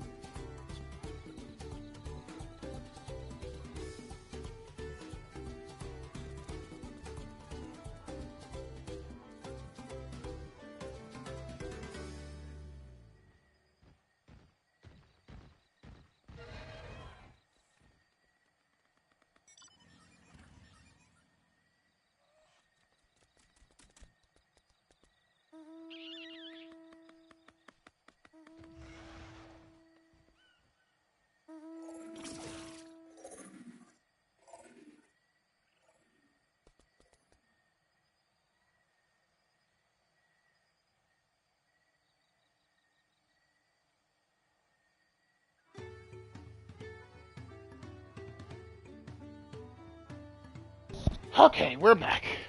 We are back. That was a very hot walk. But I needed that.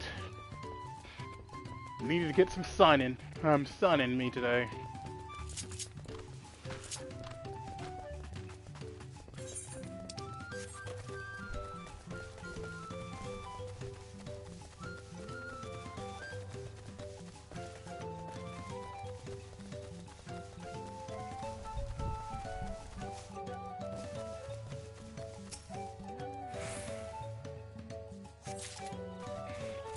I will also take a look at all the quests, see if any of them give like gear. Oh, hi.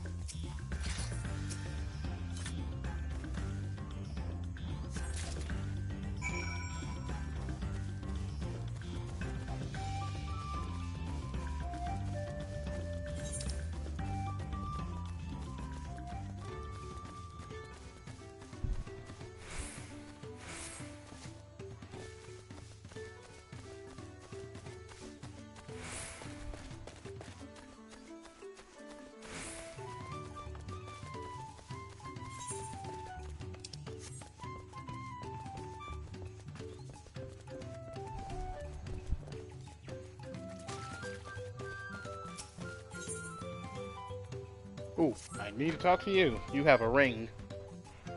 Definitely need that. Woohoo. Pinky on my left hand was itchy.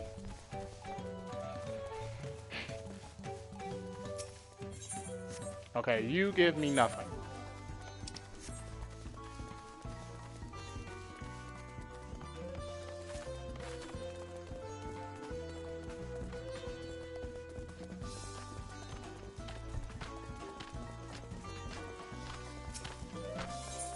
You give me nothing. I know you guys are probably like, wouldn't it be better if you did all the side quests? Trust the process.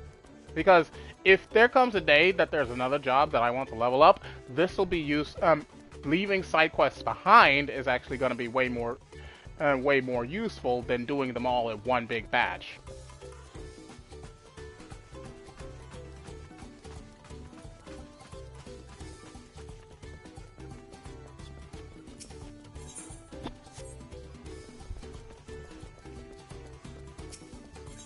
Okay. None of these are necessary.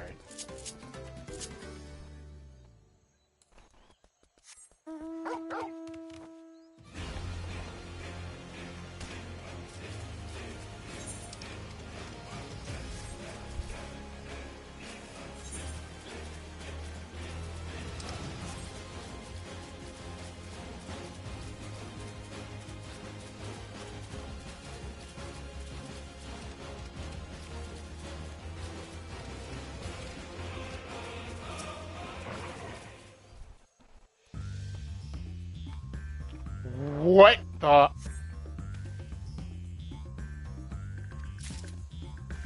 What is that? What? Oh, it's a level 90 monster, so it's not a hunt monster. It's something that randomly spawns.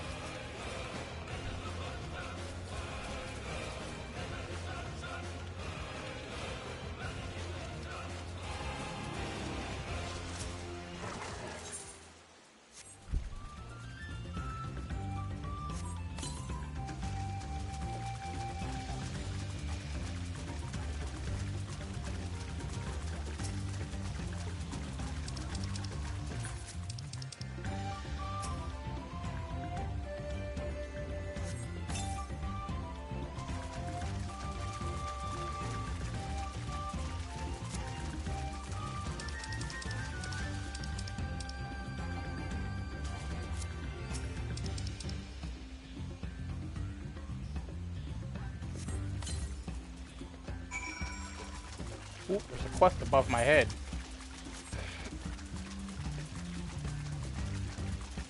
Alright, that's one quest done, but we still got 2 more to do.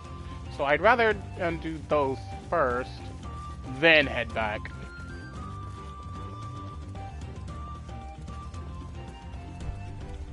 Excuse me, sir, you got a quest for me? Yes, you do.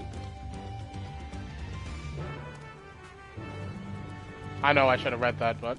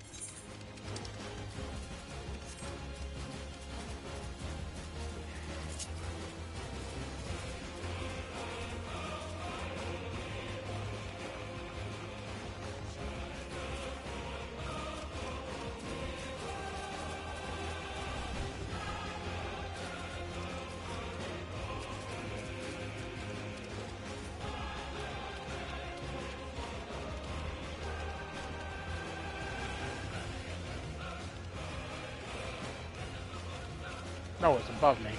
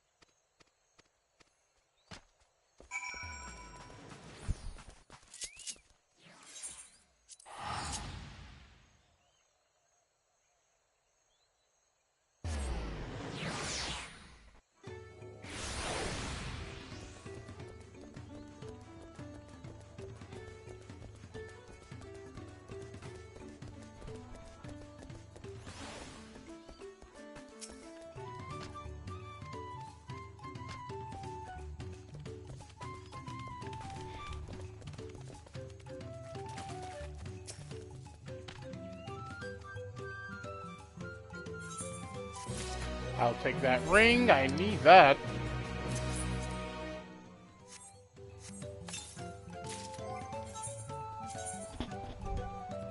And equipped. Finally, some level 90 gear. It's like I was wanting to unlock me some level 90 gear by grinding dungeons yesterday for the Viper, but unfortunately, the game's queue times for dungeons is a bit bad right now. I wonder if that's changed. No. And now I could be completely speaking for copium here, but I don't know.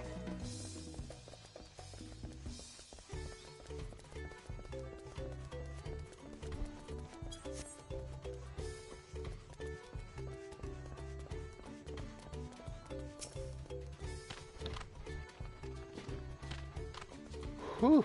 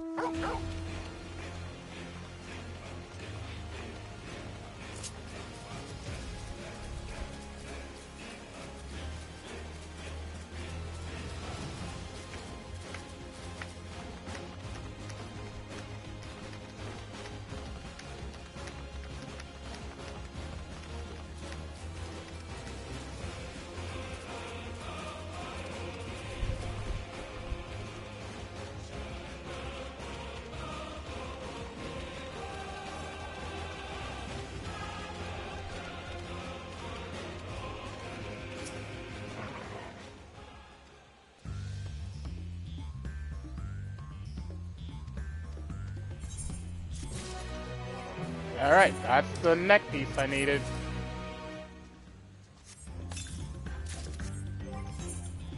And equipped.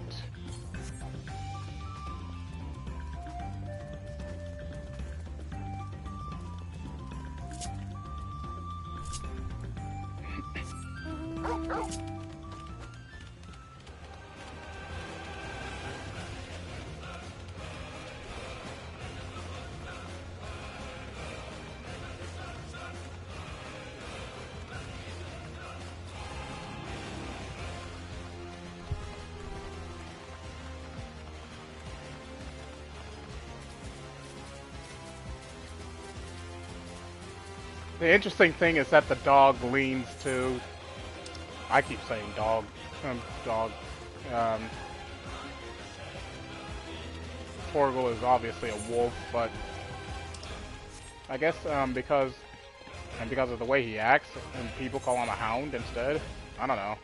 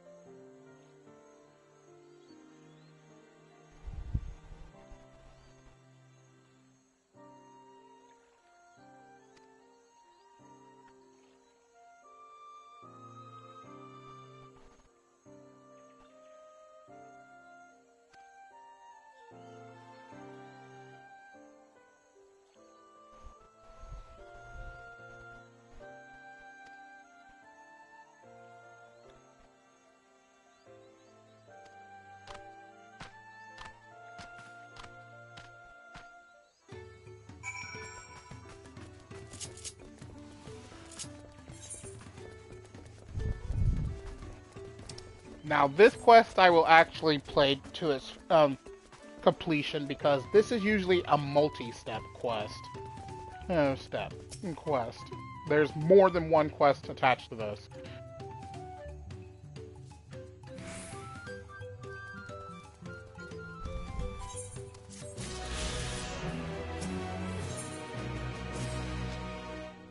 Now that everyone is here, it is time to begin. Together we shall make these feathers so striking that even Kisahihai would be envious. The first items required are dyes and oils. The former is used to match the feathers with various uniforms worn by the troops. The latter serves a different purpose. As you can see by observing yours truly, Hanu Hanu boasts feathers full and colorful. This is thanks to the oils our body secretes, which keep our coat from becoming drab and brittle. But the feathers we give to the Lance Guard were molted long ago, and have since lost their natural luster. We must apply oil to make them as vibrant as those of a Hanu Hanu in their prime. The task of gathering said oils and dyes falls to Yami. Go to Okbekbe, where a crate has already been prepared. In the meantime, the Hanshi here will get the feathers.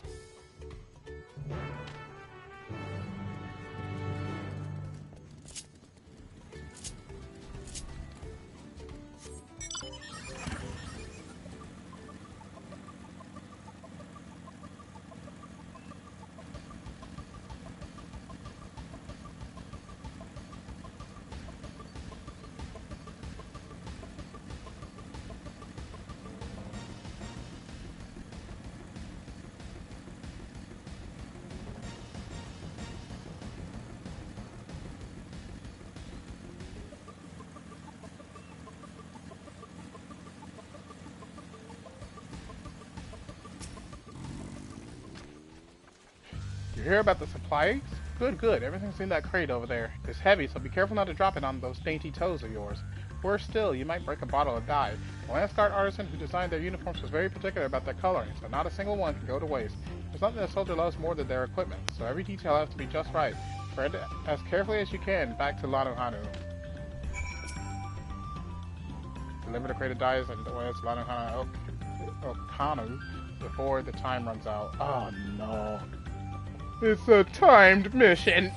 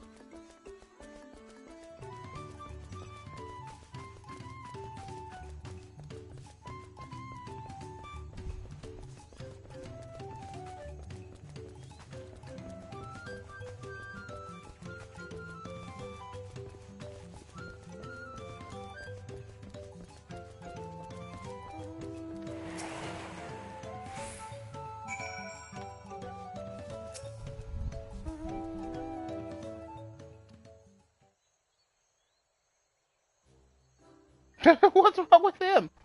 You both did excellent work today. Hanshi, it appears you might need some rest after your ordeal, Ugh, how many feathers did you pack into that crate? Are you sure you didn't send me to get the dyes and oils? Be glad I didn't, Hanshi, for Yami's crate is much heavier. You also carried it from a much greater distance.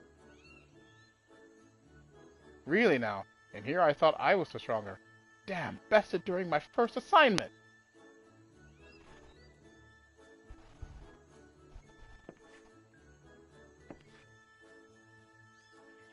But that won't happen again. I've had enough rest, so let's get on with it. If you insist, Nahanji, let us proceed to the heart of the matter. First, we must dye each feather one by one, but be careful, for each color is needed in differing quantities. Equipment used to attack is adorned with black feathers, while equipment used for defense is adorned with feathers in their original green. For those, we must carefully... Hold on just a damn moment. We're dyeing all of these? One by one? I'll be an old man by then. There has to be a better way. Say, throw a few dozen of them in a big bowl of dye? Ah, but that will make the coloring uneven, Nahanshi. As I was saying, we must carefully apply oil to the feathers to bring out their original color, or they'll quickly become brittle. I see. This will be a test of patience, but with the three of us, it shall be over before the moon turns, probably. Worry not, I'm here to teach you how best to see the job done.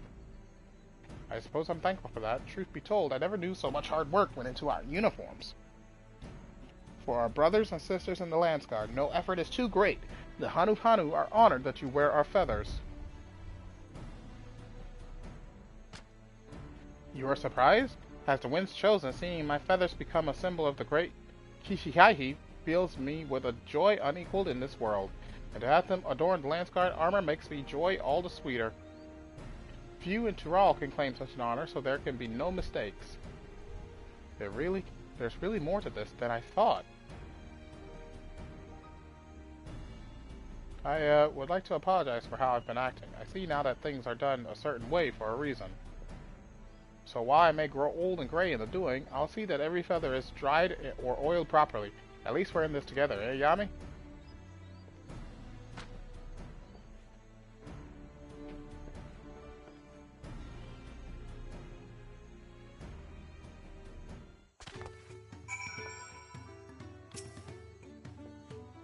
I reckon I'll be cleaning dye from under my nails for some days yet, but I won't complain about honest work. Now I have to think about how to get these back to Tuliolo. Don't get ahead of yourself, young Nahanshi. Yes, the hard part is behind us, but there is more I would ask of you. As I've said before, Kishihahi is revered by the Hanu and must pay due respect for use of its likeness. As such, there are time-honored rituals that must be followed before we give this offering to the Landsguard.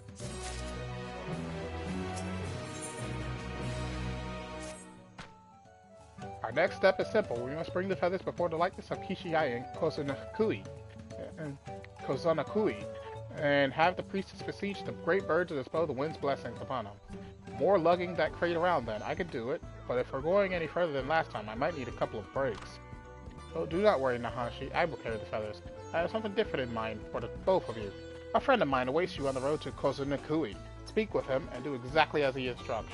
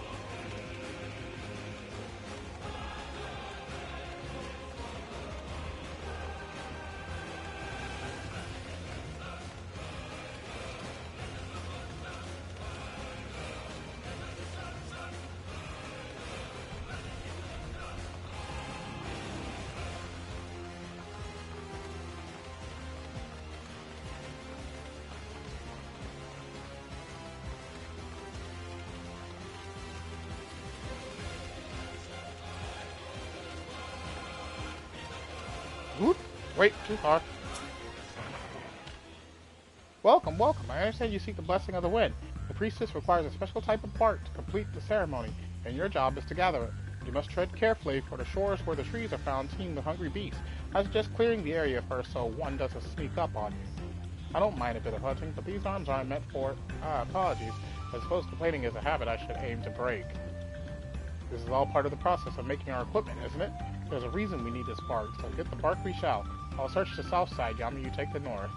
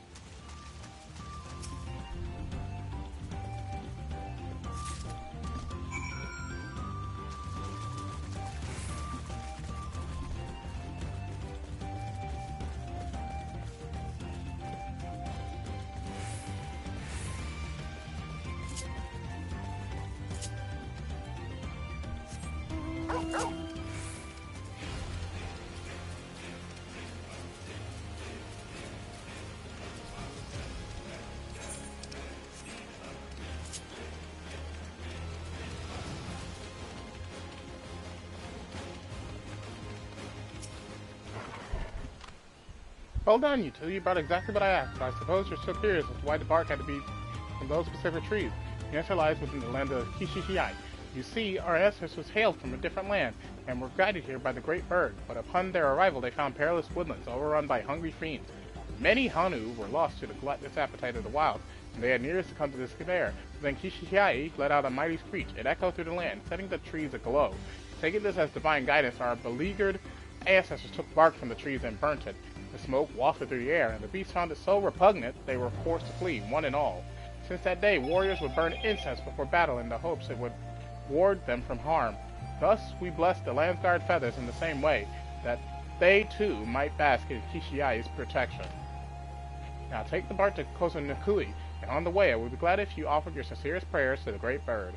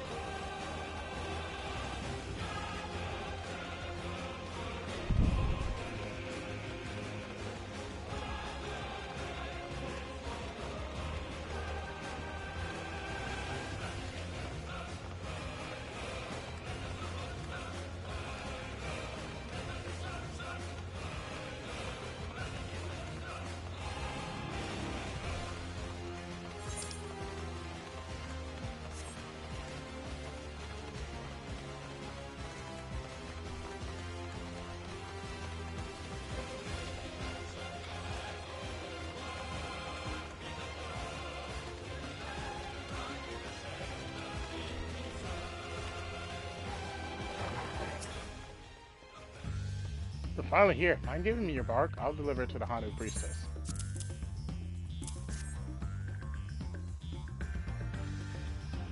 Thank you, Yami. Once I'm finished, I'll offer our prayers. Wouldn't want to disappoint our hosts, after all.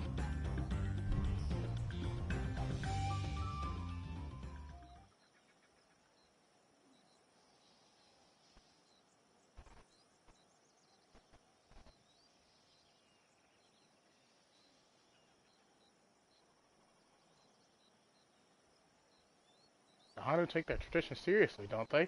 I knew they wished for good harvests and such, but never imagined we Landsguard were in their thoughts all this time. This has been an eye-opening experience to be sure, but I can't help but wonder why we're so important to them. Why allow us to use their revered god in the designs of our equipment? Aren't you a Landsguard yourself? And you ask such questions?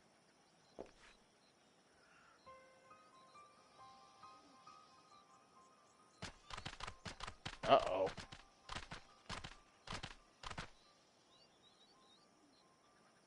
You're Yami, aren't you? I am Zulihali. I know we have you to thank for Ihihana's success, but even so, I must ask that you stand aside. You are Nahanshi, of whom I've heard much. I'm surprised you have the gall to step foot into such a sacred place.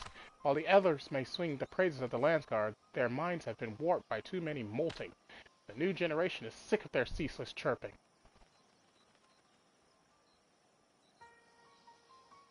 You have to say your lines. Remember how we practice. Oh, yes, I understand. We heard you complain when you took the feathers. We saw the disdain in your eyes. Someone with such disrespect for our history doesn't deserve to bask in Kishihiai's grace. What? But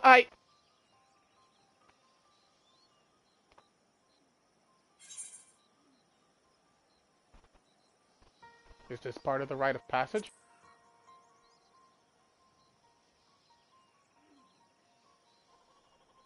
Rite of what? Listen not to Yami's ramblings. Don't you see? We refuse to suffer this Landsguard to be an Okanu. Listen well, and remember, the sacred likeness of Kishihiai was once reduced to shredded reeds. By whom, you ask? Why, none other than Galul Jaja, dawn servant and founder of the Landsguard.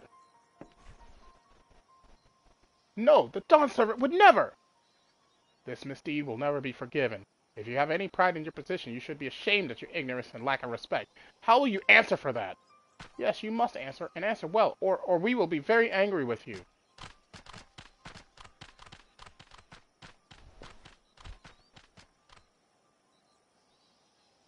I had no idea about this history of conflict. Why didn't Lanu Hanu say anything? And why am I taking the blame for the past? In any case, we can't stay here. I have to think about this.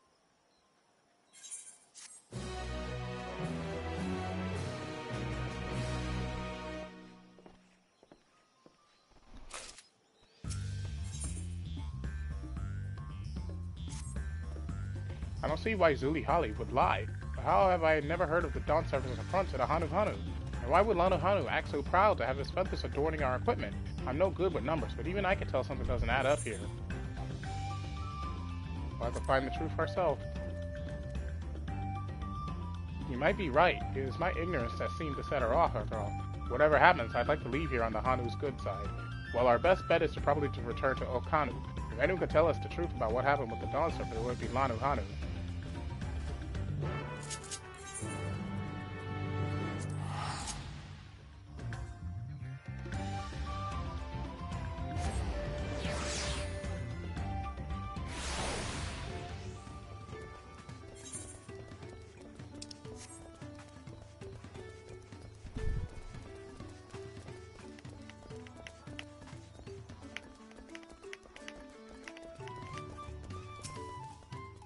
I don't see him, but the crate's not here either. He might have left the Kozanakui already. Wouldn't we have seen him on the road if he had, though? And the forest is vast, I suppose. Anyways, maybe one of the younger Hanu Hanu around here can tell us if his Zuli Hali's corn is shared. Let us ask around, Yami.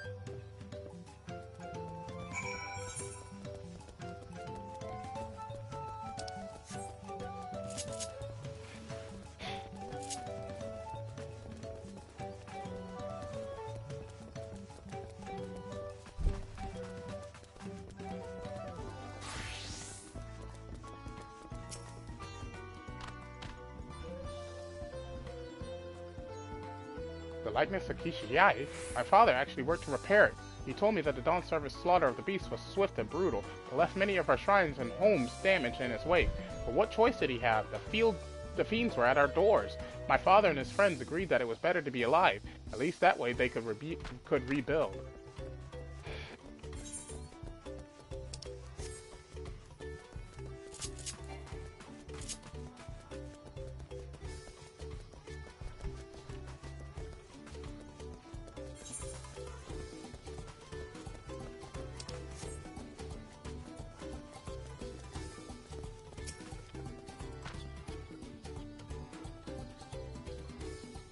Of course, every Hanu knows the story of the Dawn Service visit, but it might be more accurate to call it a rescue.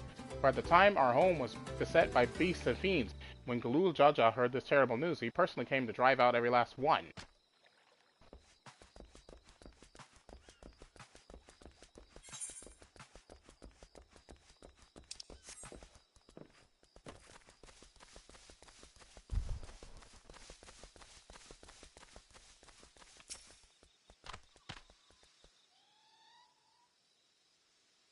So, Zuli Hali said all that? Well, I do remember hearing that when our ancestors beheld the ruined figure, some of them viewed it as a terrible insult, even though they were saved. Could that grudge have been inherited by their children and grandchildren? I can't speak on such matters, but perhaps Lanu Hanu can. He is wise in our ways and makes an effort to befriend everyone he can.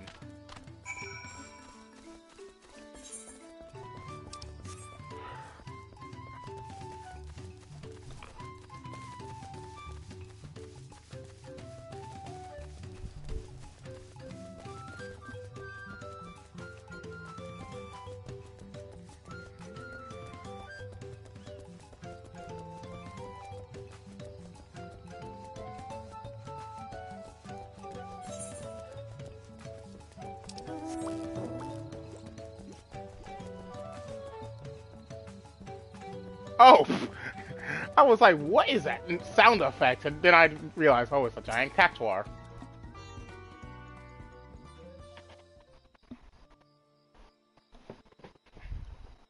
What's the word, Yami? From what I heard, the Dawn Servant really did destroy that sacred figure. I see. I can't say I'm surprised that some Hanu would bear a grudge, so Zuli Holly was telling the truth. Hunter still doesn't fit right with me, though. The Dawn Server wouldn't simply go on a rampage and leave the Hanu to clean things up. He'd have more compassion than that. Nahanshi, Yami, you won't believe what happened. I was surrounded by Zuli Holly and her cronies while on my way to the shrine. They stole the crate of feathers from out of my claws, saying no Landsguard could have it until Nahanshi gave his answer. I assume you know what they're talking about. They said if you ignore the demand, they'll burn every last feather. What? Have they gone mad? Gods be good. I'm sorry, but can you go install them for a while? There's something I must look into first.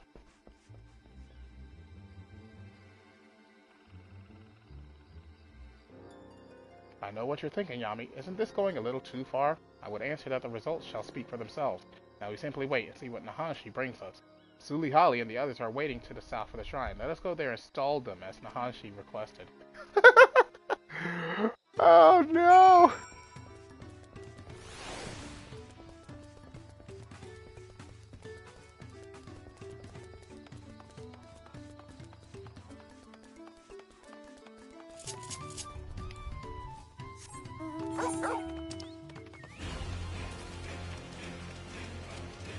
Oh, there's a quest right there. Hold on.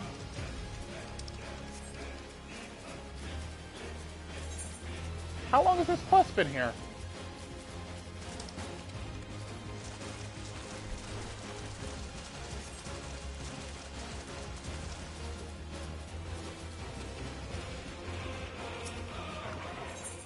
Okay, you do not have anything for me.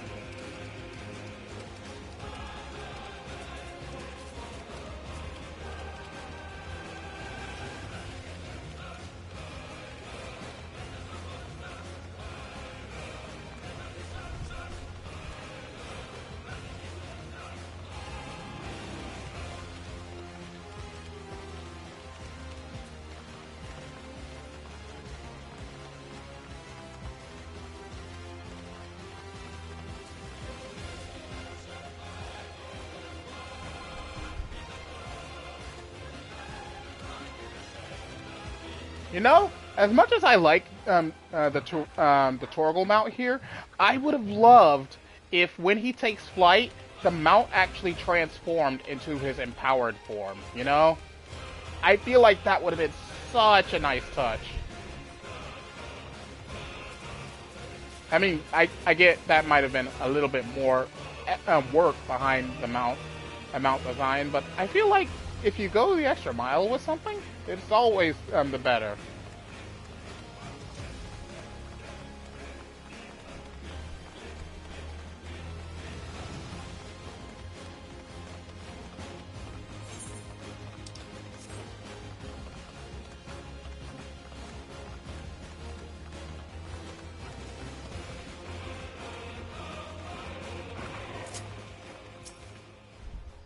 Nahanshi should be here soon. We were lucky to have you to spur him into action, Yami.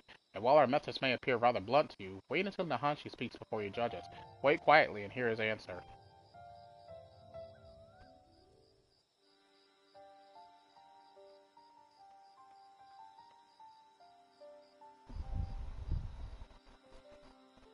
I don't know why you make us wait so long, Nahanshi, but I hope whatever you found was worth it. I spoke with the elders Hanu in your village. He told me the story of the Dawn Servant's visit and the destruction of the Kishihiai's likeness. The whole story.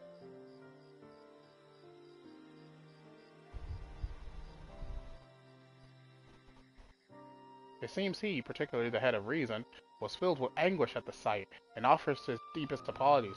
To make amends, he devised a way to assemble an even more robust figure from the remains of the previous one. His work was done overnight, and the head of Resolve called upon the whole village to celebrate their newfound peace. For the first time in a long while, Ihihana commenced, and the Dawn Servant was chosen to ride the sacred float. After the festivities, the Dawn Servant said that when he finally established a unified nation in Tural, he wanted a motif representing Kishiai to be among those who used in his soldiers' uniforms. He declared that different tribes can forge friendships so long as they open their hearts to one another, that his nation would be one where peoples of all stripes could live in harmony. His soldiers would become a symbol of that promise. So you can learn for yourself after all, but you should have come here with that knowledge already seared into your memory. I know. I have no excuse for my ignorance, and the petulance born from it. This experience has taught me so many things, and now with full knowledge of this history, I'm filled with a much greater sense of purpose than before. I feel more keenly than ever that my duty as a Landsguard is to serve every corner of Tural. But to fulfill that duty, we must have our equipment, so please, I beg of you, entrust the feathers to me in good faith.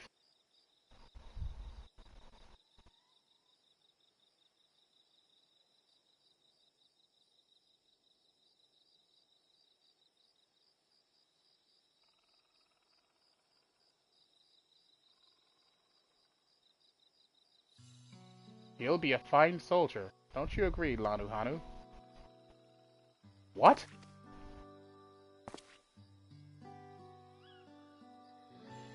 Yes, indeed. That was quite the moving display. My feathers were standing up straight. Thank you for looking after Nahanshi during its growth, Yami. I was just here for the ride.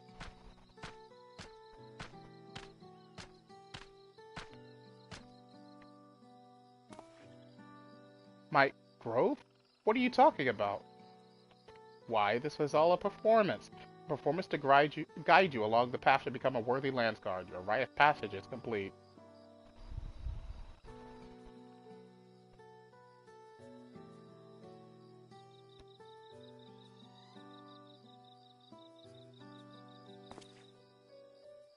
So, my superiors weren't pulling one over on me. They were worried about me. I didn't realize my conduct was so concerning. Tell them what you told us and their concerns will vanish. You'll be welcomed back with open arms. But before you do that, aren't there more places to visit? More materials to collect? We Hanu aren't the only people who love teaching lessons. Please, I don't want to think about that now. I was already sick enough imagining what would happen if I couldn't get the feathers. Well, you've earned a bit of rest. Return to Okanu, and we'll deliver the feathers to you after the priestess has blessed them. That part, at least, was no ruse. If you don't mind, I'd like to go to Kozanakui. I feel I should offer one more prayer to Kishishiai. Very well, Yami. Why don't you wait at Okanu? I'll bring the feathers, and I'd like to speak with you once more before you go.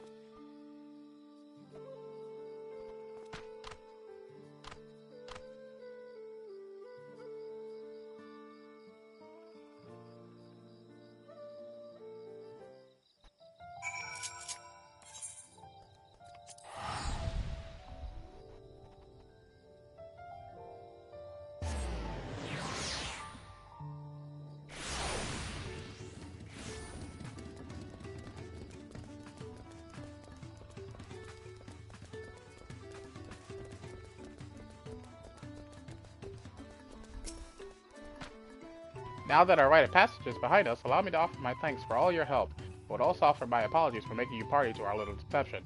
I would have told you everything, but I don't think the ending would have been quite so effective if I did. I agree, and I'm grateful things went the way they did. The lessons I learned here will guide me as I become acquainted with all of Tural's peoples. Speaking of which, the next leg of my journey awaits. May we meet again!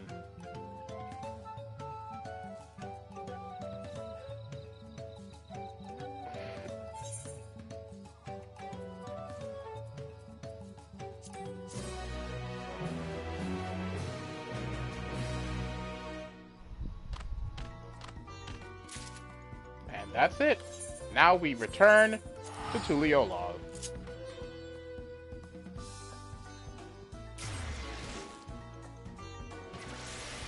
Okay, hang on for a minute, because this is driving me insane. I don't think I have OCD, but it's just a little nitpick I have. I just want to move this over so it's directly above the Viper side. There we go. That's much better. That is so much better. That was driving me nuts.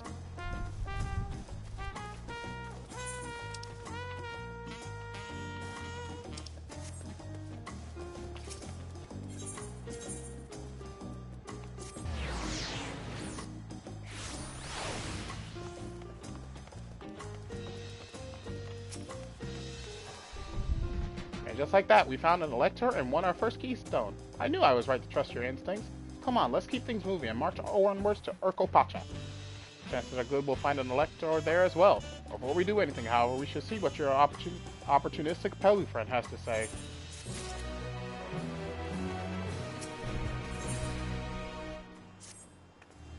I've been waiting for what feels like days, and eaten enough of Brookeavu's tacos to feed an army. What is it you'd like to know? Our main concern was confirming the state of the road ahead. That reminds me, what am I going to do for dinner? Might just make some chili dogs. As I recall, to reach Urkopacha, we depart from the Arch of the Throne, then take the road west at the first fork. Should we be wary of anything along the way? That is indeed the way to Urkopacha. After the damage wrought by the recent downpour, however, you'll be doing more stumbling than walking. But do take heart. When it comes to rugged terrain, we have a most dependable solution available. Come with me. Are we taking a dirigible?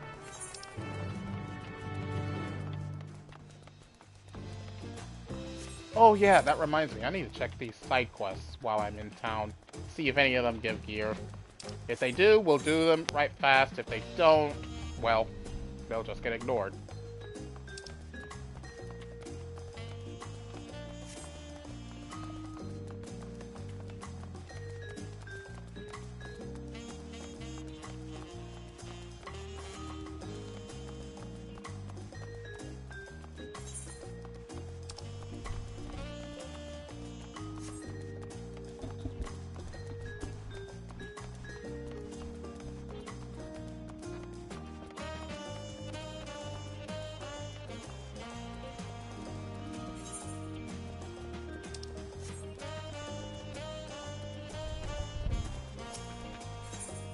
Okay, you don't give no gear.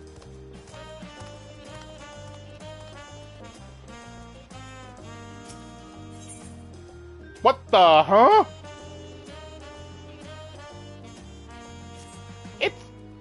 It's a literal corn minion. Huh? I'll worry about that later. That's interesting.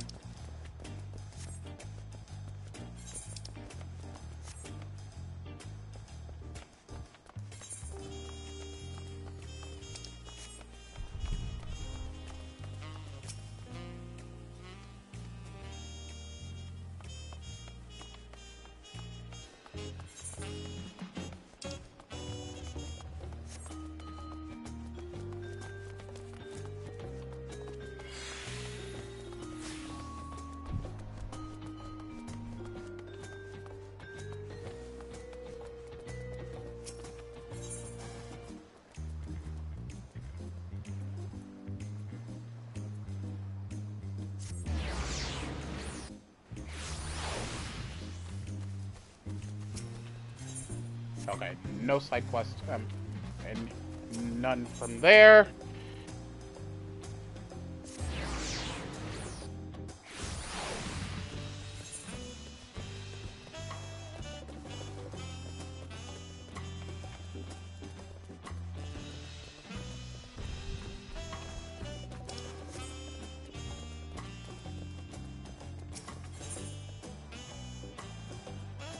And you give pants. Technically I don't need to do this because the main scenario gives me that gear anyways.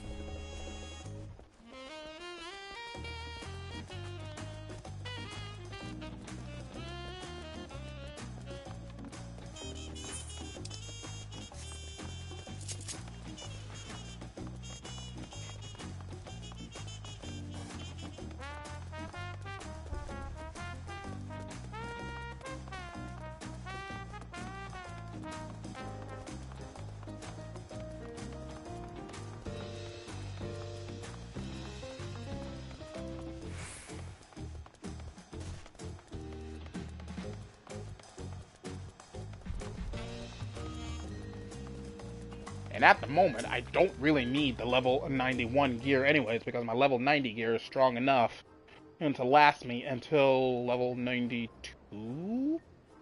May I introduce you to our most dependable companion, the alpaca.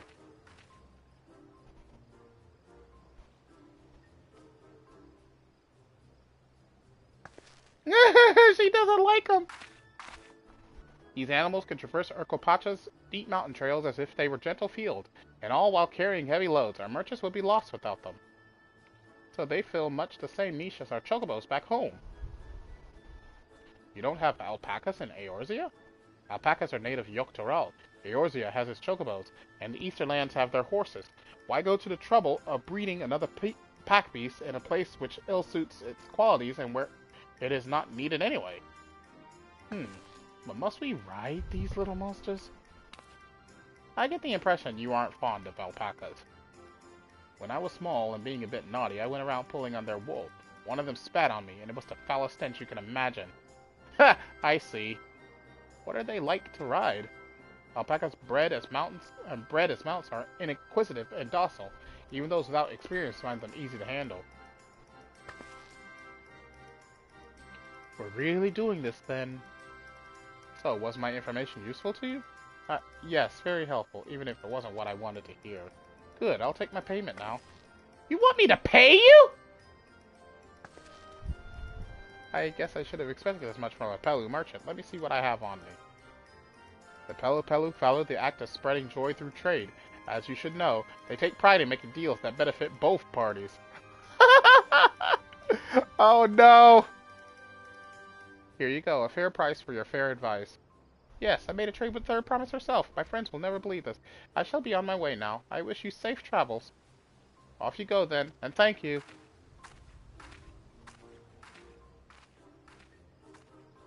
I better not get spit on again.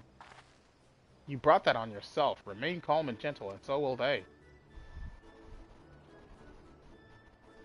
I'm still not happy about this, but if we need to ride alpacas to reach Urkopacha, then that's what we'll do.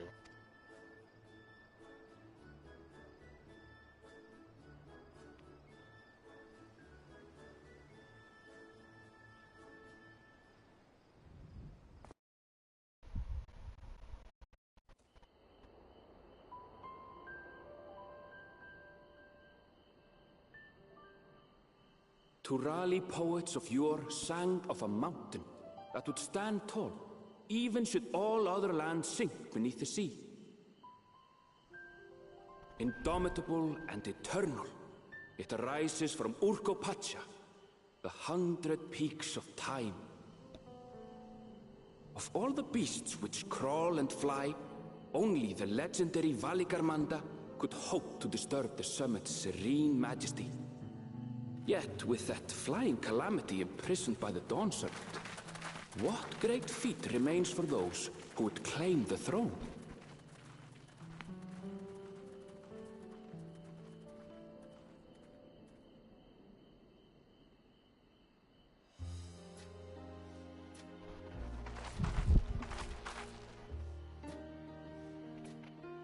So this is Urkopacha. I've never actually been here before.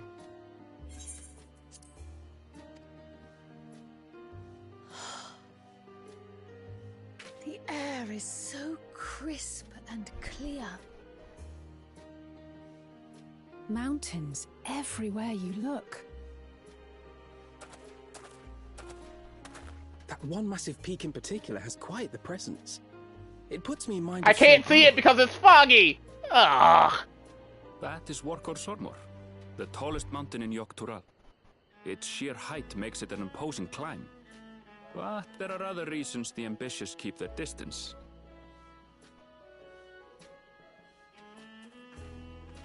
Oh? Do tell. Where to begin? Excuse me, but you're Wuk-Lamat, are you not? I hadn't thought to encounter one of the Dawn's Promise here, of all places.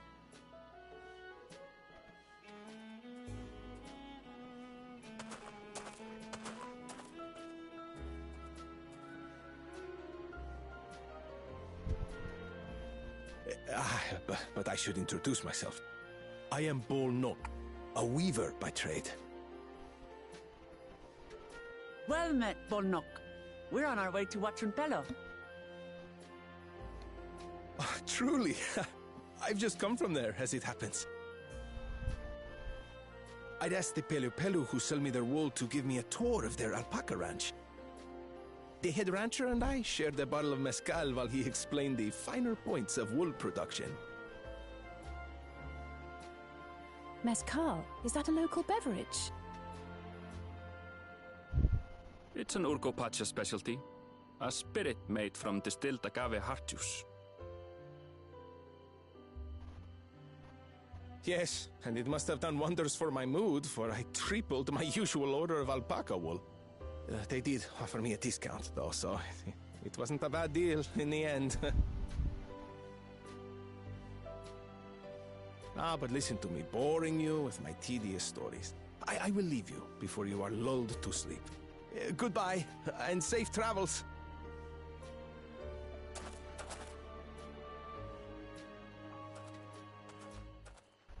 Oh, silly me. I almost forgot to say the thing I actually wanted to say. Peace for Tural. I agree with your vision, Third Promise. You have my support in your bid for the throne.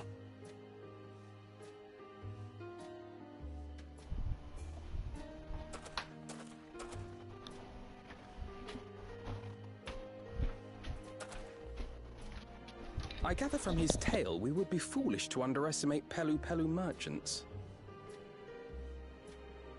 Yes. They do more than run the markets in Tuliyollal. Pelu Pelu peddlers can be found everywhere in Tural, traveling from place to place on their sturdy alpacas. They are effusive and engaging speakers, and many's the customer who's been talked into spending more than they bargained for. They won't find this customer so easily charmed.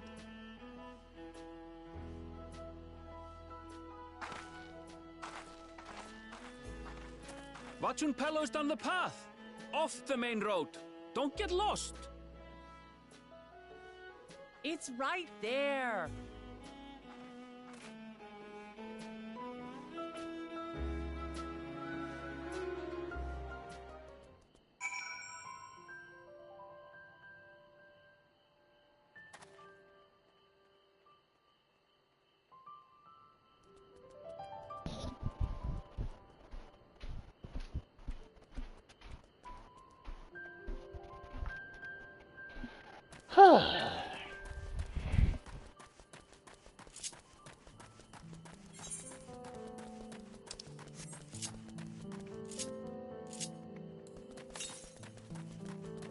To the southwest, huh?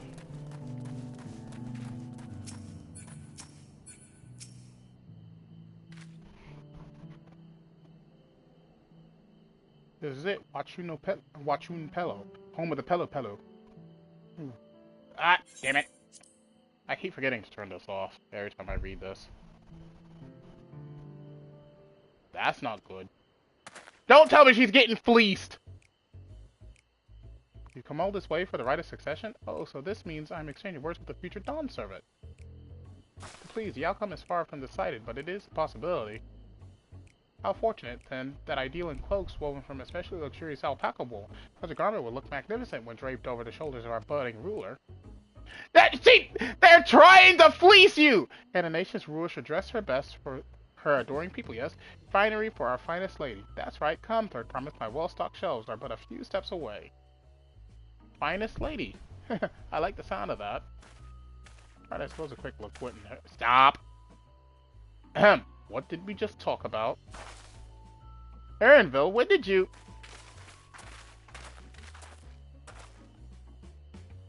Ah, Shatona from far off Jacques Tural.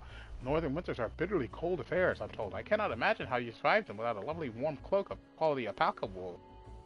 No, thank you. I'm not in need of new clothes at the moment, and neither is the Third Promise. Perhaps another time. Of course, of course. My shop door is always open. I think it would be funny if I checked their market and the prices are super inflated. You were saying something about not being easily charmed? I was just... As I mentioned previously, the Pelo people live for bringing happiness through trade. They won't cheat you or sell you defective goods. They will, however, disarm you with their deft turns of phrase, and unwitting customers like Wooklamat fall prey to this affable approach time and time again. The only course is a clear and firm refusal. They won't pursue the matter should you make your disinterest plain. A valuable insight into the minds of the Pelopelu. Let us all take Aaronville's words of caution to heart.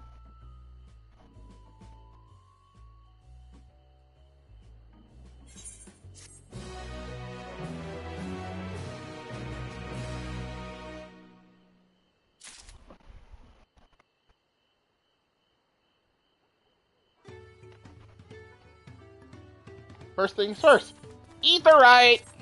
And then we'll go around and search for some ether currents. I also got my oven running because I want to cook me a bit of a snack, so I'm going to be cooking me some fries. So let me see if the oven's preheated and ready to go. Not yet, but it will be in a minute.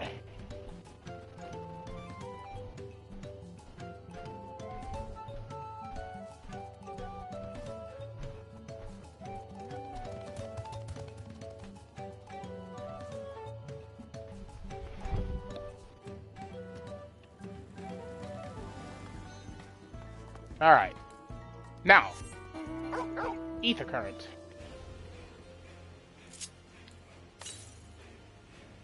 To the south.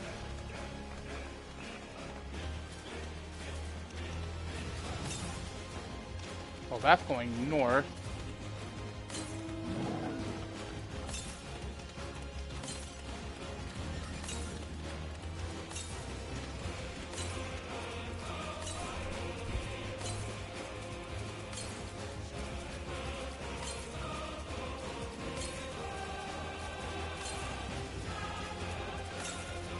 Oh, there it is.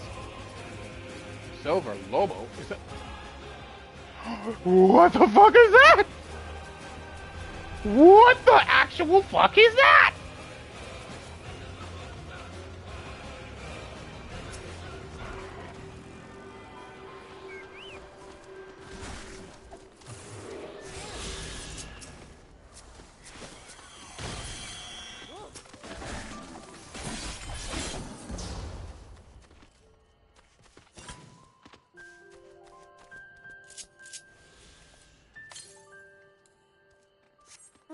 Directly south from here.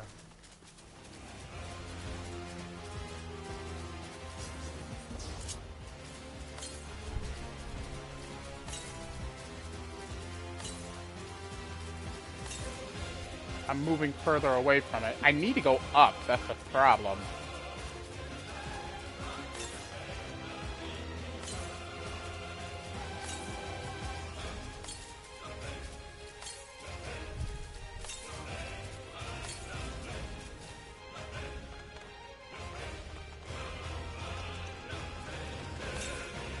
What the huh?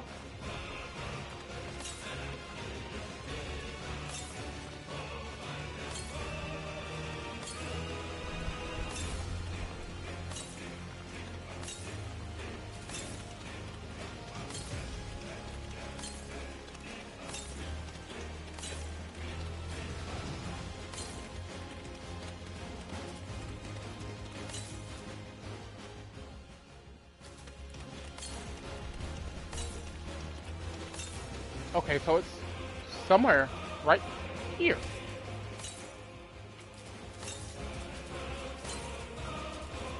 No, I'm moving further from it.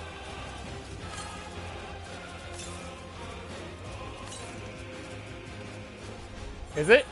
Oh, wait a minute. I'm willing to bet it's up the mountain.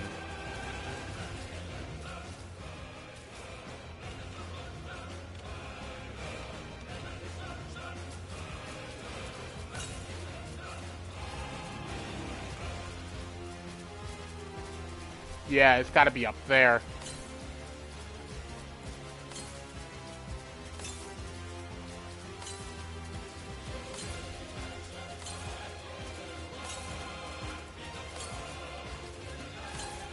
Ew, I almost walked into the mouth of that thing. Yeah, it's up there somewhere.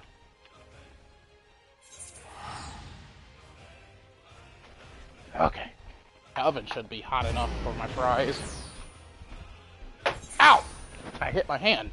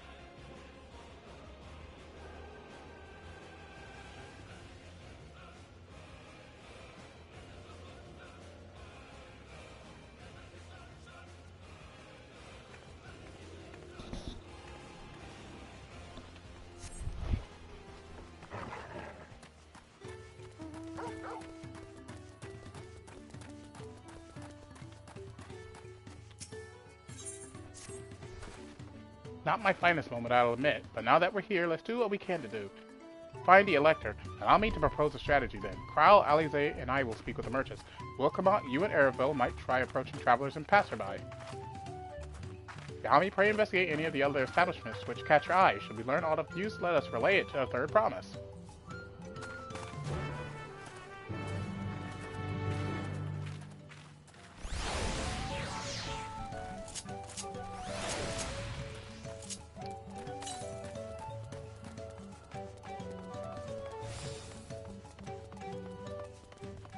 Okay, the teleport actually reset me.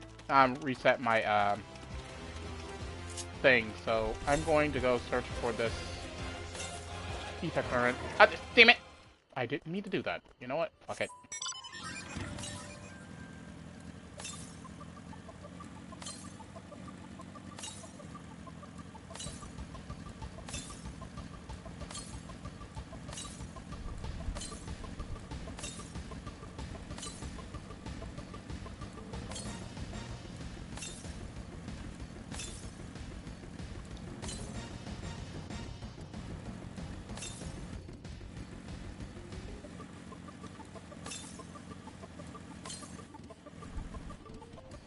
Oh, there it is.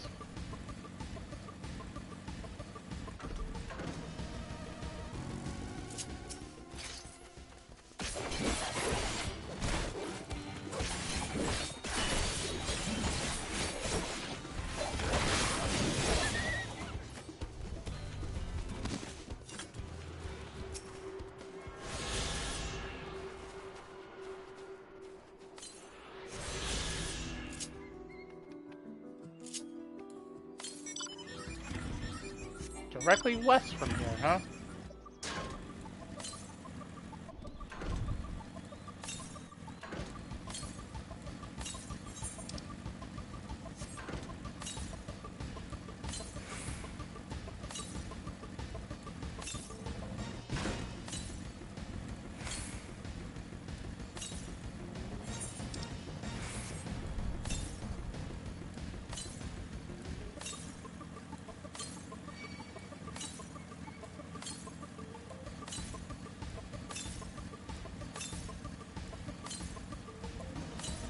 Northwest.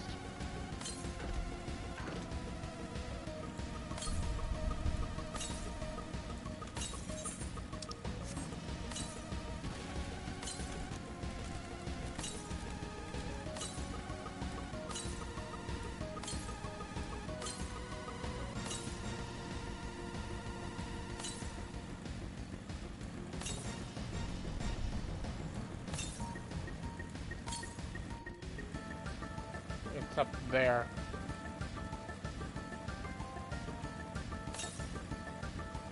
What the? What? Hello there!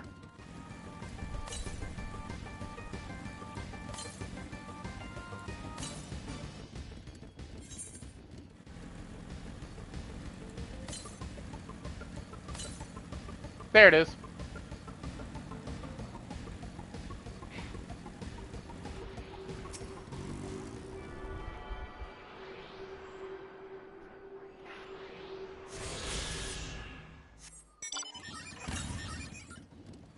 Directly west of here.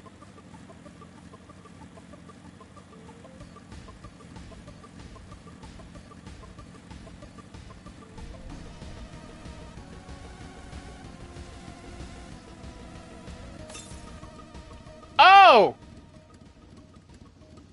It's the cactuars! Ah! No!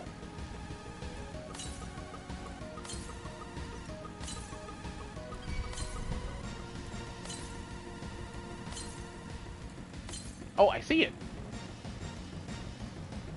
A chupa thingy?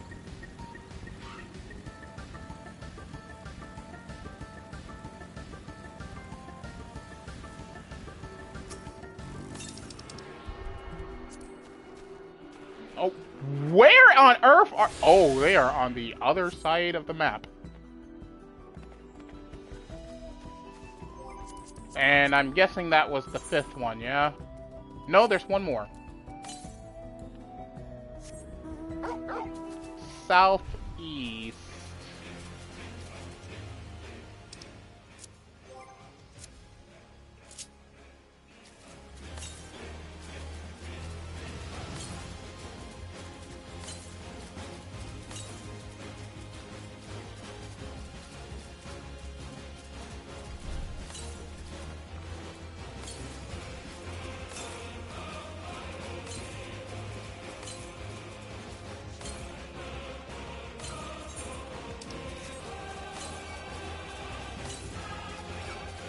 Ah!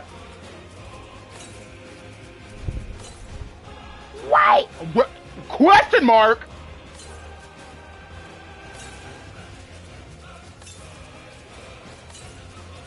So they don't even shoot 1,000 needles, they shoot 4. How'd I get experience? Oh. Duh. I'm an idiot. Oh, there it is. Bear!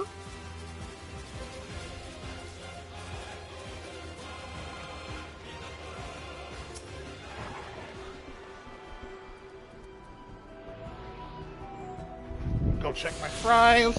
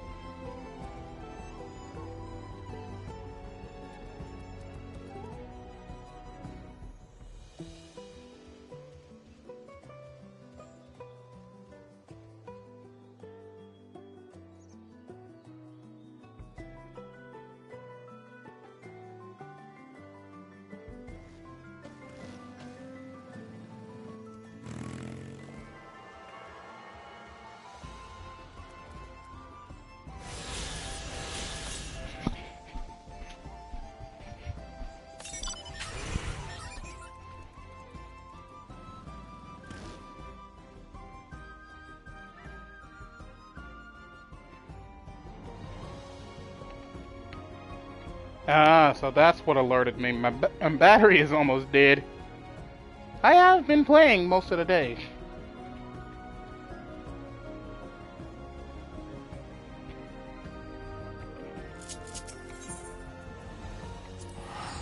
And I also need water. Give me a minute.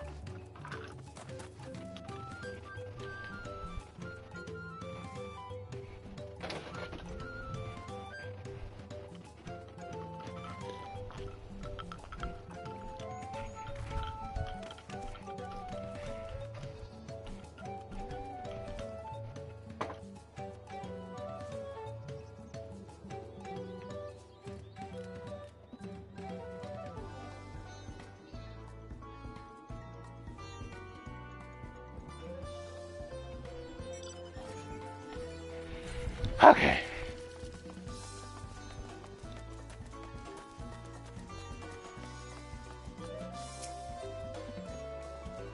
The Dawn Servant's Elector? Hi, I thought you were a new face in town. Here for the right of succession, I take it. Me, I don't much care who sits the throne so long as they keep Tural peaceful. People tend not to be in the mood to relax and sip right from mezcal once arrows and spears start flying, if you know what I mean. Speaking of which, would you like a cup? A joy shared is a joy doubled, I say. Oh, right, yes, you were asking about that Elector business. Being but freshly returned from my trading route, I've heard that there's a contest afoot, but not much else. Our head ledger, Toby, could probably tell you more about it.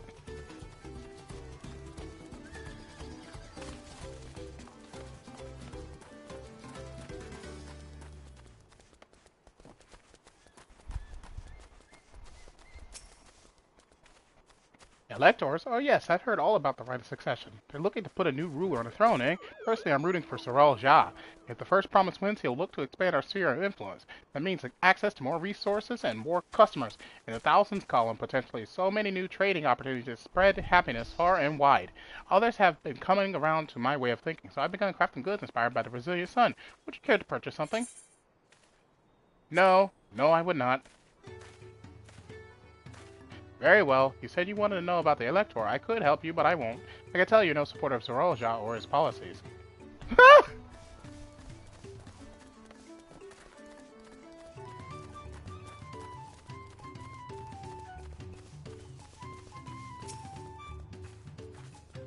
Hello there. I'm Moblu. Did you have a question for me?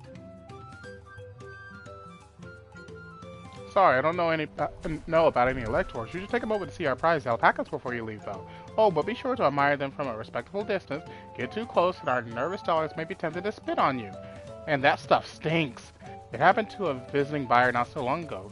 Tobley, that's the head rancher, was so mad at me for not giving a proper warning. No one makes a mistake without Tobley noticing. He knows everything that happens on this ranch.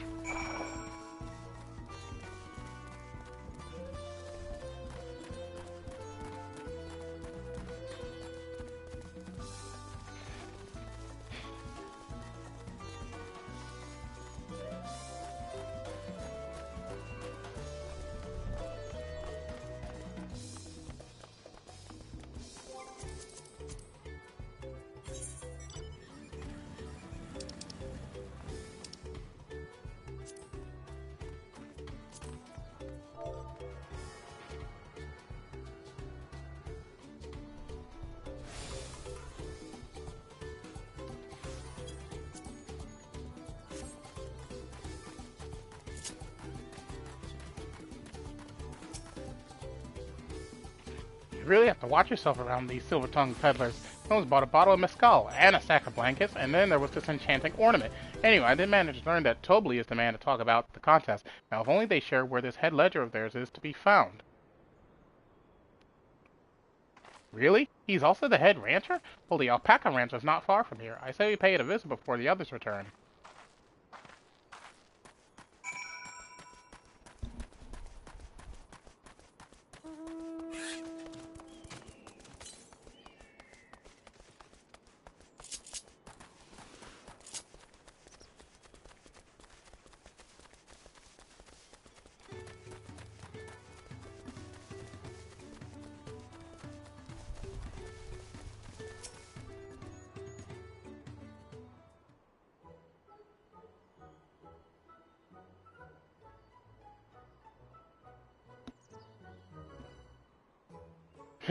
That is a lot of alpacas. Still, we know the head ledger could be here somewhere. I can't let fear deter me. Now, not to say that I'm scared, of course. And there goes my fries.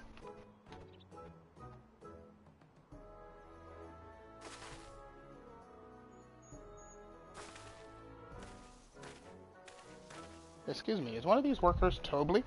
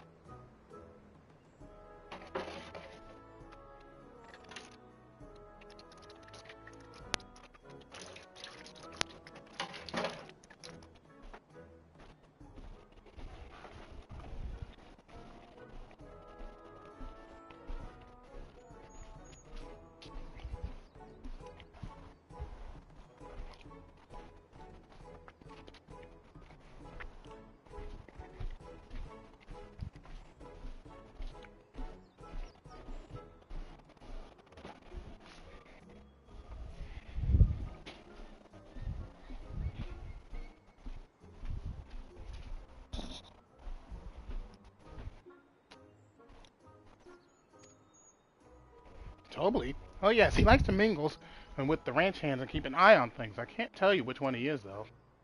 You can't? Is this part of the contest? All I can say is that Tobly often mentions his favorite pungent subject. He also can't resist a profitable trade, so who among us could? Am I right?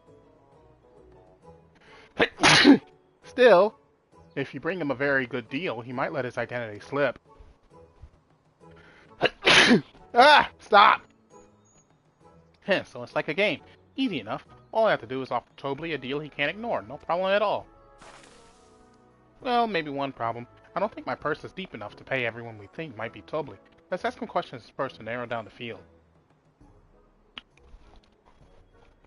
Great. We can meet back here to share our impressions.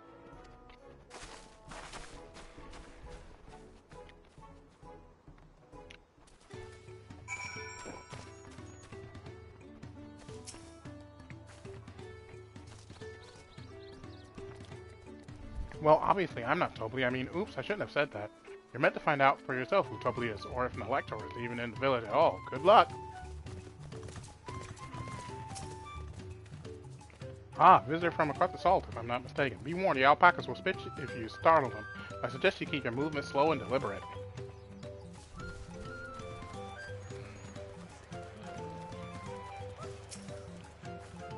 Am I Tobly? Yes, that's me. Excellent work from the third promise in our entourage. Sharp instincts. Shall we commence to write the succession then? Bruh. You think I might be Tobly? Haha, well maybe I am. All I would say is that in this village none have reared more alpacas than I.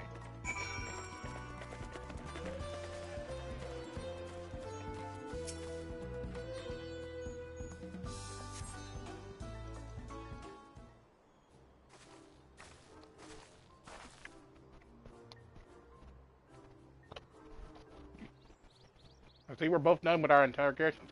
But who do you think it is? I have my suspicions. Let's hear your pick.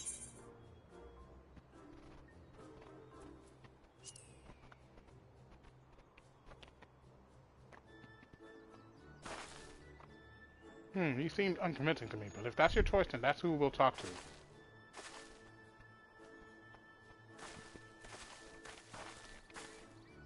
Tobly, I offer you a deal, the truth of who you are in exchange for a tidy sum. What do you say?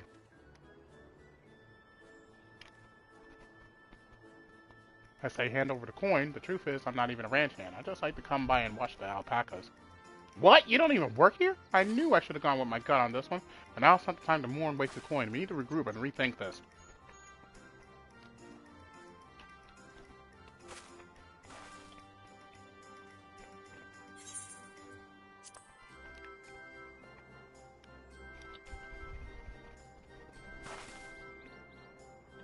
That loud, boastful fellow? I suppose he could be Tobly. Only one way to find out. I honestly think it's the guy in pink.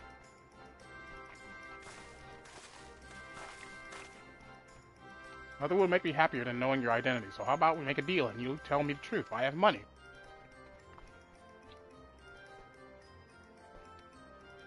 Huh, then I agree to your trade. Done and done. As for my part of the bargain, I am not Tobly, nor not the head ledger, not the head rancher, just a humble ranch hand.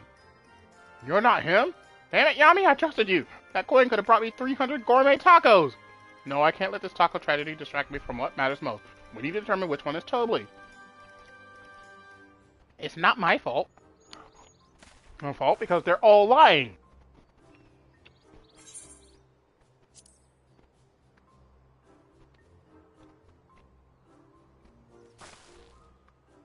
Ah, the workers so intent on stable chores. I have my eye on that one too. Time to rip the mask off our mystery ranch hand, so to speak.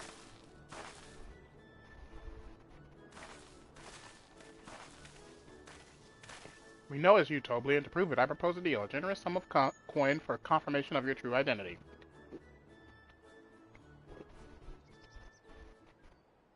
An offer I gladly accept.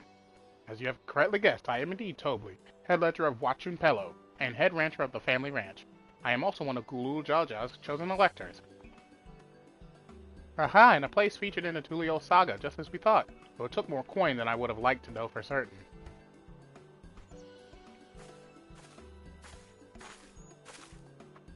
She found you out fair and square, Tobly, and I'm glad she did. Would have been a pity had her bid ended here.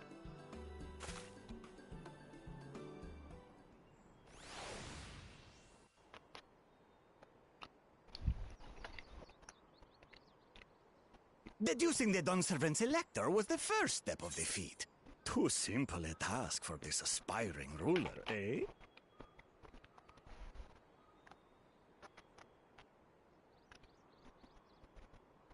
Right. Not hard at all.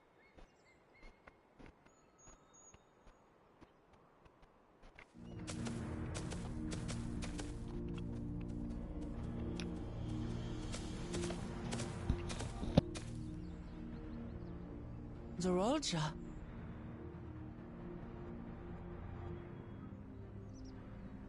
I am told the head ledger, Tobli, is to be found here. You have to guess which one of us is Tobli. That's part of the test.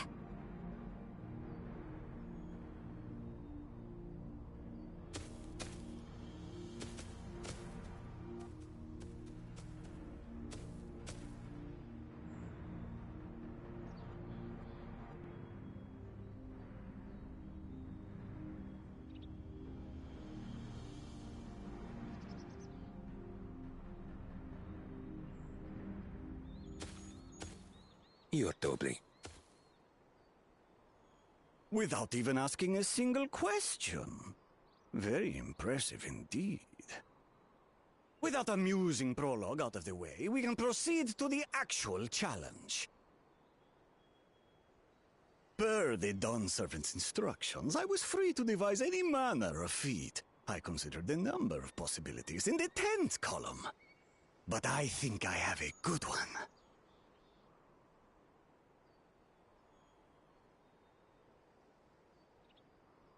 You must go forth and capture for me an alpaca.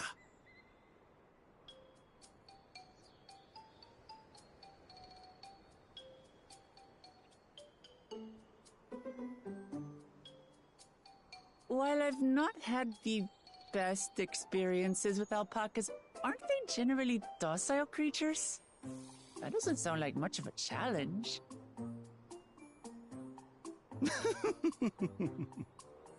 Bring out the example!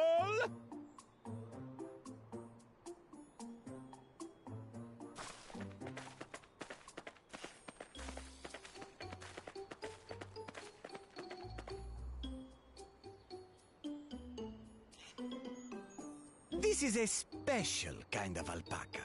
Would you please approach the animal, Third Promise? Who? Me? Well, it should stay calm if I stay calm, right? That's what Erinville said.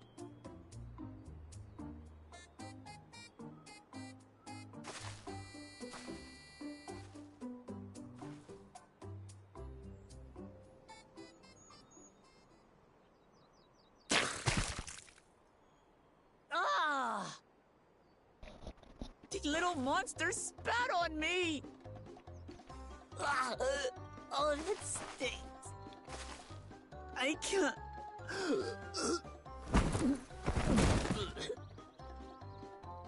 Oh no! She's down! Paradoxical creatures, being both extremely curious and extremely cowardly. Press your luck when they're frightened, and you'll get a face full of spit, as you've all just witnessed. Has an awful stench, their expectoration. The globs contain half-digested food, you see, making it an effective deterrent against perceived threats. Wild valley breed like this one are especially timid and can therefore be quick to lash out. They're also especially hardy. Indeed. We take the rugged wild alpacas and breed them with our gentle domesticated stock. This produces the strong but biddable pack animals prized by our traveling merchants.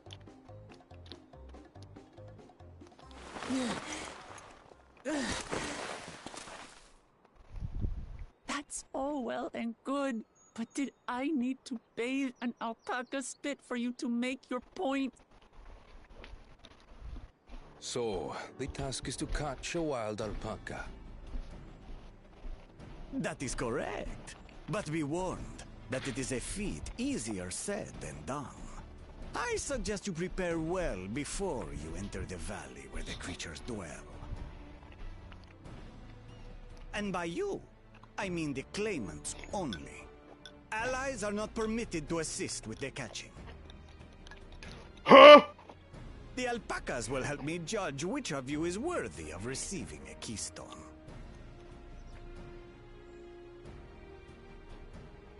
So I'm to chase down a fluffy, spitting demon, and that somehow proves I'm fit to rule? As I said, the Dawn Servant granted me the freedom to decide my challenge. And when you reach the end of the ride, I dare say you will understand why I chose what I chose. I like his voice acting. It's definitely not a voice I'd expect from someone so small. But then again, the Lalafels exist. Very well. And I don't even This believe won't take long. believe some of the voices coming out of them. Wait! Didn't I warn you this was easier said than done? There are preparations to be made, factors to consider. A beast is a beast. All yield to strength.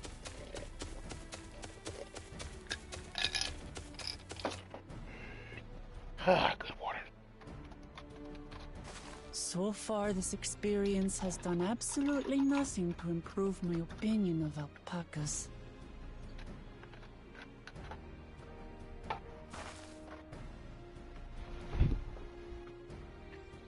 But that doesn't mean I can't do this. Revolting spit aside, they're just another animal.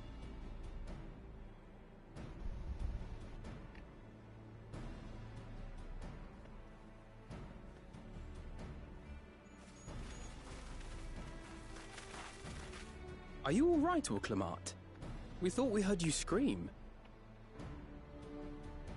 The third promise does not scream. It was more of a startled yelp. Oh no! Scream, in other words.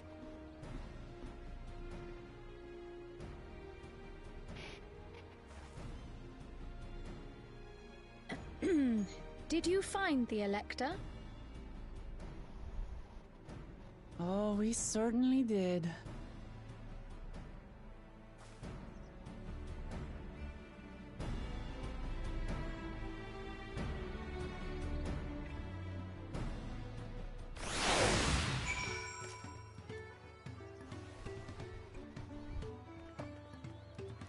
Poor Wooklamat.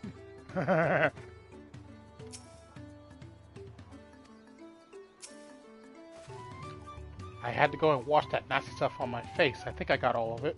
But would you mind taking a sniff for me just to make sure? That stench has ruined my sense of smell. Hey, I saw that look!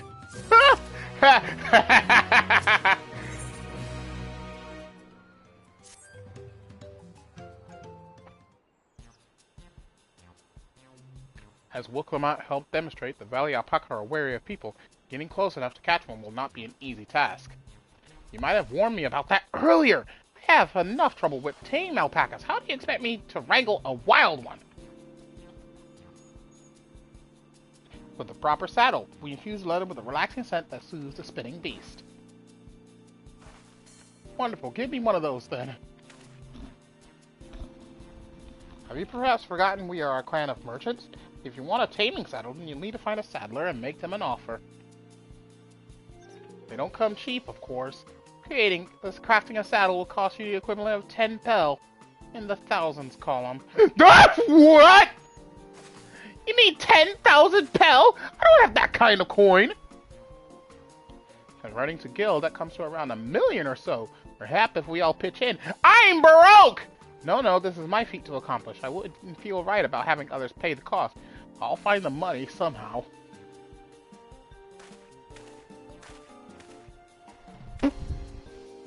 In that case...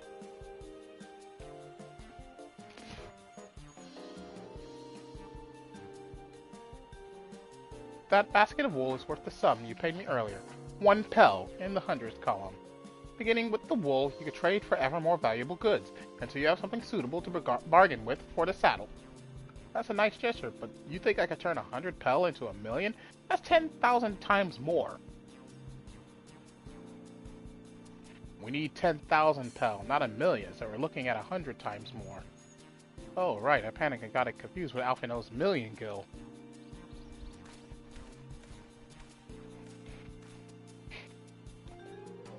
I'm not so sure about this trading idea. You were almost talked into buying a cloak. You didn't need mere moments after you arrived. But I just... I hate it when you're right. Let me help you with your deal making. Oh, hello again. Mablu. I work here as a ranch hand, but I've also learned a lot about the peddler profession. It's alright if I aid them now, yes? I guided the claimants towards the first step of the feat, like you asked. As long as Wuklamat goes alone to capture an alpaca, she is free to accept assistance from whoever she likes. Hooray, let's see about getting you that saddle then, third promise. I don't know why you made your offer, but I could use an ally with a beak for bargains. Welcome aboard, Mablu. The rest of us stay behind, perhaps. It may be easier to haggle over prices without so many voices chiming in. Yeah, stay here and pitch in with the ranch work. With Mablu gone, I'll need extra hands to tend to the alpacas. Gladly, although, Yami, I think you should go with Wuklamat. You've seen markets and bazaars the world over, and surely have sage advice to share. Oh god, they want me to help? We're all doomed. In that case, you should also hold on to the alpaca wool. If it's misplaced or soiled in some way... I was reading! As if I do such a thing, but I'll leave the wool with Yami anyway. The better to keep my hands free.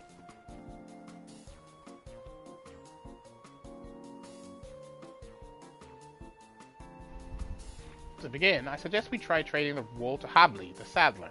He won't agree to the deal, of course, but it'll give us an idea of how much he'll accept for his wares.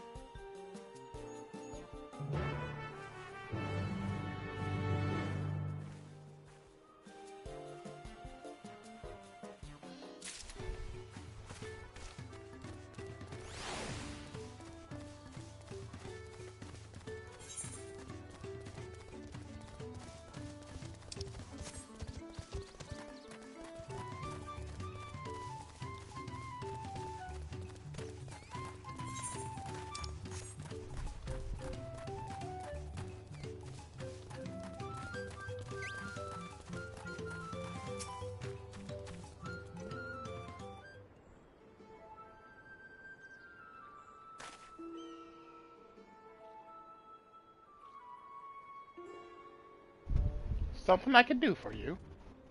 We've come to bargain. I need one of your special taming saddles to catch a wild alpaca. A saddle, is it?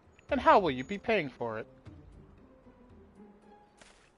This basket of fine alpaca wool.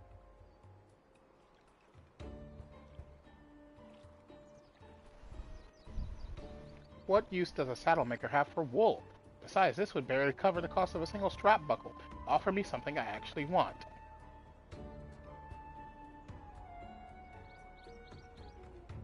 And what might that be? Mezcal. I like to nurse a cup at day's end while I inspect my finished work. Bring me a jug of quality stuff, and you've got yourself a deal.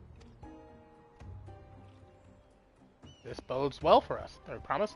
Such mezcal can be had for only 5 pel in the thousandth column.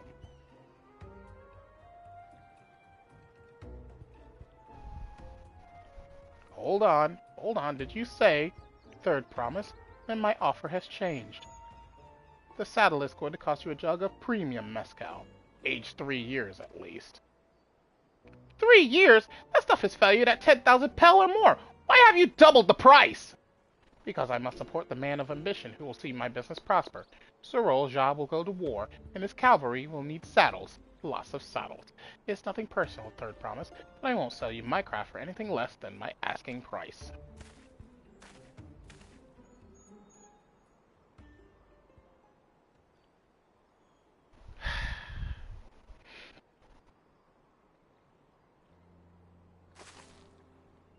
Can't say that I blame him. I'm known for championing peace, and peace is unlikely to bring him more customers. Those of our grandparents' generation remember the dark days when the clans were at war. Many of these Pelu pray for your victory, Wuklamat. The younger ones, though, to them strife and bloodshed are as children's stories. They think themselves safe from these horrors and take the peace we now enjoy for granted. Still others are unsatisfied with this quiet prosperity and crave the future the second promise envisioned. They've become obsessed with innovations like the dirigibles that have made trade swift and easy. Then you have those like Havli, convinced that the first promise's plan for conquest will afford them opportunities for great profit. But what about you, Mablu? Aren't you of the younger generation? At least a year or two younger than me, I'd say. Oh, I was raised on the old tales. I memorized the accounts of what it was like when the Yakui ruled our village. That's why I offered to help. I want you to become Dawnserver to keep our nation from going back to the way it was. Well then, I guess I'd better make sure I win the contest. But the type of mescal the saddle maker wants is so very expensive. Weren't we expecting to need 10,000 pel from the outset? Nothing's changed, we just need to get on with it. I may not have the head for trade or the stomach for alpacas, but I won't give up with the piece of Tuliolal on the line. And neither will I. We will make you Dawnservant. Aiming for that 10,000 pel jug right away will only bring us failure and frustration. Let's first try exchanging the wool for anything even a touch more valuable. The trick is to find someone who needs alpaca wool and is willing to trade at a loss to acquire it. Someone who supports your bid for the throne, for instance.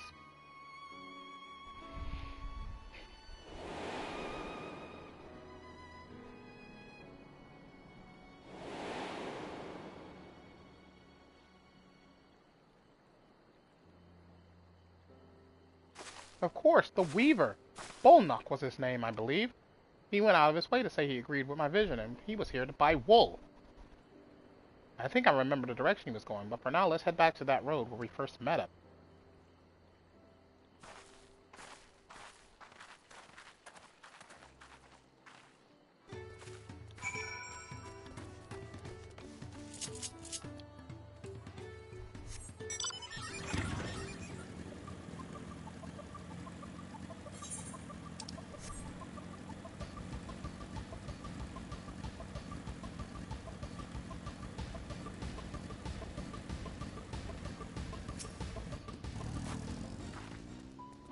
This is the spot.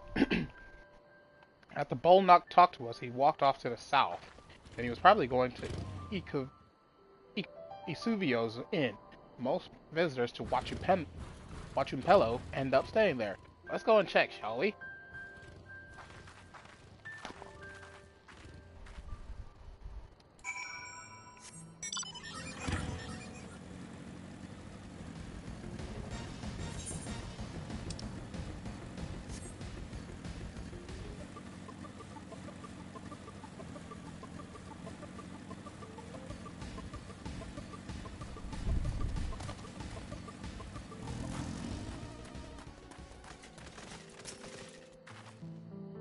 Have that basket, Yami.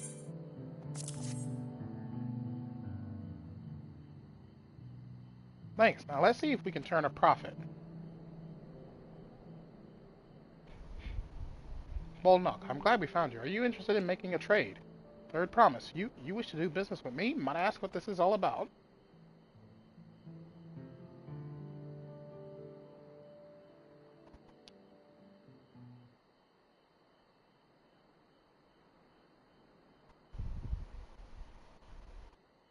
I see. So the goal is to turn that basket of wool into a jug of 3-year-old premium mescal. Then allow me to invest in your efforts. Peace in Tyrol is what allows me to cross freely into the lands of my suppliers. Naturally, I would prefer that one pledge to preserve that peace win the throne. Thus do I humbly offer you this wool poncho, a small token that I pray contributes to your victory. Oh, that's fine craftsmanship. A garment like that would easily fetch 5 pel in the hundreds column.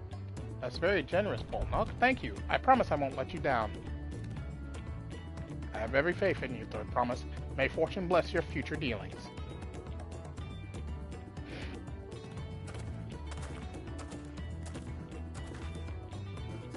I can't believe you quintupled your investment with your first deal. We're off to a spectacular start. Only because Yami remembered our weaver friend. All I did was hand over the wool. That's not true. The connections you build with people are vital. This is one of the most fundamental precepts of trading, one which you've instinctively mastered. You think so? I know so.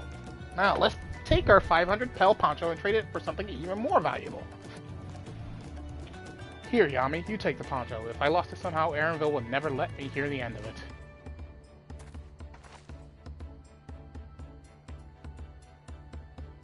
All set. Our next deal is waiting to be found.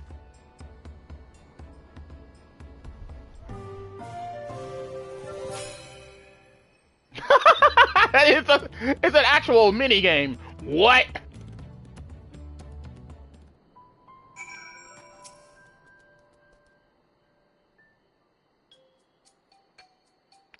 Leveraging connections is a sound strategy, but we should also consider supply and demand. An individual in urgent need of a good poncho will offer more than a merchant simply looking to stock his shelves. That makes sense, but how do we know if someone needs a poncho? They aren't wearing one?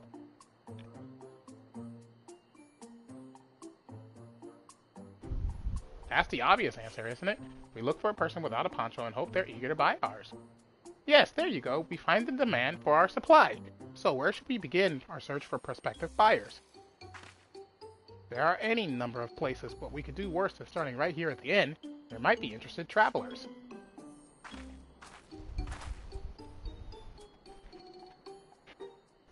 Who here needs a poncho? A lot of Mamulja hardly wear anything to begin with. Those are probably Landsguard or sellswords. Mamulja, who soldier for a living, prefer not to wear much above the waist. It hampers their movements. So even if they have bared soldier, Mamulja carrying arms can be struck off the list.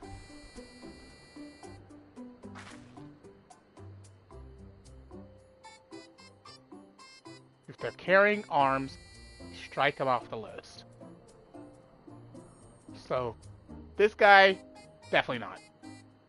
This guy already has something, so definitely not. That Mamulja's arm could be a Dopprio courier. I've seen them flying their wyvers, and those types aren't fond of excessive clothing either.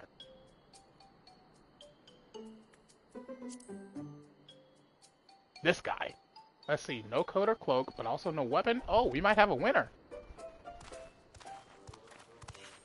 Oh there, friend. You're not a mercenary by trade, right?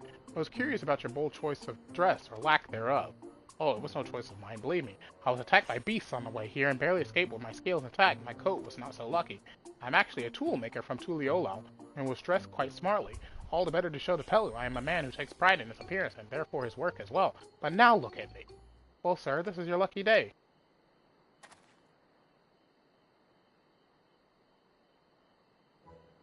What a splendid poncho! This would be the perfect replacement for the coat I lost. We'd be willing to part with it if you'd like to make a trade for one of your fine tools, perhaps? What about this hatchet? I crafted it myself and will vouch for its quality. This blade looks sharp, the haft well made. I'd value it at 1 Pel in the thousands column. Oh ho, from 500 to 1,000, we have a deal. Wonderful. A fine garment such as this should put me on even footing with any Pelu merchant. Like the eponymous owner of Miplu's mate garden, for one. Her field hands use hatchets to harvest the mate, and I thought to impress her with the tool I sold you. No matter, I have other wares to sell. Glad I am to have met you. Did you hear that? We've already found our next buyer. To Miplu's mate garden we go. Yes, but it's a fair distance on foot. We should take alpacas.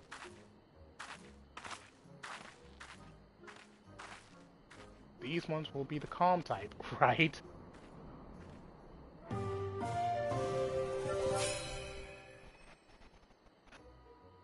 Success! You traded a 500 Pel wool poncho for 1,000 pool and Pel hatchet.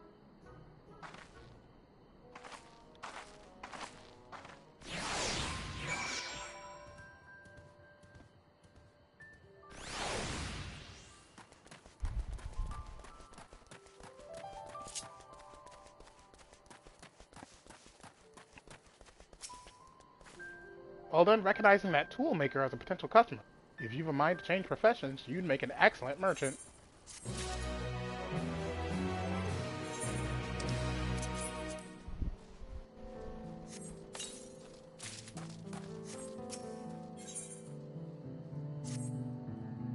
before we get moving, you should be the one to hold this. With that, I suppose we should hop on the alpacas Ma Blue has so kindly provided. Ready to go? Let's mount up. It is off to the mate fields we go. Please don't split. Please don't split. You'll be fine. These ones are accustomed to people. I still don't trust them. You have a knack for riding, no matter what you say. Without our alpaca friends, we Pelu would never have become traveling merchants. Can you imagine walking all the way across Tural?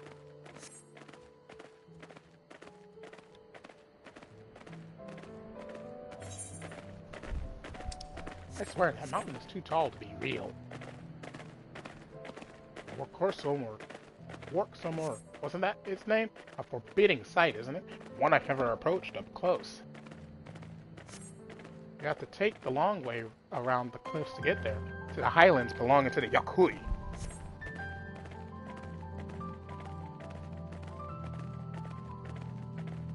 So Mablu, you said you were learning about the peddler profession. You don't care for ranch work? No, I love it. I love working with alpacas. But becoming a peddler has always been a dream of mine. It's just, I'm not sure I have the talent for it.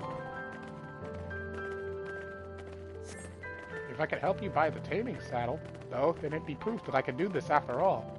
In that case, you'd best get ready to be a merchant. Look, we're almost there.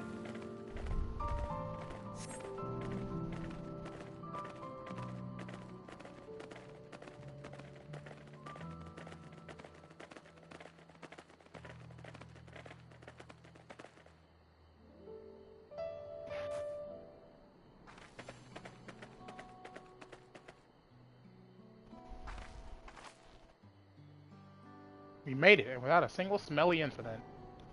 I sent the alpacas back to Isuvio's inn, so we'll walk along the main road when we return to the village. Speaking of roads to travel, you were adopted by the Dawn servant, weren't you, Third Promise? That I was. And perhaps you understand, I was an orphan too, you see. Tobley took me in. He took in all the ranch hands, actually. All of them? Yes, and everyone works hard at their chores. Grateful for the opportunity to repay the head ledger's generosity. Yet here I am, the only one wanting to go off and be a merchant.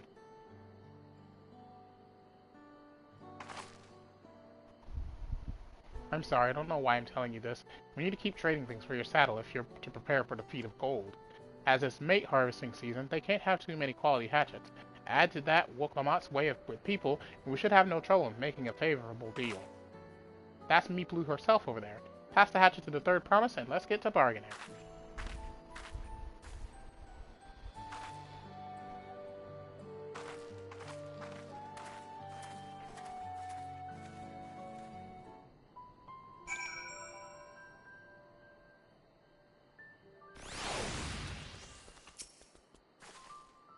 You have that little axe for me? Thanks. Now let's see what we can get for it.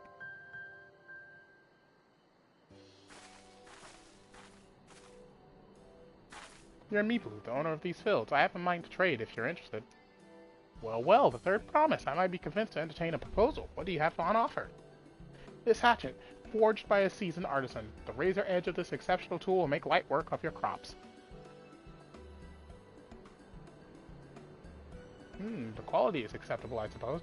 I offer you a large sack of mate leaves in exchange. A sack of mate leaf is valued at 1 pel in the thousands column, same price as the hatchet.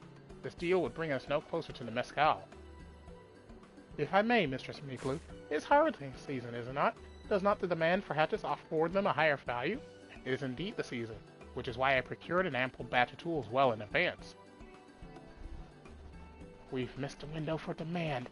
In that case, we'll have to fall back on connections. Think of it this way, a generous deal here will put you in the Third Promise's good graces. Surely that's worthy of consideration.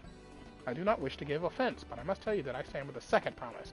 His innovations will improve every aspect of our lives, I believe, including farming, and I will no longer have need of hatchets. I assure you that I have nothing but respect for Woklamat. That is why I'm prepared to purchase a spare hatchet at a fair price.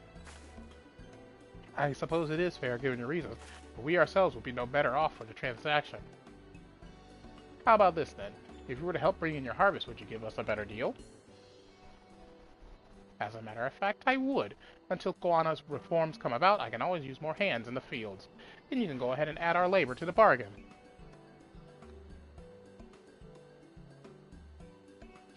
Added value to tip the scales. How could I have forgotten one of the most basic rules of trading? You can rest here if you like, Mablu. Yami and I have mate to gather.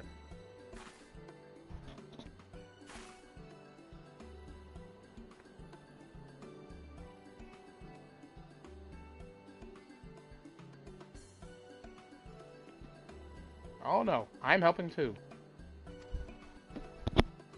Off to the field then, and mind you pick the healthy leaves. I'll take 5 good bundles from each of you.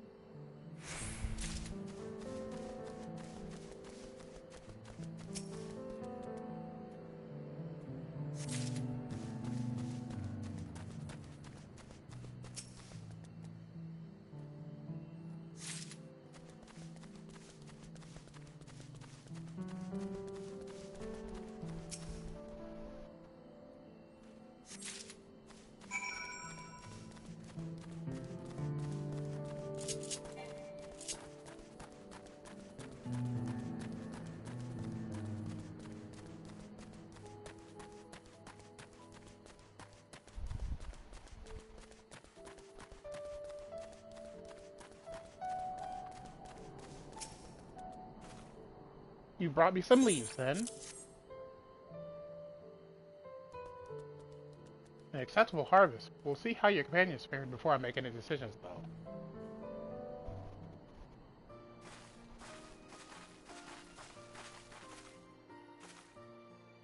Here, we brought our share as well.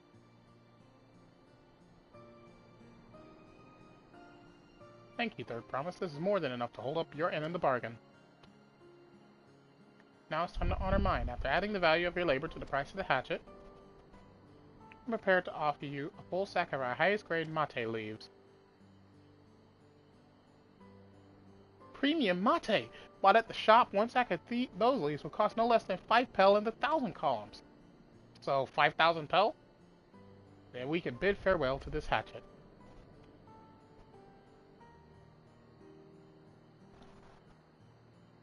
I'll give it a good home. Talk of the contest aside, I'm glad we could come to a mutually agreeable trade. As am I. All the best wishes with the rest of your harvest.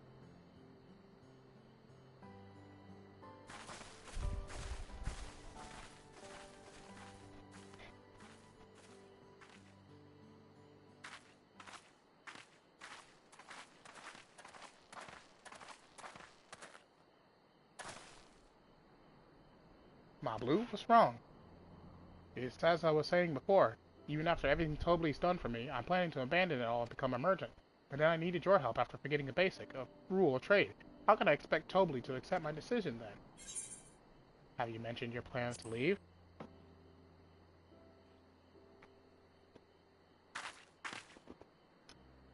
Not exactly. I wanted to prove I could succeed as a peddler before I declared my intentions. I seek to follow my father's footsteps, but not because he expects it of me. I want to preserve Tural's peace, and becoming Dawntrail happens to be the best way to do it. You should live a life of your own choosing. I wouldn't be surprised if Tobly held the same opinion. So talk to him. You're right. It's better to find out for sure than worry over what he might say. Thank you for the advice.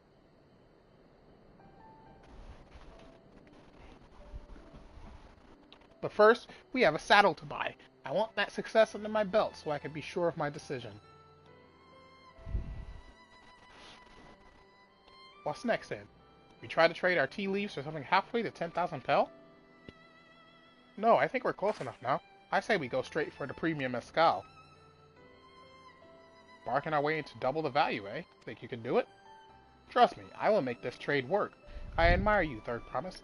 That you're holding your own against such strong competition for the throne is inspiring. Am I really holding my own against Koana and Zoralja?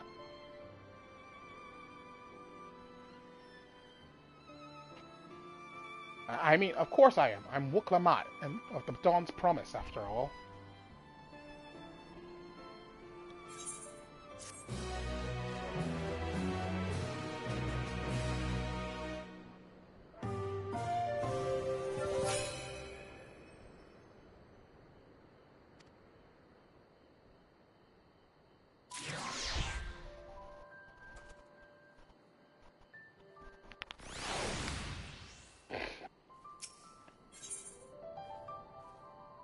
Wuklamat has her eye on a jug of premium mezcal.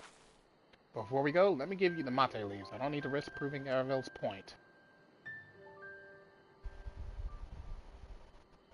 Ready then? Our next stop is the Mezcal Distillery.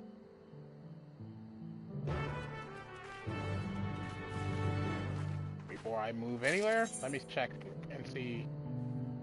Has any side quests popped up? Any side quests? Any side quests? There's a few.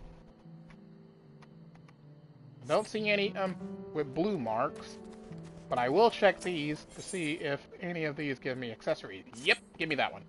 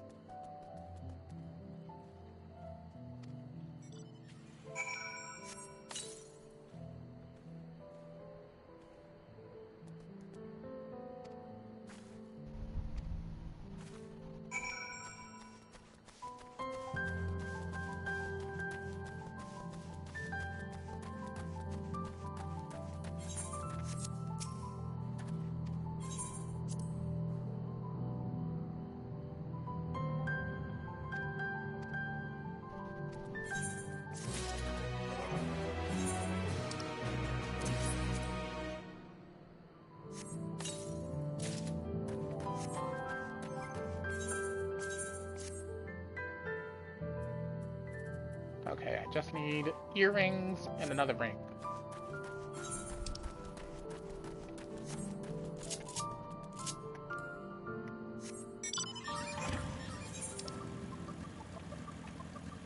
As for the main quest, it's back in town. Oh, and that's where the other... No, wait. There's side quests way over here.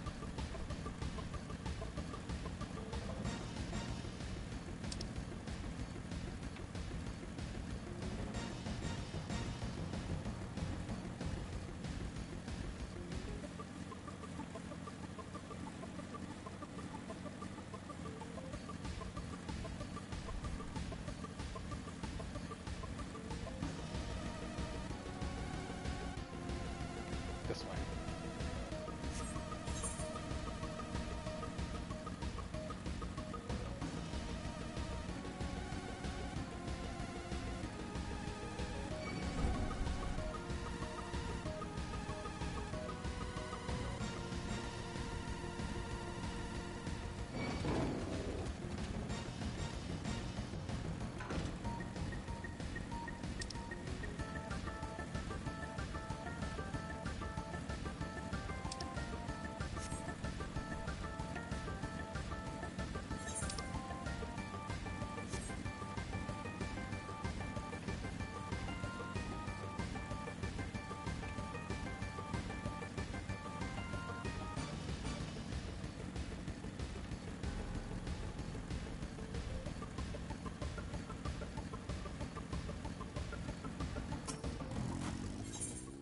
Okay, you have nothing.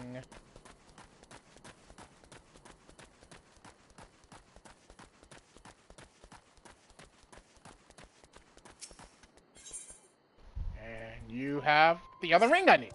Good.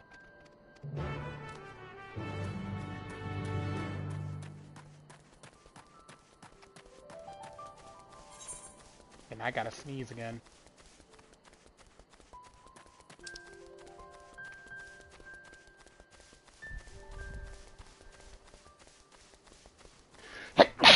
Ugh.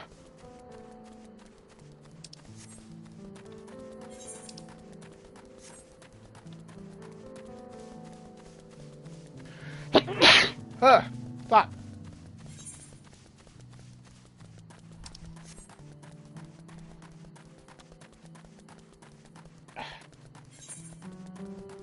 Oh, it's up. It's up.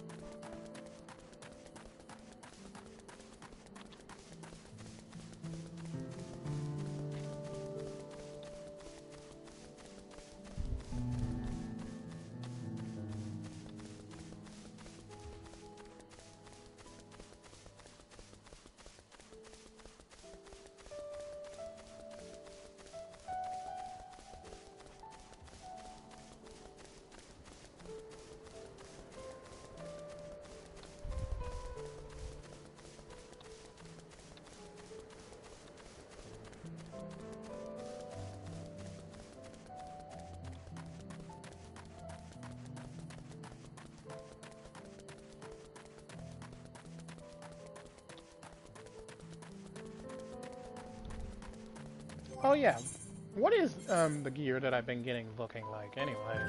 I don't think I got a headpiece.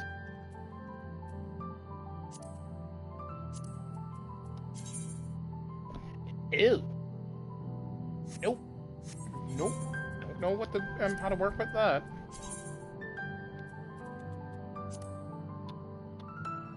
The gloves are nice. But I'd probably dye them a different color. Oh, wait a minute.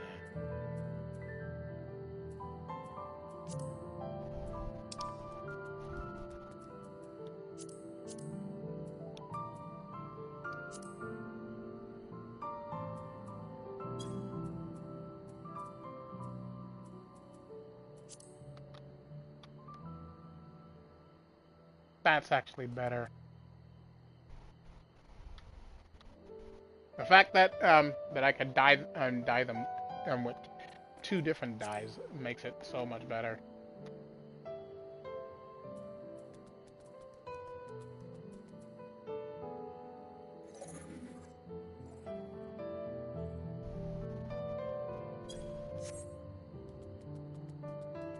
And personally, I kind of like them a bit more than the gloves that I got on.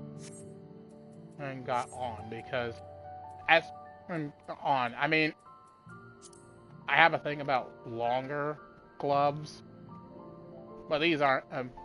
But they do work for my look.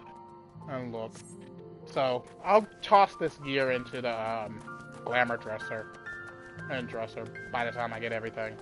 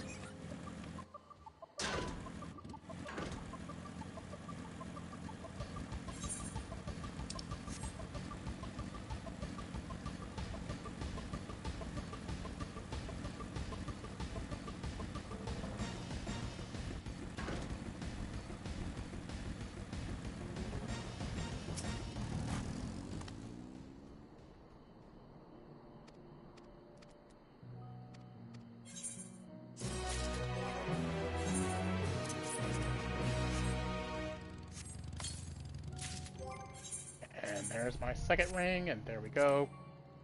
And I can't apply glamours here. Okay. And back to town. And I need a bathroom break.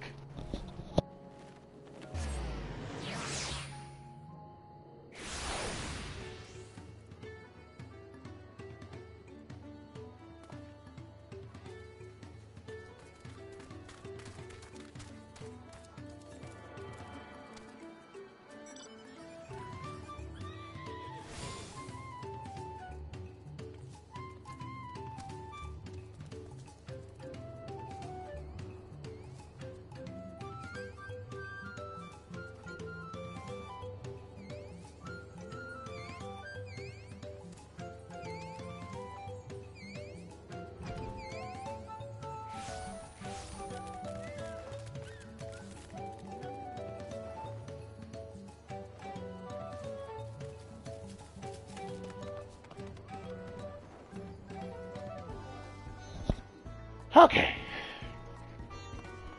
Before we continue with the main quest, let's check these other 2 side quests. See if they give anything. You don't give me nothing, okay?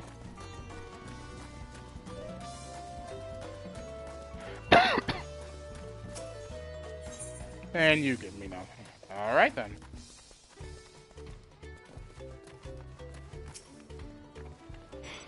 We want to speak with a man by the name of Gobley. Even among his fellow distillers, he's regarded as a master of the craft. He knows the value of his product, so to convince him to trade for twice what the leaves are worth, we're going to need targeted information. That means asking around and taking in the gossip. If you could talk to people here in the distillery, Yami, perhaps Wuklamot could do the same at the village entrance. Meanwhile, I'll head to the north side and see what I can learn.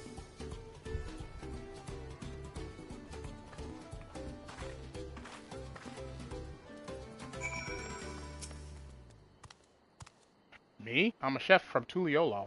I have to come here to buy Gobley's Mescal, the finest in Tyrol, according to my customers. They always bring out a jug during our dealing, but I can't handle the stuff too well myself. I take small sips, not wanting to be impolite, you understand, but still end up so addled as to agree to whatever price he quotes me. It would be nice to have less potent refreshments during such conversations, else I might have to seriously reconsider our arrangement. Wait. Huh?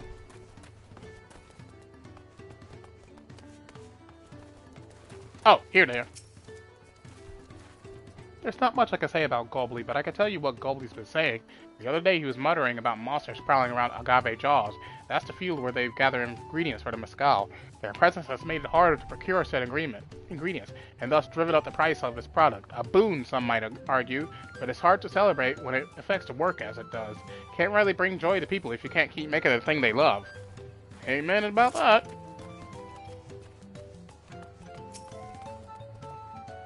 Gobley might be a deft hand at distilling, but he's got no sense when it comes to appearances. Rumor has it he's been invited to the palace for business negotiations. If he presents himself to the court wearing his usual rumpled attire, though, he'll be laughed out the super.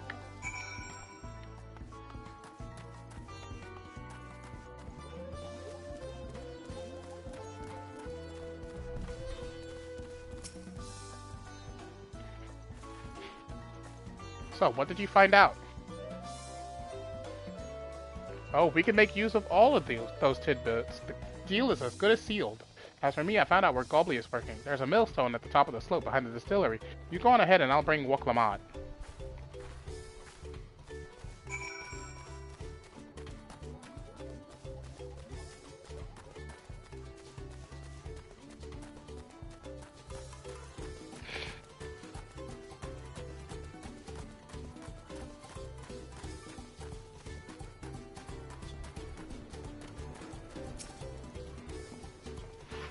You have business with me, sir?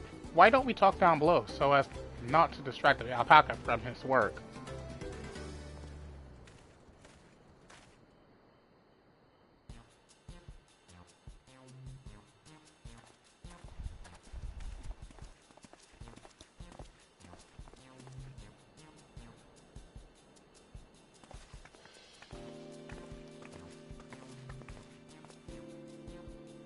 Now what's this about? Keep it brief if you would. I'm a busy man.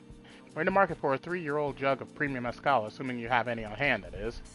Ah, an excellent choice. I must warn you, though, it doesn't come cheap.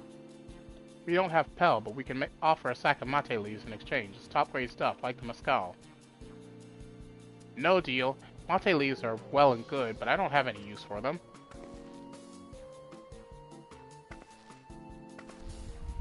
No deal? Just like that? Still, I'd hate to send you away empty-handed. Why don't we sit and chat a while over a cup of mescal? Now the real bargaining begins. Which of our cards do you want to play first?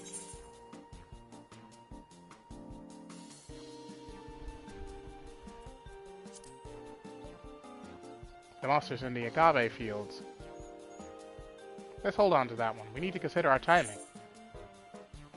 Gobley's invitation to the palace?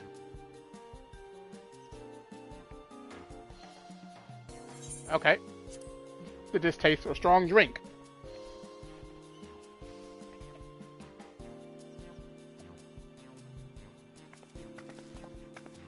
I appreciate your hospitality, but I'm afraid I can't hold my drink. I've heard one of your regular customers, a Hubigo chef, is the same. Seeing as not everyone can enjoy a mezcal, I wonder if you might benefit from having other refreshments to offer. Something like mate tea, for instance, and brewed from the finest leaves, of course. Ah, you're right. Absolutely right. I had noticed a growing reluctance on the part of my Hubigo friend, but did not realize I myself was to blame. I must endeavor to be a better host. Still, even with that added value in mind, no sack of leaves is worth the mezcal you're after.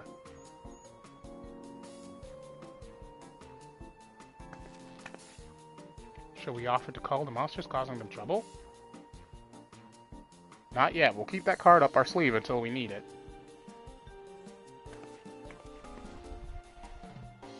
As I expect, you're aware the rite of succession is currently taking place. That's why the third promise has graced us with her presence. When the contest is decided, the subsequent accession ceremony and banquet will be a prestigious affair. If your mezcal were to be served there, it would bring your distillery immeasurable fame. Wait, could it be that your rumored invitation to the palace has discussed that very possibility? As a matter of fact, yes. I must admit, I'm still reeling from the abruptness of it all. It would be a great honor and opportunity if I could secure the deal. Well, I should think your exceptional mezcal would speak for itself. That said, there's no such thing as being too prepared, and first impressions last. You'll want to be wearing your very best when you walk into Volok Shunsa. It would be such a shame to miss this chance of a lifetime simply for want of proper garments.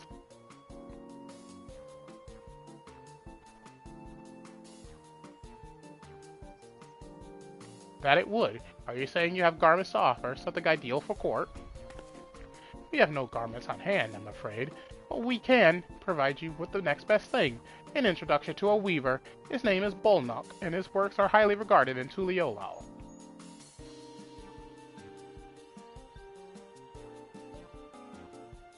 As a supporter of Woklamat and keen observer of palace politics, he would doubtless be happy to guide you in the selection of an outfit to fit this golden occasion. That is certainly a tempting proposal, and one of which I should like to take full advantage, but the scales still aren't quite balancing.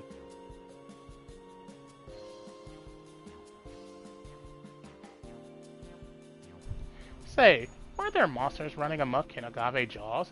That's a problem we could easily solve for you. Truly, I would be most grateful for your immediate assistance. I was resigned to hiring sellswords to kill and air them out. Factoring that saved expense and an introduction to a trusted weaver, this is shaping up to be a sound bargain. Alright, you have a deal. Yes, I knew you'd come around. Give us a moment and Yami and I will take care of those prowling nuisances. In the meantime, I'll use the time to pen an introductory letter to Bolnok. The fields you're looking for are just north of Wachunpelo. Be safe!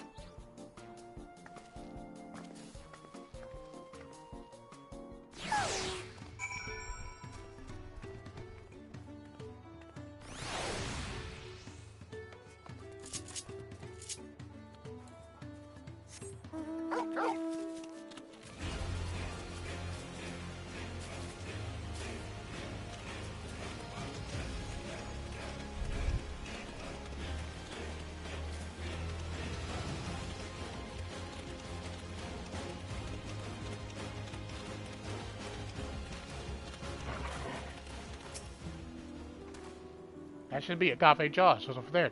This will go faster if we split up. Come and find me once you finish clearing out your share of the pests.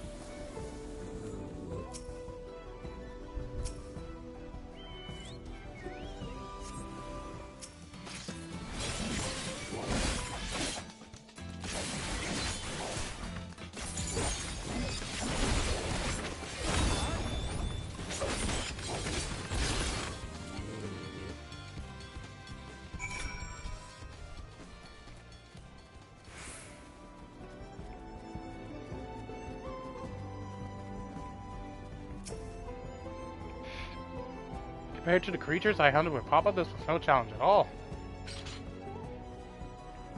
Come on, let's head back to the distillery. All that's left is to give Mablu the sack of leaves so she can seal the deal.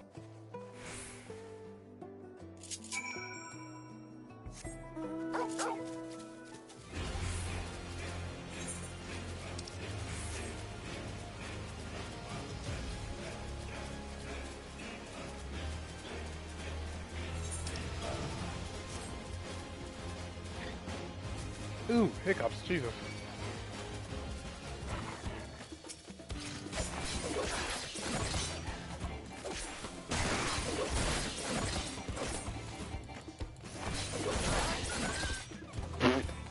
Damn. Uncoiled Fury does a lot of damage. All I did was hit it with Uncoiled Fury 3 times and it died. But then again, I am level 91, so there is that.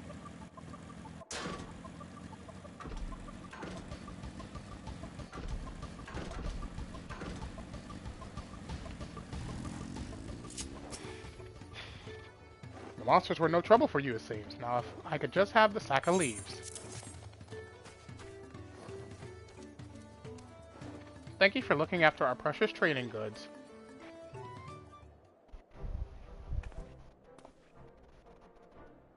Your monster problem has been resolved, Master Gobbly. Here are the mate leaves and a written introduction to Bolnock, as agreed.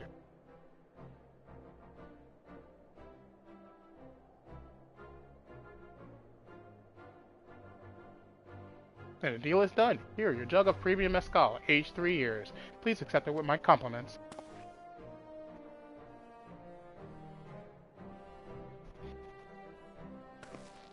Yes, we finally have the mezcal. Great work, especially you, Mablu.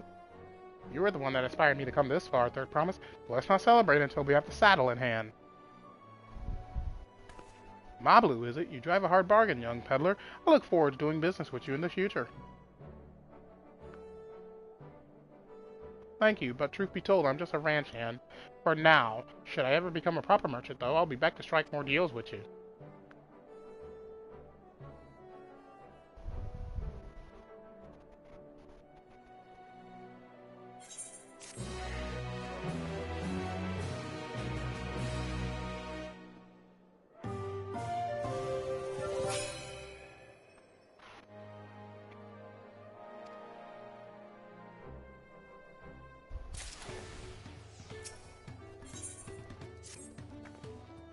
Even at the palace, I don't think I've held a 10,000 pel jug of anything before.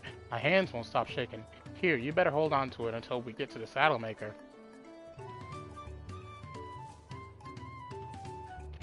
Can you imagine if we dropped it and had to start all over again? Luckily, Havli's place is not far. We just need to head across the plaza. Please don't ever say something like that. That'd be horrifying.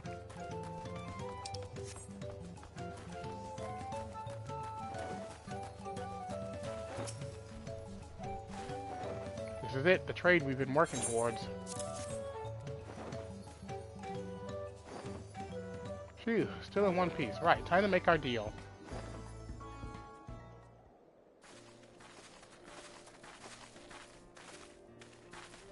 Get your tools ready, Saddler. We've brought your precious mezcal.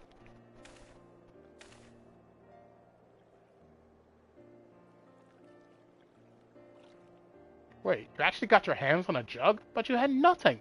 A few measly clumps of wool! What we had was an aspiring trader with a gift for negotiation.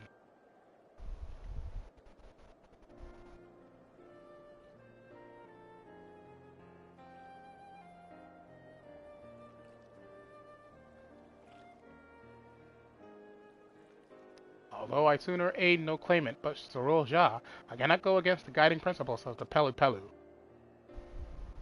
The trade is a fair one. I will craft your saddle, Third Promise. Great! Stay and wait if you like. I have all the requisite materials, so this won't take long.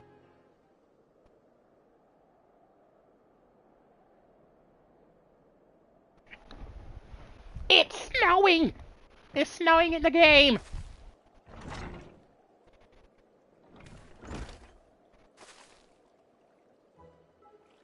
Your commission is ready. Catching a wild alpaca is never a simple affair, but you'll have an easier time of it with one of my saddles. Now, if you don't mind, I have other work that needs finishing. Ah, I can taste that smooth mescal already.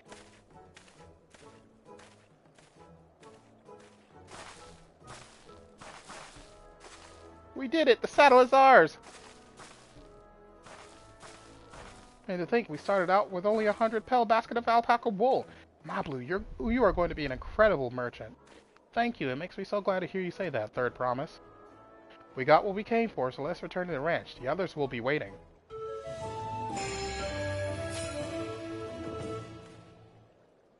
Success, you traded in a... Yeah.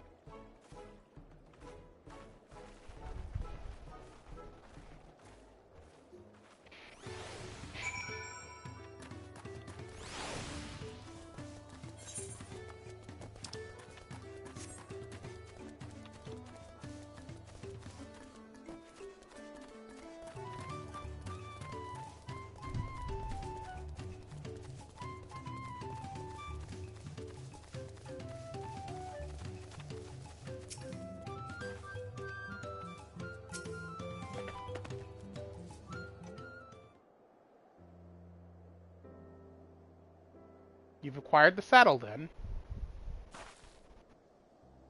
Yes, and thanks in no small part to Mablu. Before you rush off to catch an alpaca, let me teach you how to saddle one. I'll bring out one of our wild-born friends so you can practice.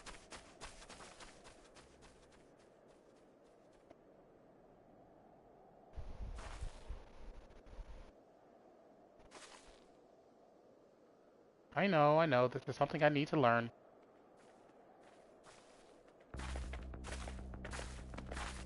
The music!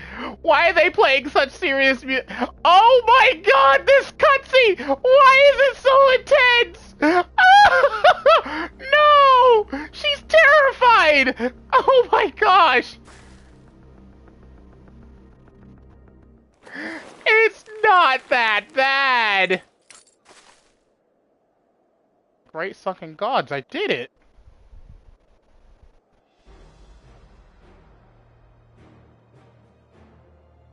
He hardly seemed bothered, much less inclined to spit, as if he was completely accepting of Wuklamot's touch. That is because of the singular scent with which the saddle has been coated. Alpacas find it very soothing.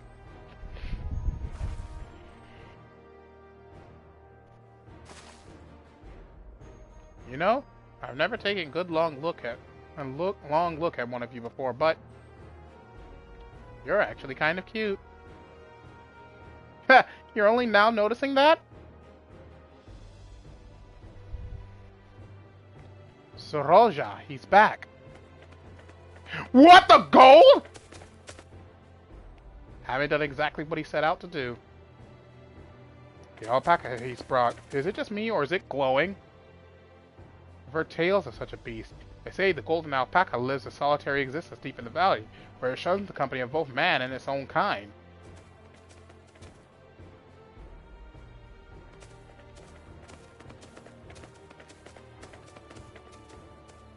How do you manage to snare a prize like that? A beast knows its betters. Faced with overwhelming strength, it will yield rather than risk death. An apt illustration of how greatly the power of the first promise exceeds yours, Wuklamot. Strength alone won't win him our father's throne. I'll be the one to find the Golden City, and then Tural can remain at peace. An everlasting desire for peace can only be forged through the fires of war. To unite as one, the people must be taught. They must suffer the horror and the hopelessness firsthand. Exhaustion from prolonged conflict, the wages of war's merciless nature.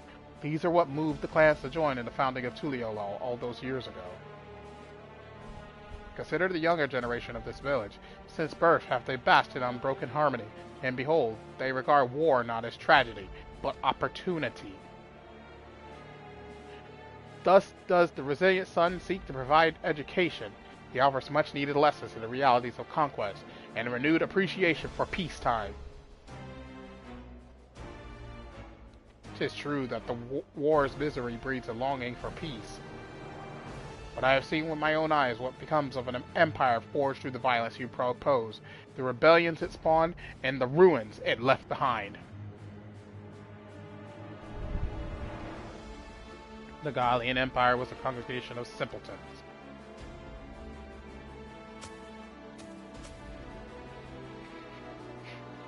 The oppressed fought back against their oppressors, as well they should. Men are not beasts. Only a fool will seek to rule over all with the threat of force alone.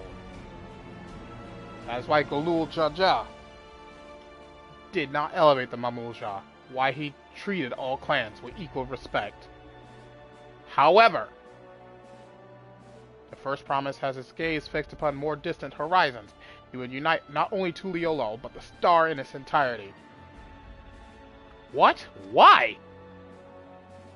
I need not explain myself to you.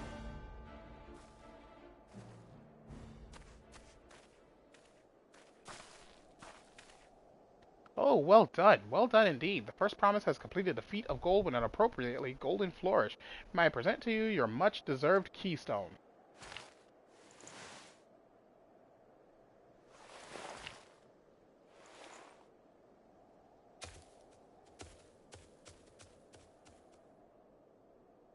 He's always been like that, never sharing his innermost thoughts with me or even with Koana. It's like we're not even family.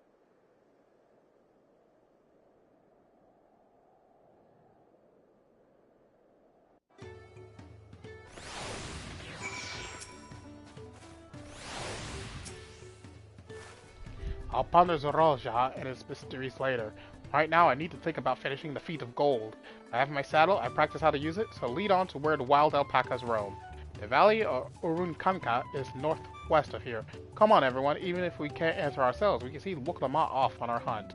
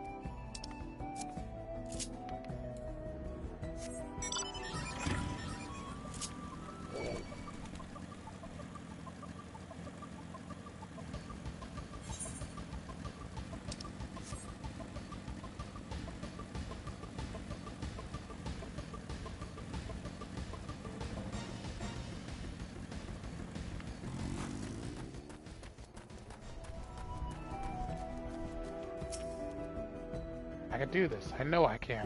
Cheer on Wuklama as she marshals her courage to attempt the harrowing task of capturing a wild alpaca.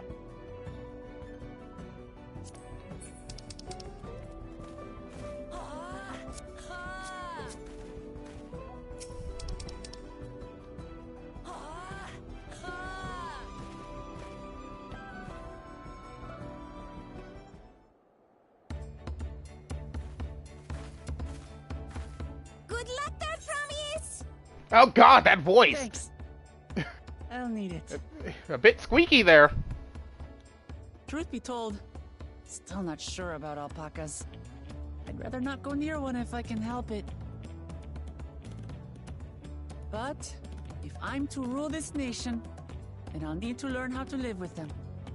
Tural is their home too.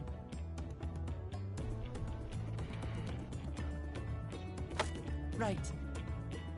I'm off.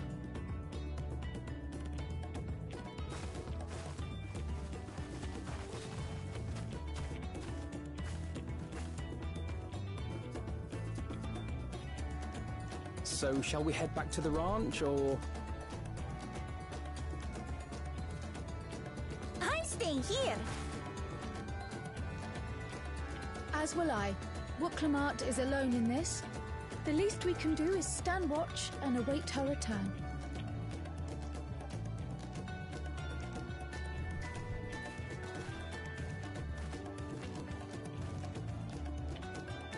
It may be a while yet. Help me pitch the tent.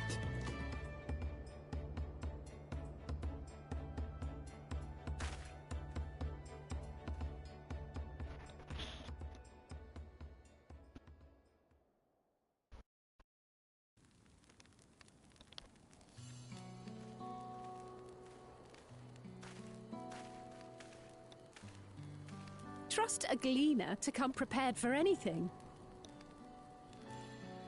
What's a gleaner? Someone whose job it is to travel the world and procure uncommon things for their employers. Erenville specializes in finding animals, I believe.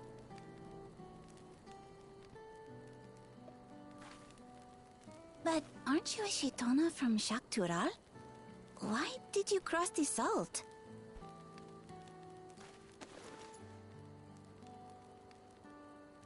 When I was much younger, the thought of leaving Tural never even occurred to me. But then, some years ago, my mentor tasked me with a difficult hunt. Something I could never find, she said, so long as I clung to the familiar. She suggested that I leave home, leave Tural, and join the Gleaners of Sharlayan. As one of their number, I could experience the world, immerse myself in myriad cultures and customs, see the many faces of nature. And once I had learned what is truly important, I would find that which I seek. My younger self took those words to heart, and off I went to become a gleaner. Her words alone moved you to leave behind everything you'd ever known? You must have great respect for your mentor. As it happens, gleaner work was much to my liking, and I all but forgot why I had pursued it in the first place. Yet, events conspired to put me back on the trail I'd abandoned. Wait, are you saying you were tasked with finding the City of Gold? I was. And though my hunt is now entangled with the right of succession, I mean to see it through. Well then, I understand completely. We all have our reasons for seeking the Golden City.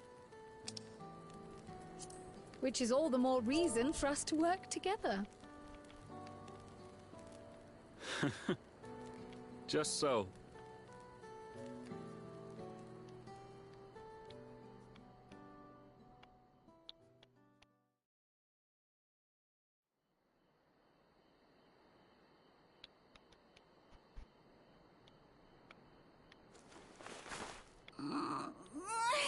She should have been back by now. What if something's happened to her? We need to tell Tobli and arrange a search party. Wait.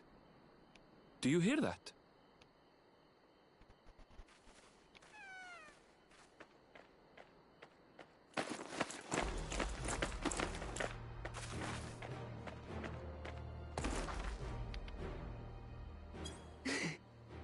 They did it. She sounds so exhausted.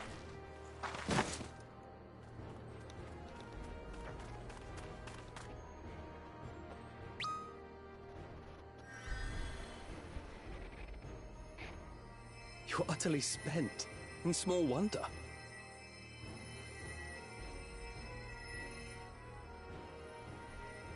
Well done, Third Promise. The ranch isn't going anywhere. Take a rest in the tent.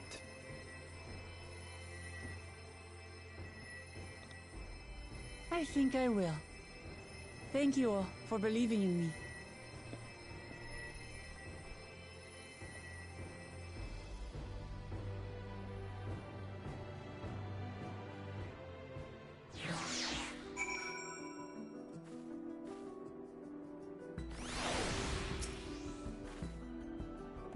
I'm so relieved the Third Promise came back to us safely, and the alpaca she tamed is a healthy-looking beast. Surely this will be enough to satisfy the feast and feed of gold.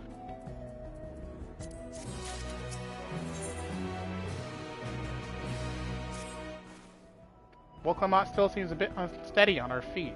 Hardly surprising after she spent the night chasing alpacas. You know what will melt away and weigh fatigue like magic though? Mate tea. I'll run to the ranch and get a pot brewing. That way you can take your time, and the tea will be ready when you arrive. As As Ma Blue so wisely suggested, we shall set a slower pace for our exhausted third promise.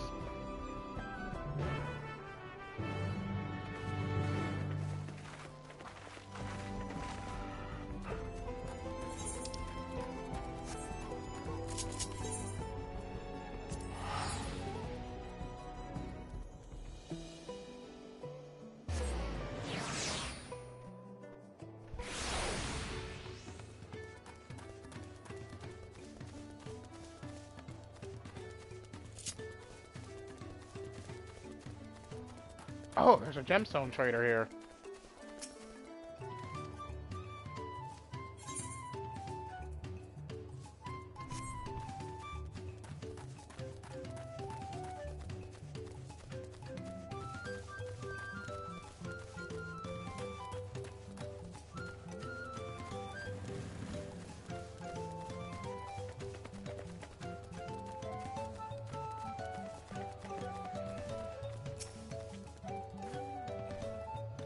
Came back ahead of the others, did you?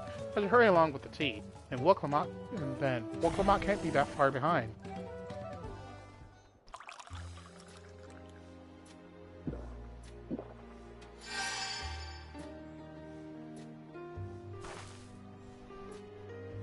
Ooh, that tea really is magical. I feel better already. I see you've become more comfortable around our fuzzy friends. Watching this one taught me a lot about alpacas. What grasses and fruits they eat, what sounds they react to. They're adorable little quirks. I guess I've grown kind of fond of them. Welcome back, Third Promise. Accomplished the feat of gold, have you?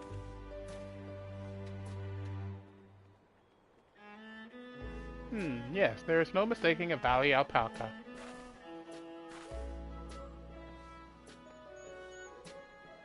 I commend you on your success. Well done. Yes, we did it!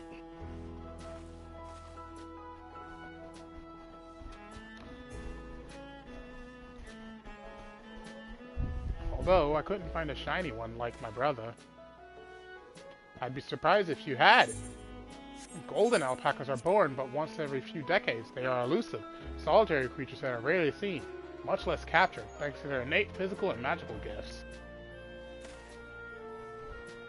Only a single other person is known to have caught one before, that being Galul Jaja himself. Papa was chasing alpacas too? So my grandfather's stories say. It was before the founding of Tuliolaw, in a time when the mountain giants, the Yakui, held our people in thrall. Compelled by their overlords, our forebears would ride their alpaca mounts to the highlands to deliver gifts of food and other tributes. Those were wretched days to hear grandfather tell it. Then along came the young Galul Jaja, yet unburdened by the mantle of Dawn Servant.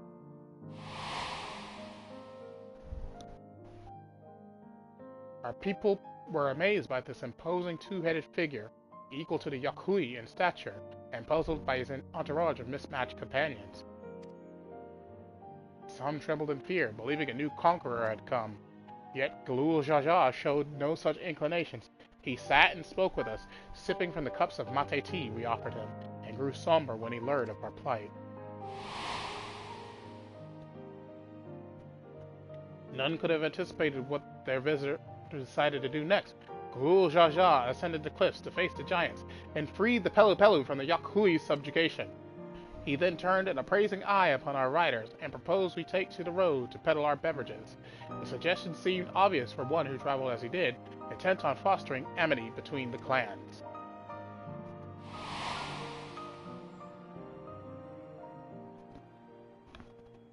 So, it was that a few words with Galul Jaja transformed us into a clan of itinerant merchants.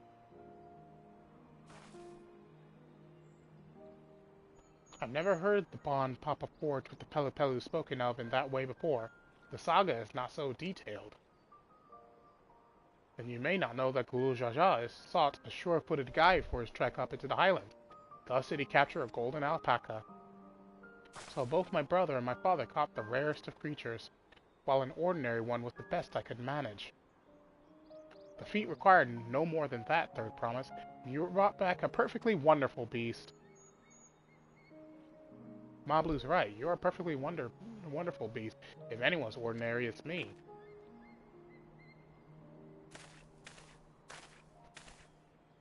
Not only did you accomplish the feat of gold, you also made many trades and brought joy to many people in true Pelu Pelu fashion. I sorely doubt your sibling could have achieved the same result. You should be proud of the accomplishments, which earned you your keystone.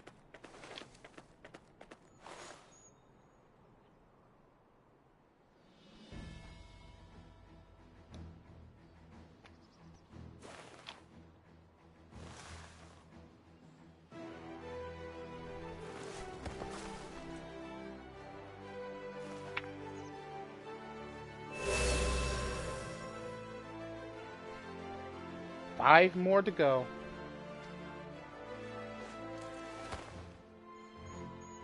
You're well on your way, Third Promise. We'd have been lost without you, Mablu. Thanks to you, I learned so much about the Pelu people and your customs. It might seem obvious, but I've come to realize the importance of properly knowing something. It was because I didn't understand alpacas that I was uncomfortable around them. I'm thankful to you as well, Wuklamot. You've given me the courage to say what I wasn't sure I could ever say.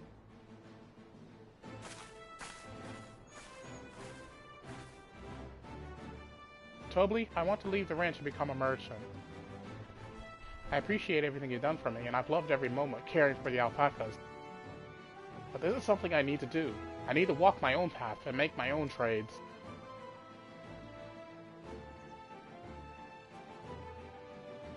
As your parent, allow me to say one thing. I've always tried to give my wards lives filled with as much happiness as I can provide, and never once have I wanted that to be the only happiness you knew. You have my blessing to walk any path you choose, Mablu. It gladdens me to hear you found a calling you wish to pursue with such passion.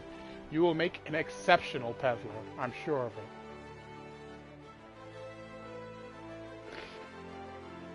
Thank you, Tobli. What did I tell you, Mablu? There's one last thing I can help you with, Third Promise. You need to find the Golden City, right?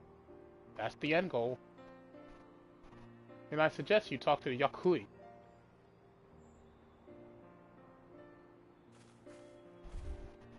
They once ruled over far more than just Urkopacha and the Pelu Pelu. 1,000 years ago, they were the overlords of Yogg-Togthal and all its people. During that era, the Pelu Pelu were commanded to search for a city of gold. They scoured every corner of the continent, but never found any trace of that fabled place. But if they didn't find anything, what could the Yakui have to tell us? They may not have found it, but the fact that they thought to look for it at all makes me curious. Perhaps there's value in delving into how the legend originated. We lose nothing from asking the question. Besides, if we're determined to follow the path of the saga, we'll be visiting the giants eventually.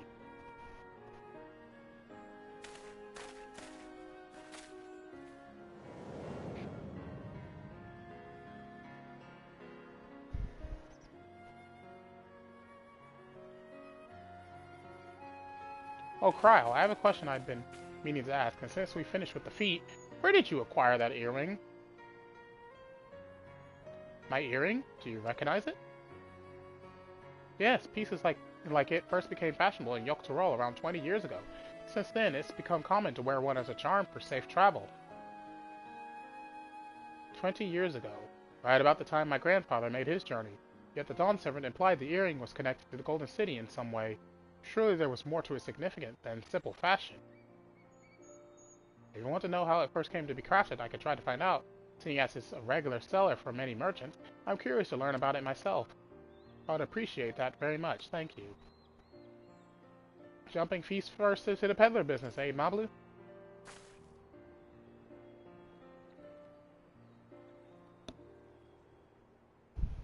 Right then, that's 2 keystones down. I say we head back to Tuliolal and plan our next move.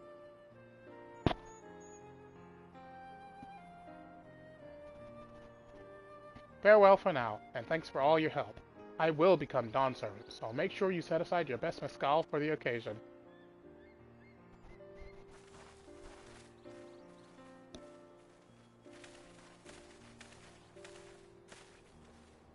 She is a fearsome opponent in that brother of hers. He even brought a golden alpaca to heal. But you've heard Zorolja's supporters talk. They might see opportunity in this expansionist ambition, but they find the man himself intimidating, terrifying even. Whereas I've grown to love Wuk-Lamat. Everyone she meets will come to love her too, and that's why she'll win the throne. You might be right, Mablu. You might be right.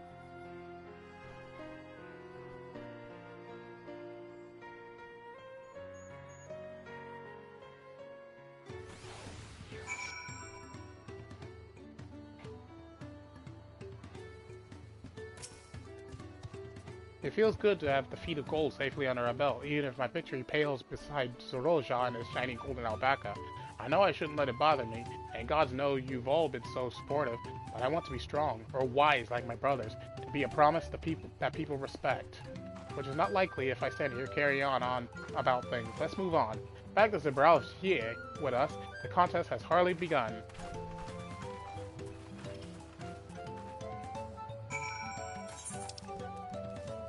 And now we have side quests. We have a lot of side quests. And I'm checking everything else. Oh, it's May.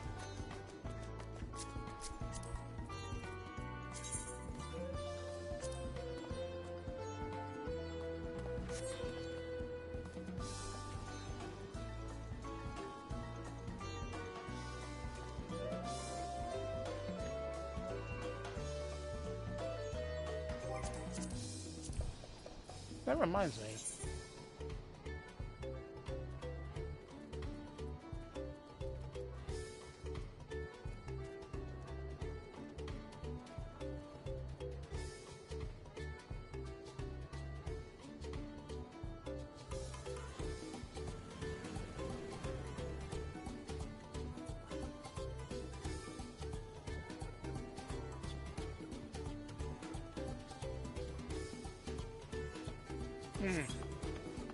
Well, that's just rude. Not even a single wave back.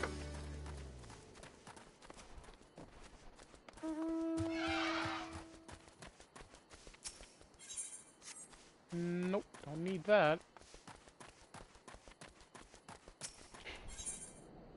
Okay. Hey, I recognize you. You're Yami, yes? I've heard about you. Companion to the Third Promise, the most dependable individual. The name's Nopli, and I'll have you know I'm a merchant blessed by fortune, if I do say so myself. Indeed, I believe our meeting today is no chance encounter, but the hands of fate guiding us for one singular purpose, the exchange of invaluable items at an unbelievable price. If I could direct your attention over here for just a moment. Feast your eyes on these, crates of exceedingly rare and precious corrupted crystals. Beautiful, aren't they? They were extracted from remote regions of Eorzea. They shine a brilliant orange hue. Quite unlike your run-of-the-mill crystals, no? Oh, no. Orange crystals? You did not get those from the fucking Bahamut area, did you? For you, I'm willing to offer them for the low, low price of 1 pel. In the millions column! It's nigh highway robbery at this valuation, but anything for a friend of the Third Promise. Do I look stupid? You're asking me for 1 million pel, which is 10 million gil. 10 million gil. Fuck you. I've grown wary of how your currency works. You're asking me for 10 million gil. Fuck you.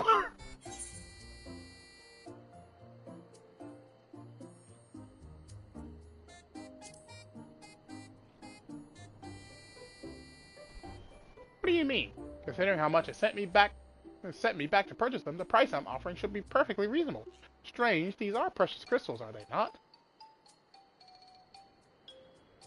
Whoever sold you those robbed you blind. Just to be certain, these crystals are considered priceless treasures of Eorzea, right?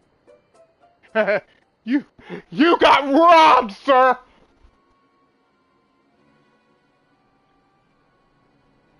Let me see if I'm getting this right. Not only are corrupted crystals commonplace across the salt, but they're also highly volatile.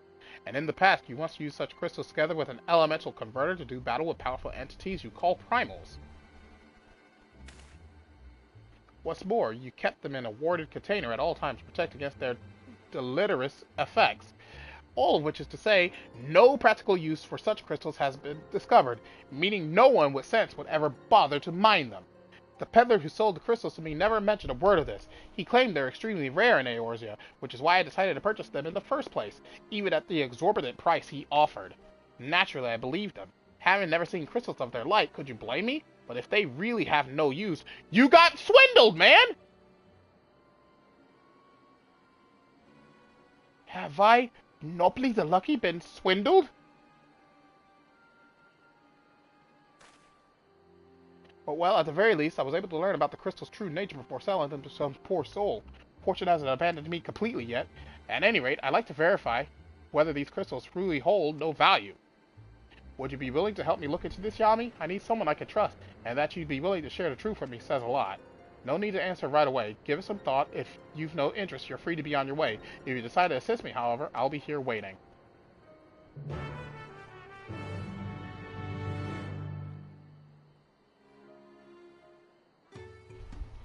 Okay.